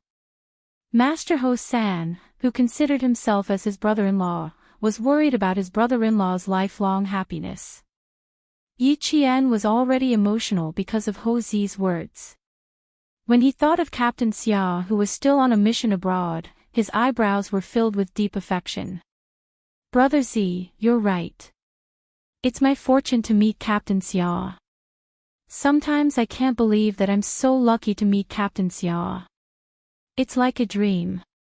Both of you are very affectionate. That's good. Ho Zi could see the same affection in her eyes as in Lalio's. He couldn't help but feel a little emotional. Back then, he and Yiwei were too stubborn. They blindly hid their feelings for each other. They were afraid that the other party would find out how much they loved each other. They felt that they were at a disadvantage and almost lost each other. Now that he thought about it, what he did back then was really ridiculous. Lao Lu and Yi Qian were the complete opposite of him when he was young. They were not afraid of letting the other party know how much they loved each other. Instead, they were afraid that they would miss the other party. This was good. They were much better than when he was young. Fortunately, he didn't lose Yiwei. He could still use the rest of his life to make up for the mistakes he made when he was young. Master Ho San, who was ruthless outside and feared by the people in the underworld, was now an ordinary man who was willing to stay at home. As long as he thought of the lover in his heart, no matter how heavy his anger was, it would dissipate instantly. I still have to accompany Yiwei. Let's make this short. Ho Zi, whose heart had already flown upstairs, regained her usual calmness. She said to Yi Qian, the videotape was just sent back from France yesterday. I took a look at it. There is a lot of content in it. You have to hold it tight. It's not an ordinary videotape. It's a knife, a big knife that can make you happy. I've given you the knife, so you have to use it well. Director Ye's career has been too smooth. He suddenly forgot himself and forgot how much weight he has. You can just stand there and watch. When the time comes, the saber will rise and fall and we'll both be happy. Brother Z, let me give you a word of advice. Once you take the knife, use your strength. When the knife rises and the knife falls, cut it without leaving its roots. This is what it means to be a person who can achieve great things. This is a principle that Brother Z has worked hard to come up with for decades. Now, I'll pass it on to you for free. Listen well and remember it well. Don't let Six Brothers' efforts go to waste, understand? I suggest that you prepare a few copies. Send one to the Military Commission for Discipline Inspection and one to Yi Jifan. Keep the original videotape for yourself. Even if Ho Zi didn't say it, Yi Qian also planned to do the same.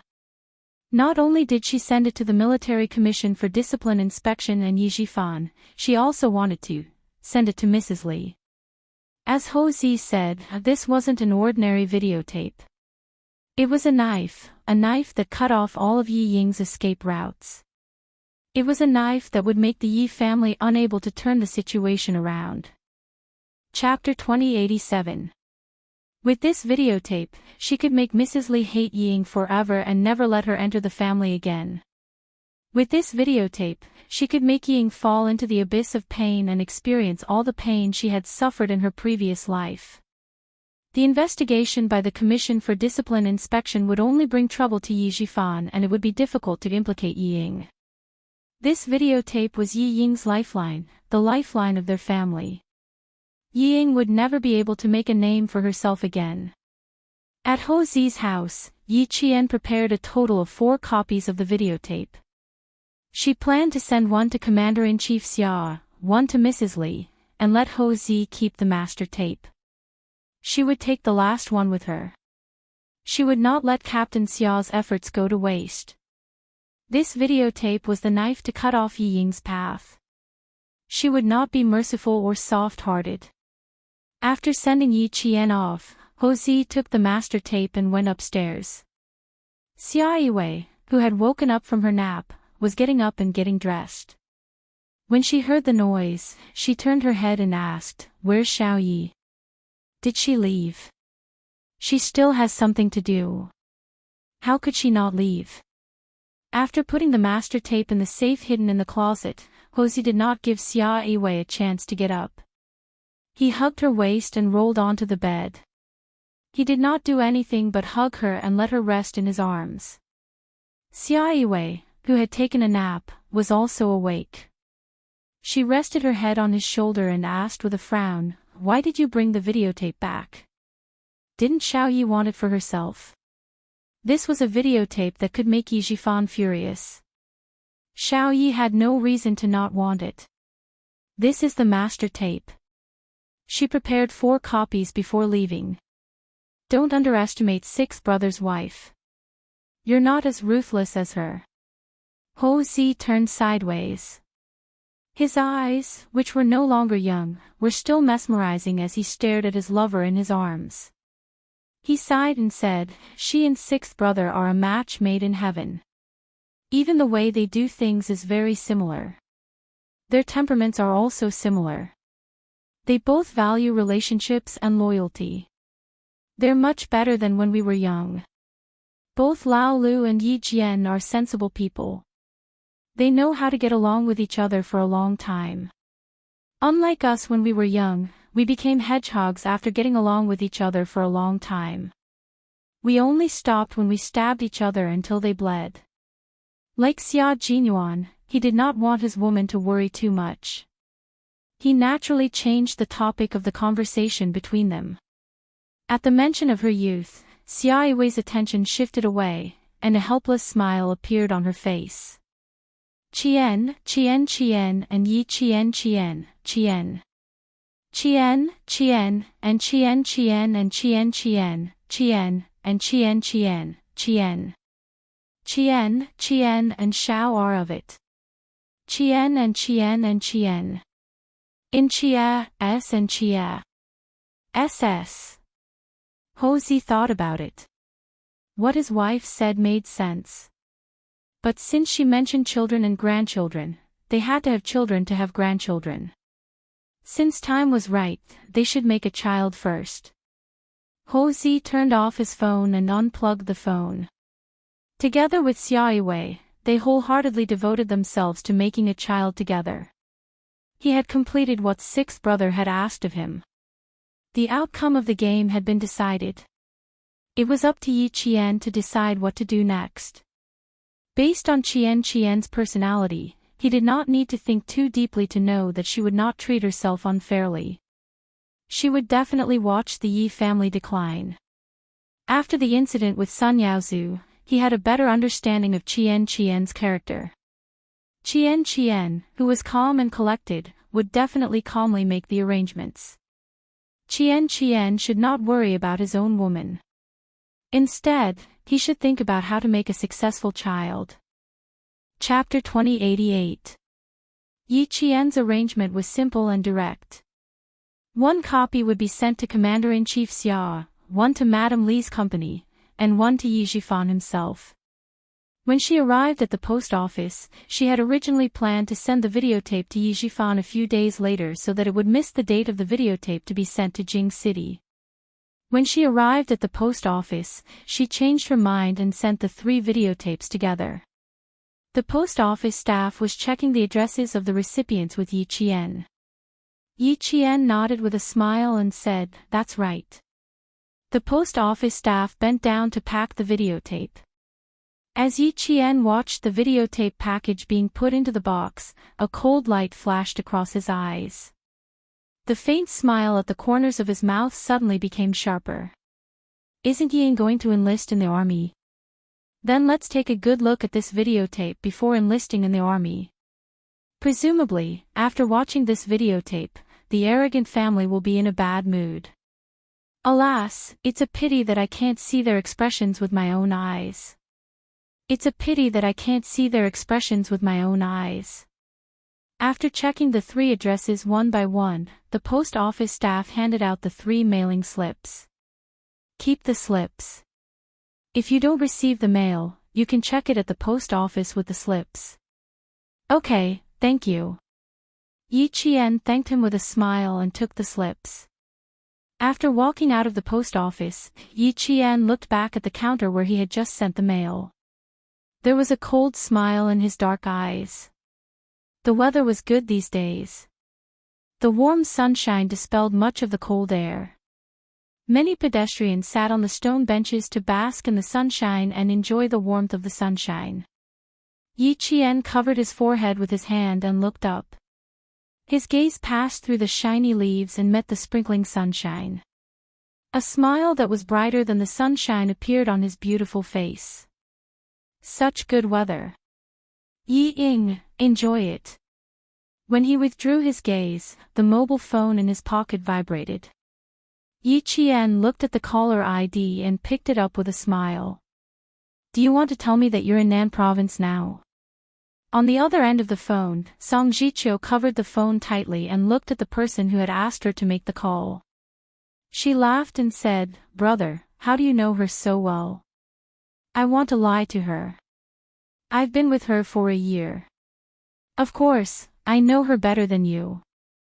Yang Heng, who had just returned to China last night, raised his eyebrows and pointed at his phone, gesturing for him to speak to Yi Qian. "Give me the phone, I'll speak to her myself." Song Jiqiu refused. "At least let me say something first."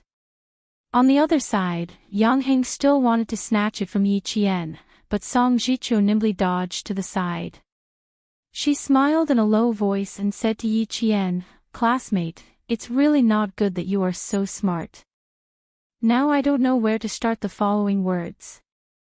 Do I need wisdom to guess that you'll be spending the new year in the southern province? Before the holidays, you said that you would return to southern province for the new year." Yi Qian nimbly jumped onto a bus headed for the suburbs. Now that she had settled the matter, she had to return to the sniper training base. "I'm going back to school on the 16th.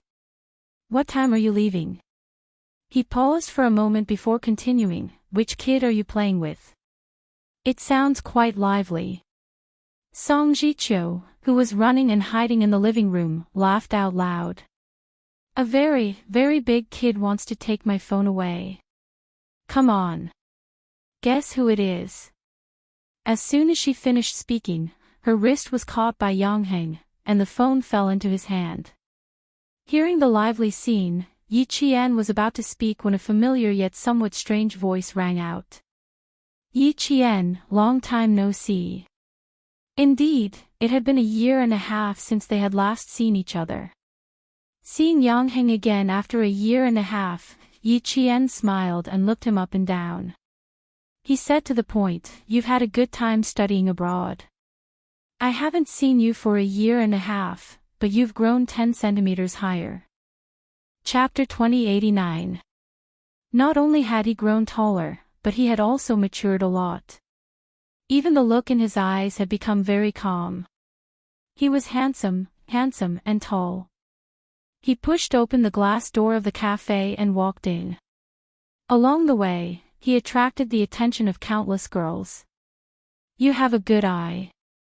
You can tell that I've grown 10 centimeters taller. Having not seen each other for a year and a half, Yang Heng had thought that they would feel unfamiliar with each other. However, when she smiled at him, he knew that he was wrong.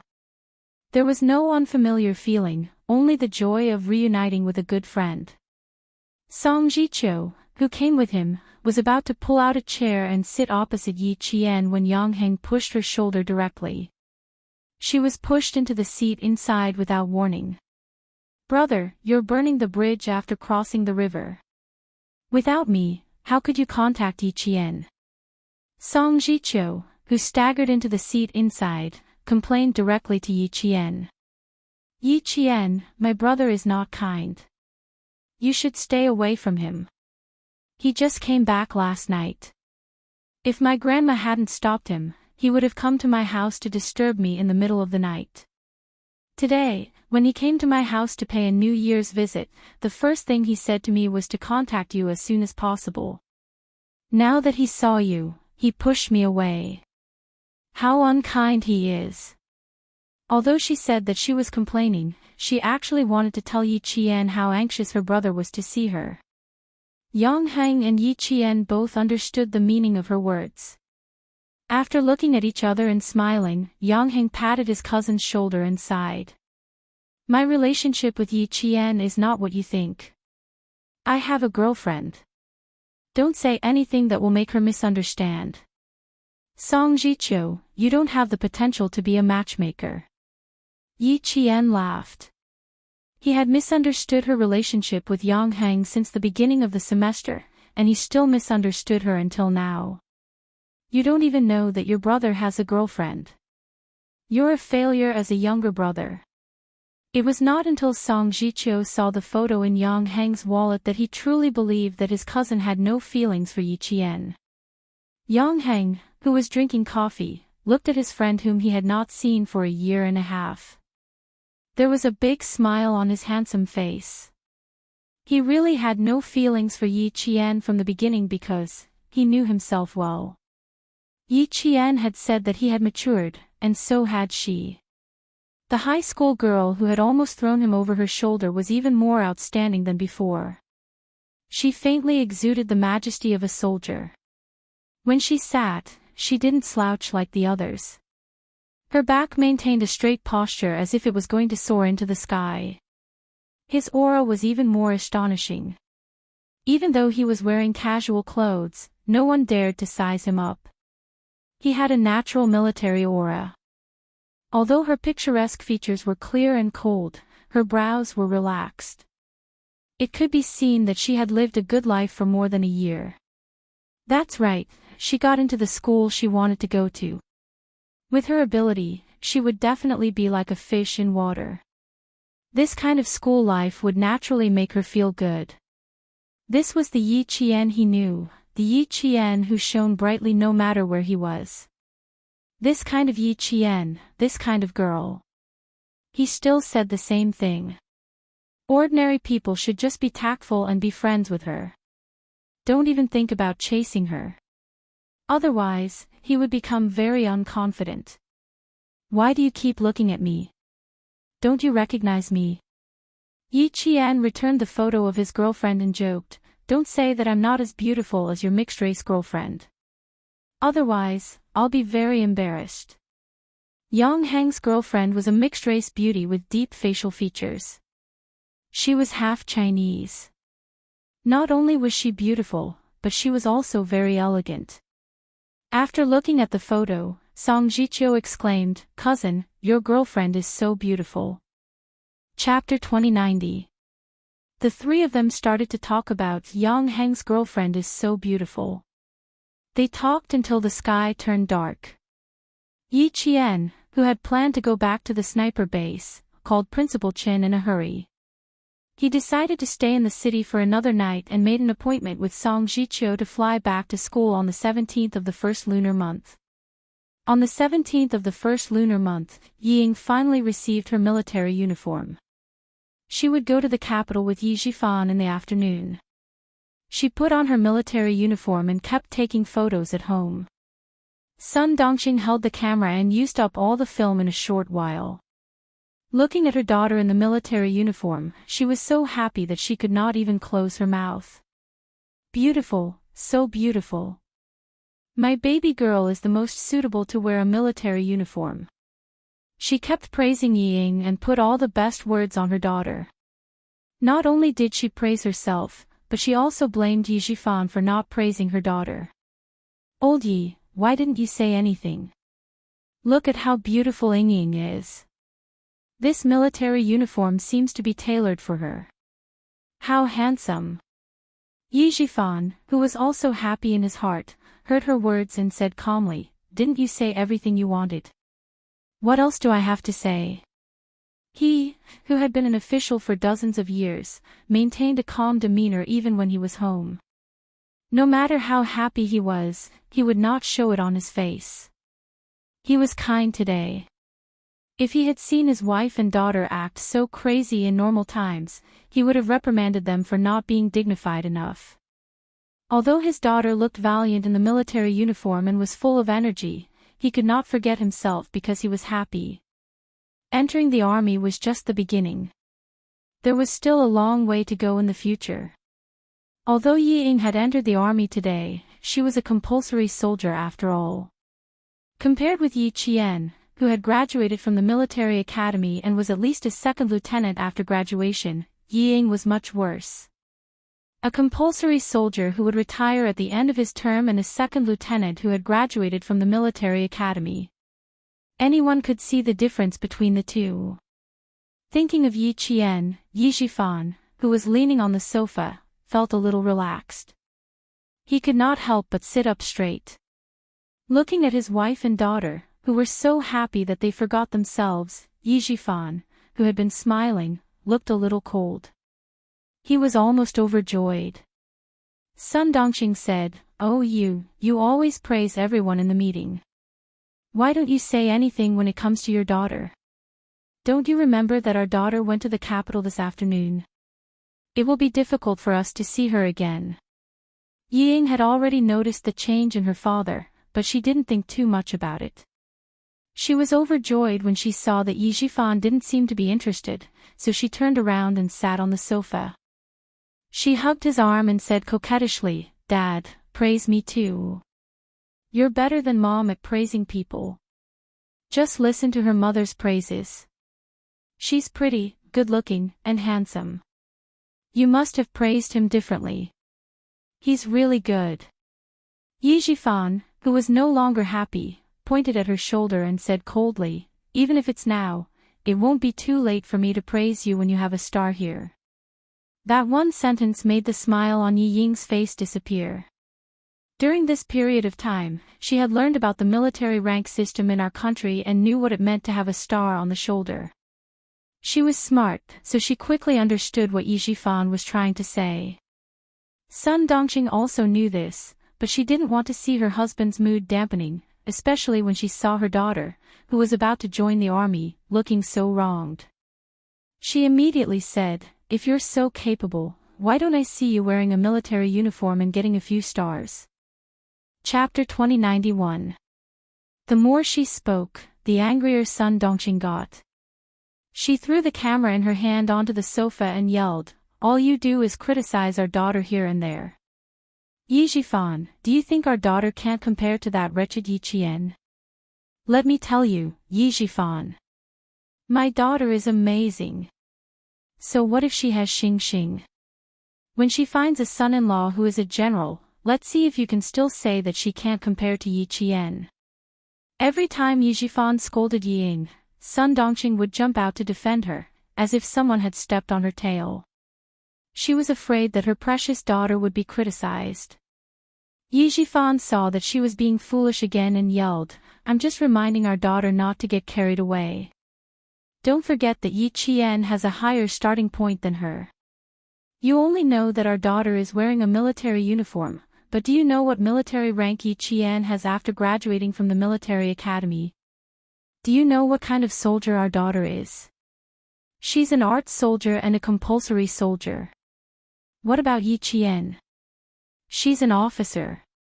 Even if she's a basic officer, she's still an officer with a position.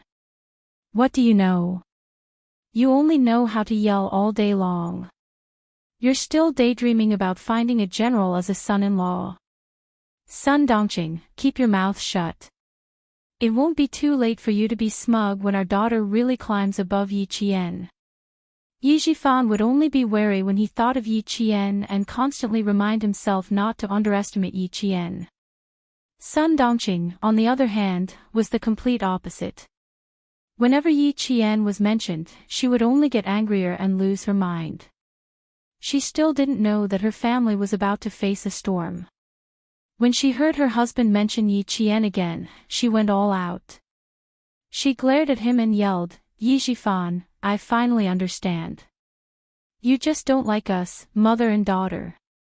Fine, since you think that Yi Qian is better than Yingying, then acknowledge her as your daughter. Stop being such a wet blanket and scolding Yingying all day long. Yingying will have Madame Li's help in the future. It doesn't matter whether you're there or not. She'll find a general to be her son-in-law in the future. Don't bask in Yingying's glory and live your own life." To Sun Dongqing, her daughter, Yi Ying, was her pillar of support. Now, she believed that Yi Ying had found someone to rely on. Compared to Yi Qian, who had no one to rely on, Yi Ying was many times stronger. Her words implied that the mother and daughter would no longer rely on their husband. Yi Jifan was enraged when he heard this. He slammed his palm on the coffee table and shouted angrily, "Are you tired of living? You want to make trouble with me? It's because I have a mother like you that I've made so many mistakes."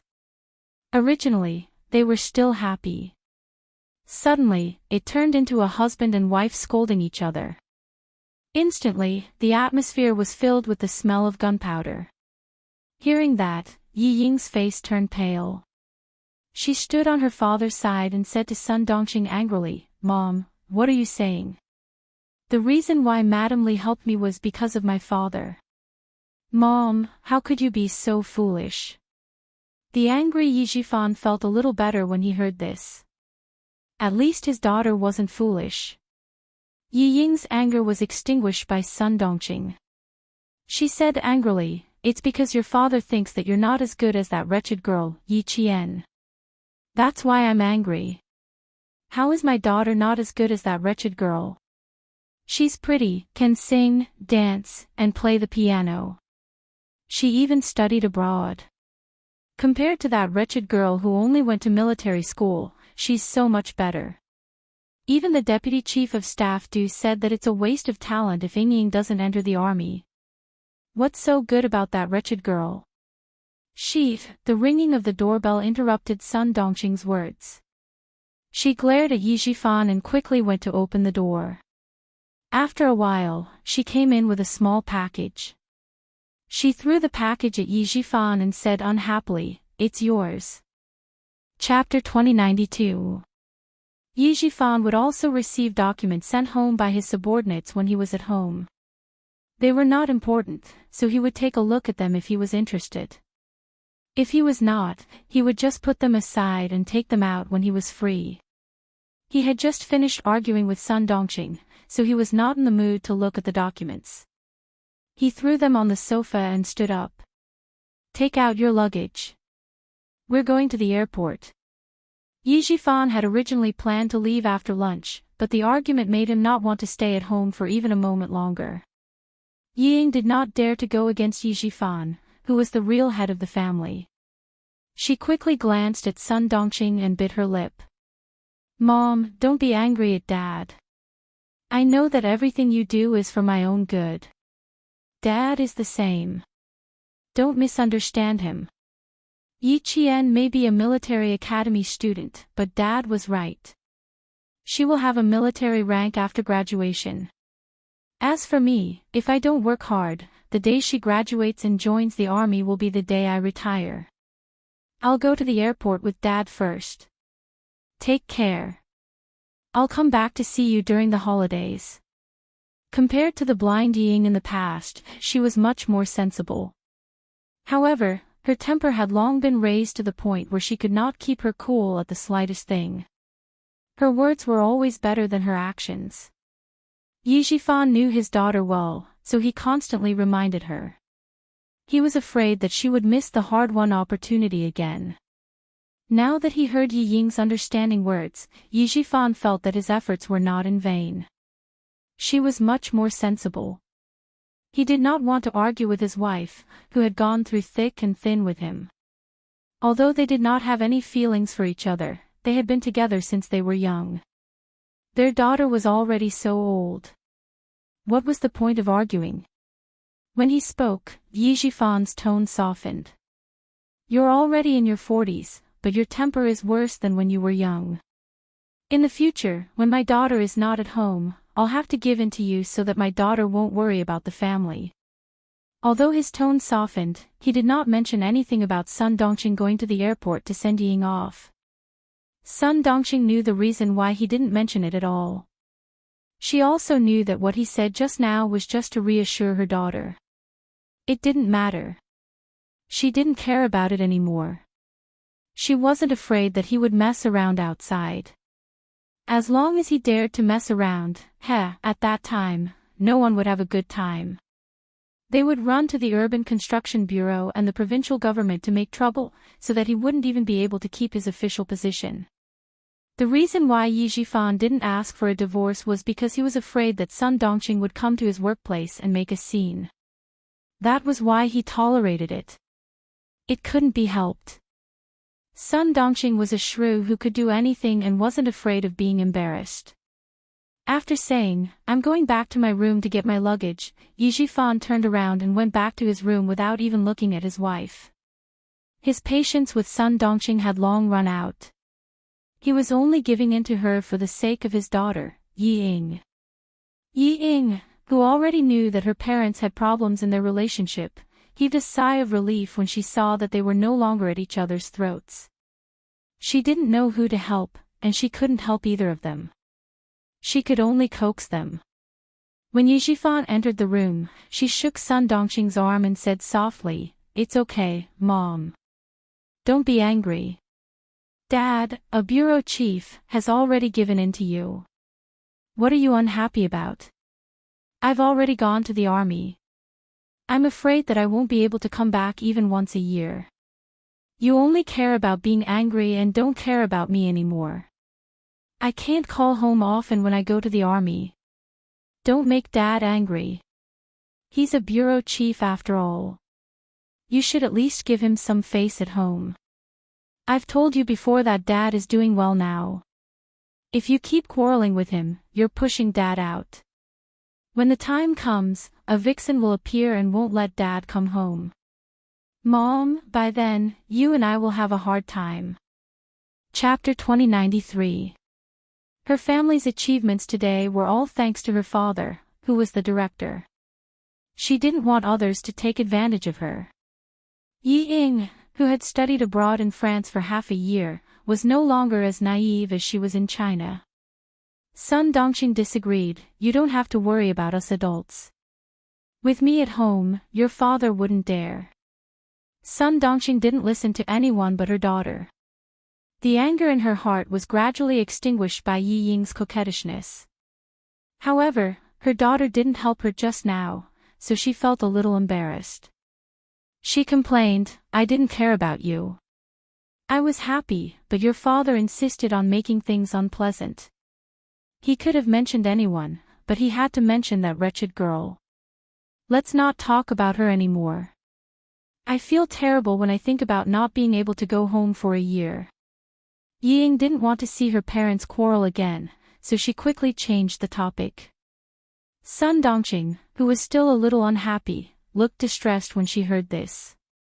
She looked at her delicate daughter lovingly and reminded her, "Ying, you have to take good care of yourself in the army. Don't let yourself be wronged. You have to eat well and sleep well. Don't make things difficult for yourself. Don't fight for the hard work. Just do it." Yi Jifan, who was coming out of his room with his luggage, heard this. His face, which had just calmed down, became gloomy again. Don't fight for the hard work. Did she think the army was her home? Did she have to be picky? Ying, come and get your luggage. He interrupted her directly to prevent himself from getting angry again. He immediately ordered the driver to go upstairs to get the luggage. He didn't give Sun Dongqing a chance to say anything stupid. He said to her coldly, "I'll tell you when we arrive in the capital." Then he quickly brought Yi Ying downstairs. When they got in the car, Yi Zhifan mentioned Yi Qian again. He had to let Yi Ying know how far she was from Yi Qian. Without Sun Dongqing's interference, the father and daughter's conversation remained calm. Principal Chen also carefully reminded Yi Qian, "When you arrive at school, you must obey the arrangements. Do whatever the leader tells you to do. Learn more, observe more, and do more. Don't avoid the important things. It's not easy to get the title of excellent student. You're not the only one who wants it. There are many excellent students who want it. Ying, as long as you do your best, you have a clear conscience whether you get it or not. I have the troops here to take care of you. Don't worry, don't be distracted because of me." Yi Qian's flight would take off at 1:00 at noon. She would meet Song Zhiqiu at the airport and go back to school together. Headmaster Chen insisted on taking her to the airport. Since the car he took was the jeep of the sniper base, Yi Qian did not stop him. "If you're afraid of getting tired from eating, then you're not a good soldier. I remember all of that. You make me happy again." Someone in the front shouted, "Yi Qian," in the crowd. Principal Chen immediately found the direction of the voice. He pointed at two tall figures walking over and asked Yi Qian with a smile, "Are they your classmates?" Yi Qian also saw them. He waved his hand and answered, "Yes. The boy on the left is Song Zhiqiu. He's my classmate. The other one is Yangheng. You've met him before. He's studying in Australia now." Across the crowd, Headmaster Chen looked the two boys up and down, which made Song Zhiqiu's heart tremble. Chapter 2094. Later, Song Zhiqiu described Principal Chen's eyes to Yi Qian in this way: "It was like a bullet going through the center of the eyebrows and killing with one shot. It was like being on a battlefield." This was the eyes of a world-class sniper, sharp, calm, and deadly. Yangheng did not feel like being shot by a bullet. He only felt that it was difficult for him to breathe under such a gaze. It was difficult for him to take a step forward. In fact, Principal Chen withdrew his gaze quickly. He did not expect that such a glance would make the two boys feel so stressed. Seeing that the young men were a little nervous, he did not linger. After Yi Qian took the ticket, he left with the soldiers. Young people had their own way of getting along with each other. If he continued to stay, it would only make them feel uncomfortable. It's so stressful. I don't dare to speak loudly. After Principal Chen got in the car and left, Song Zhiqiu turned around and said to Yi Qian, "It's like meeting the chief. I'm so nervous that my palms are sweating." Hearing this, Yangheng nodded in agreement. After taking a breath, he fanned himself with the ticket to get rid of the suffocation caused by the difficulty of breathing. He said to Yi Qian, "You can check in now. Let's go in first." Yi Qian did not know that Yangheng was going with them. Seeing this, he could not help but ask casually, "Is your boarding time similar to ours?" She thought that Yangheng was going to another city. "Yes, I'm boarding at the same time and on the same plane as you."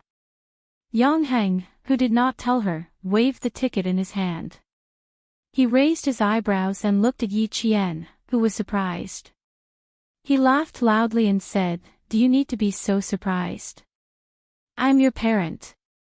I'm sending you two back to school. Come on. It's obvious that you want to go out to play."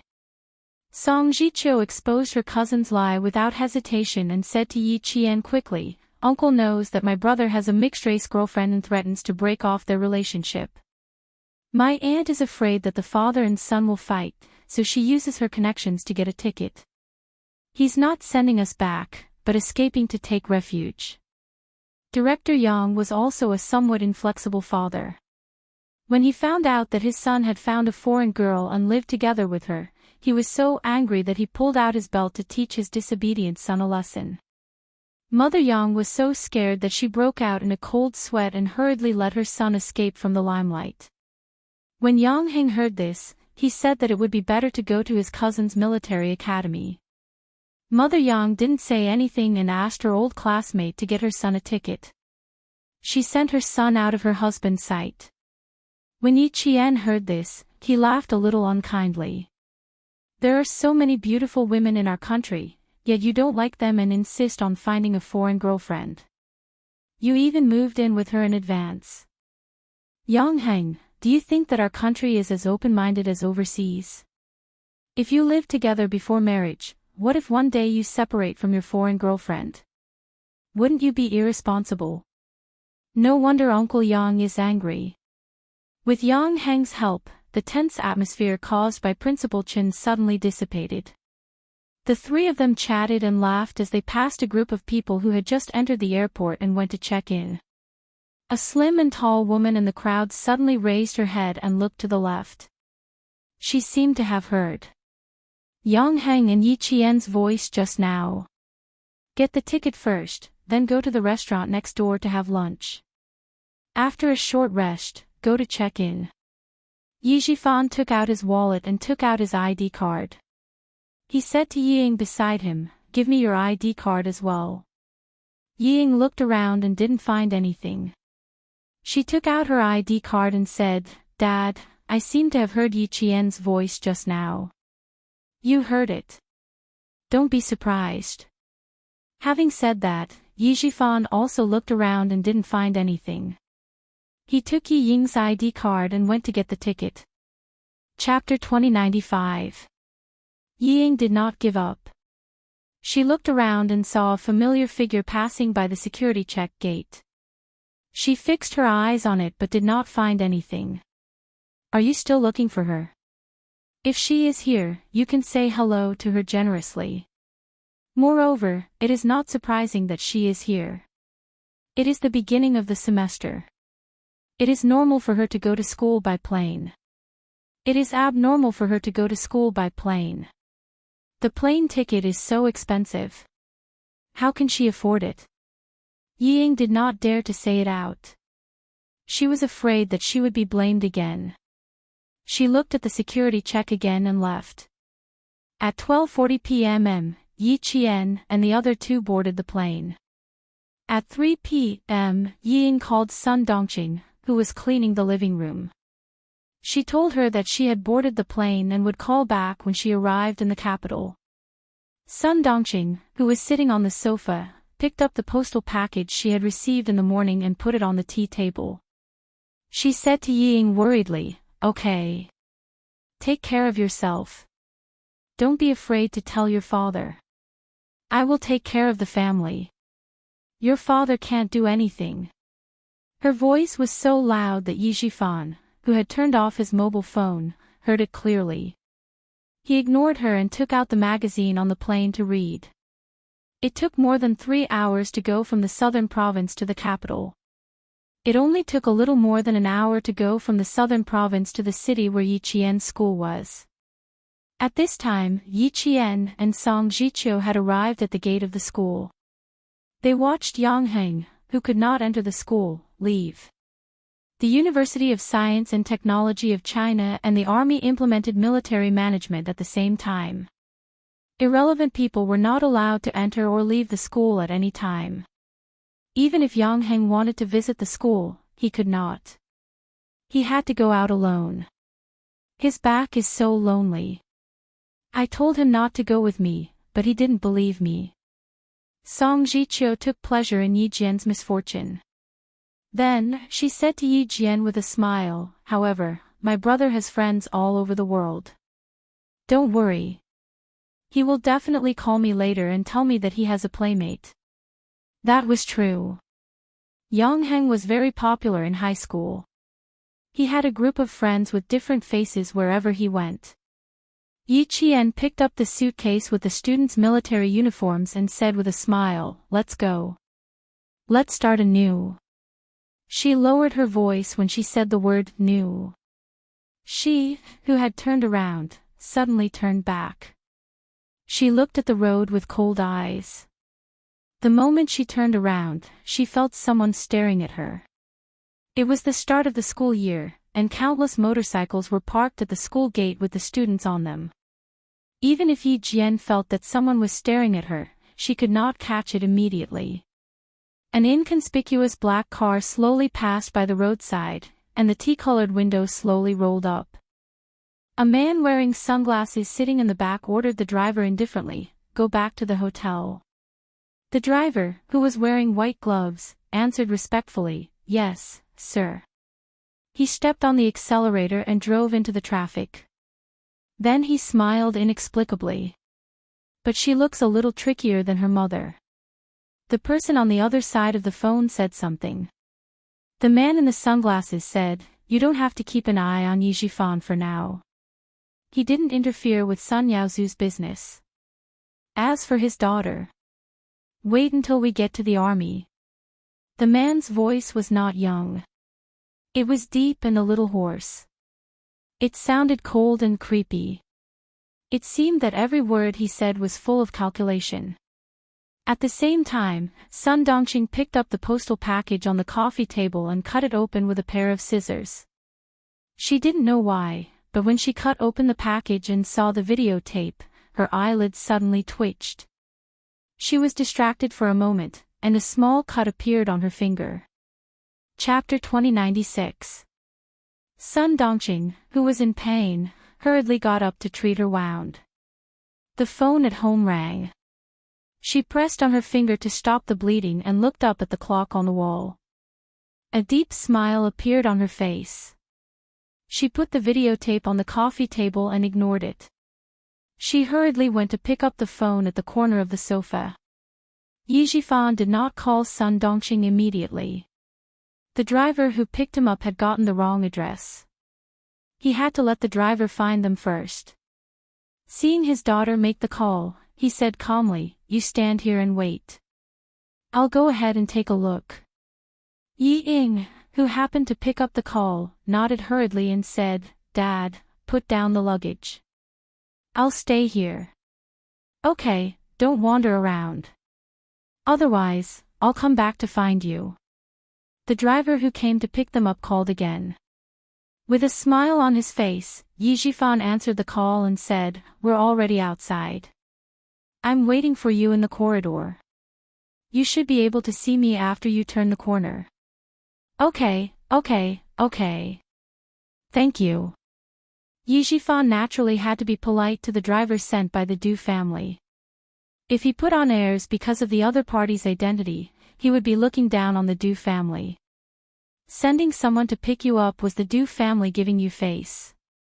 If you looked down on the driver, wouldn't it be the same as looking down on the Du family?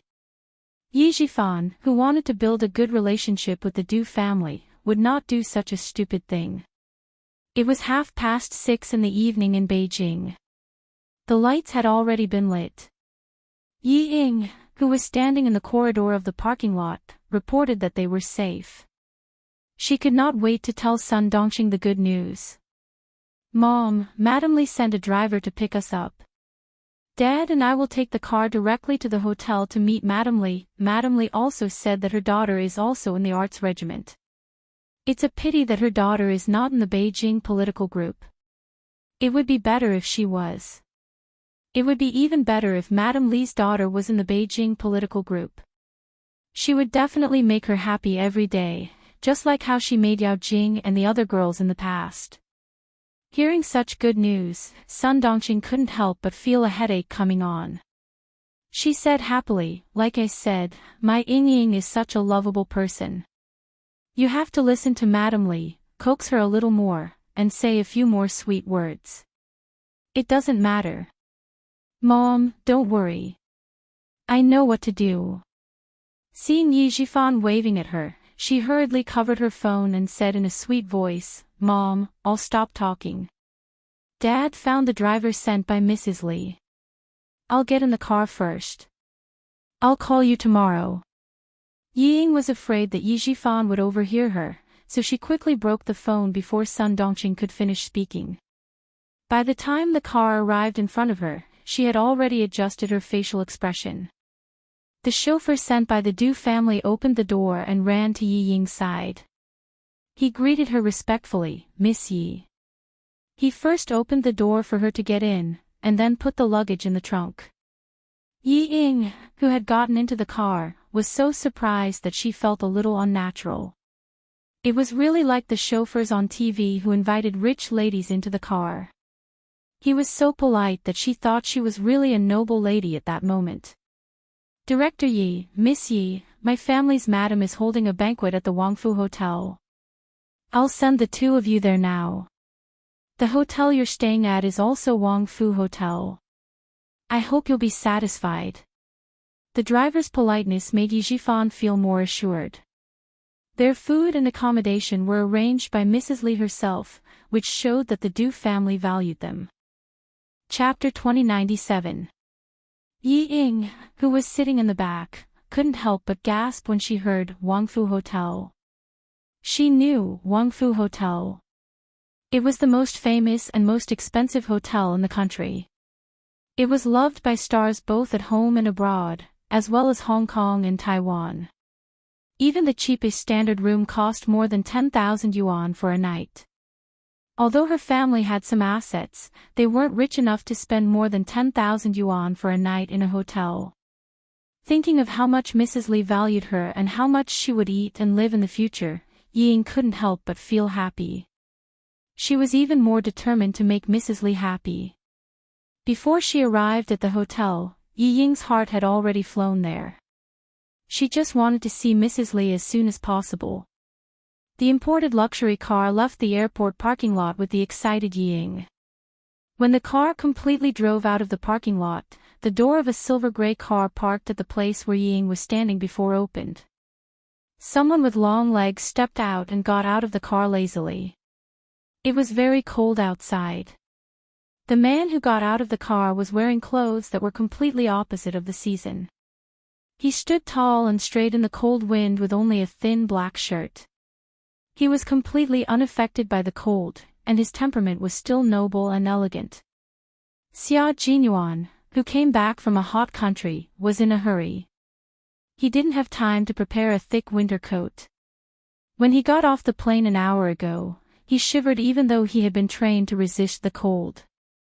"Why did you get out of the car? Is something wrong?"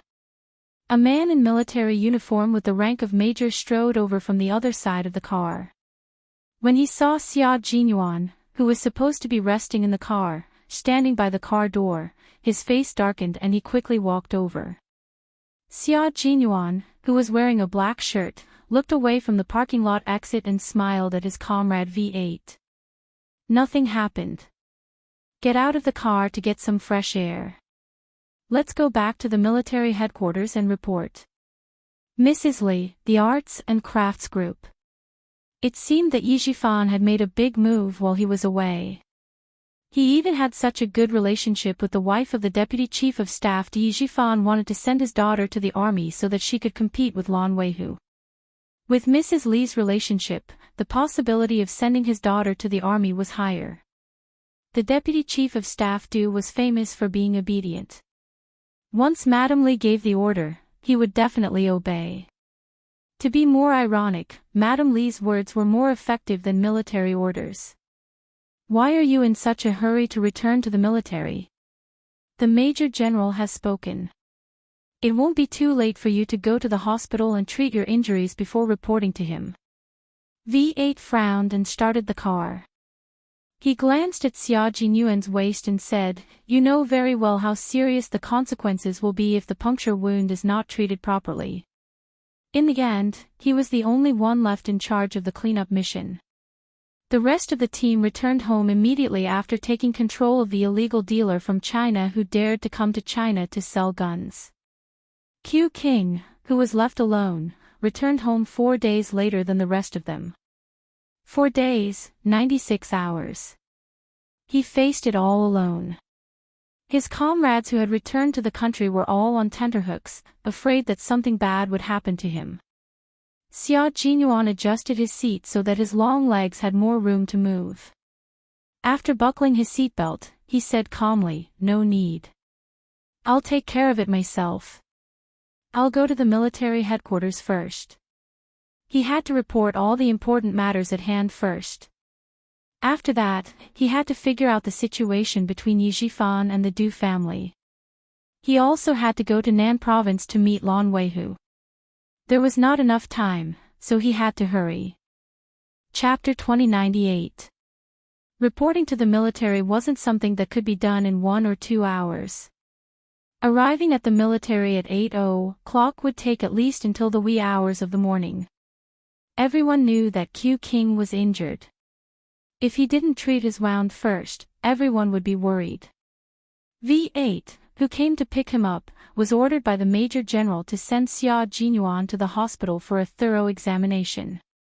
It wouldn't be too late for him to go to the military after his wound was properly treated. Xia Jinyuan was thinking about Yi Jifan and the Du family, so he didn't want to waste too much time on himself. V8 saw that he was determined to go to the military, so he stopped the car on the side of the road and said to Xia Jinyuan, "Before I came out, the Major General ordered me to send you to the hospital and treat your wound before returning to the military. Since you don't want to cooperate, you can explain it to the Major General yourself." He couldn't persuade him, so he could only ask the Major General for help. Xia Jinyuan was a little helpless when his comrades stopped him, but he couldn't say that he didn't want to go to the hospital and went straight to the military academy for Yi Qian. Seeing that he was really going to call the Major General, he reached out his long arm and quickly snatched the phone from V8. "Don't get distracted, just focus on driving. I know my own wound. Do I need you to remind me if there's really a problem?" The wound did have some signs of inflammation, but it wasn't serious. He could take a few antibiotics to suppress it first and deal with the urgent matters at hand before treating the wound. Xia Jinyuan, who listened to Yi Qian's entire conversation, didn't think about going to Wangfu restaurant himself. Although he put Yi Qian's personal affairs first, they could never be compared to the mission. No matter how important the personal affairs were, they had to be put aside when it came to the mission. Right now, he really wanted to go to Wangfu restaurant directly and ask about the situation. He also wanted to immediately call Xia Yiwei and Ho Zi to ask about the situation, but he knew his mission and responsibility. He knew which was more important when it came to business or personal affairs. V8 couldn't change his captain's decision since his phone was stolen. In the end, he chose to compromise and drove the car back to the military. Major General Yang looked at his trusted subordinate who was dragged over. He angrily slammed his hand on the desk and yelled, "Nonsense! Do you still want to live?" As he cursed, his hands did not stop dialing the internal line and immediately asked the guards to call a military doctor over. He wanted to see for himself how serious his injuries were. Then, he questioned V8. "I told you clearly that you must bring him to the hospital for a checkup. You ignored my order and brought him to the military. Can you take responsibility if anything happens to him?" Just as V8 was about to say that it was his fault, Xia Jinyuan said, "Major General, it's not my comrade's fault. I was the one who insisted on returning to the military. He didn't want his comrades to be implicated because of his decision." Jun Yan was slightly tired as he explained in a deep voice, "I have an urgent matter to report. I must return to the military first." As he spoke, he unbuttoned his black shirt and pulled out a thin, white strip that was about the length of chewing gum from his chest. "Memory stick. I got it from the surveillance camera in Antonio's office. There's a very important conversation in it. The translation is in Chinese, and it mentions a certain border outpost in our country twice. A notorious arms dealer mentioned a border checkpoint of our country." What did this mean? It meant the seriousness of the situation. Major General Yang took the memory stick from a camera company in 1999. It was used to store video and other media. He looked sharply at Xia Jinyuan. "What do you suspect?" Before he could say anything, Major General Yang's face was as dark as water. Chapter 2099. Xia Jinyuan calmly looked at the Major General, whose expression was getting more and more serious, and slowly voiced his suspicions. The firearms and ammunition that Antonio sent to various countries included all kinds of transportation methods. As far as I know, Antonio successfully took over the border checkpoints of 2 Western countries and 1 South Asian country and used them as a safety line to cover the transportation of firearms. I've only been with Antonio for a short period of time, but I already know that there are problems with the border checkpoints of 3 countries. This shows how big his firearms business is.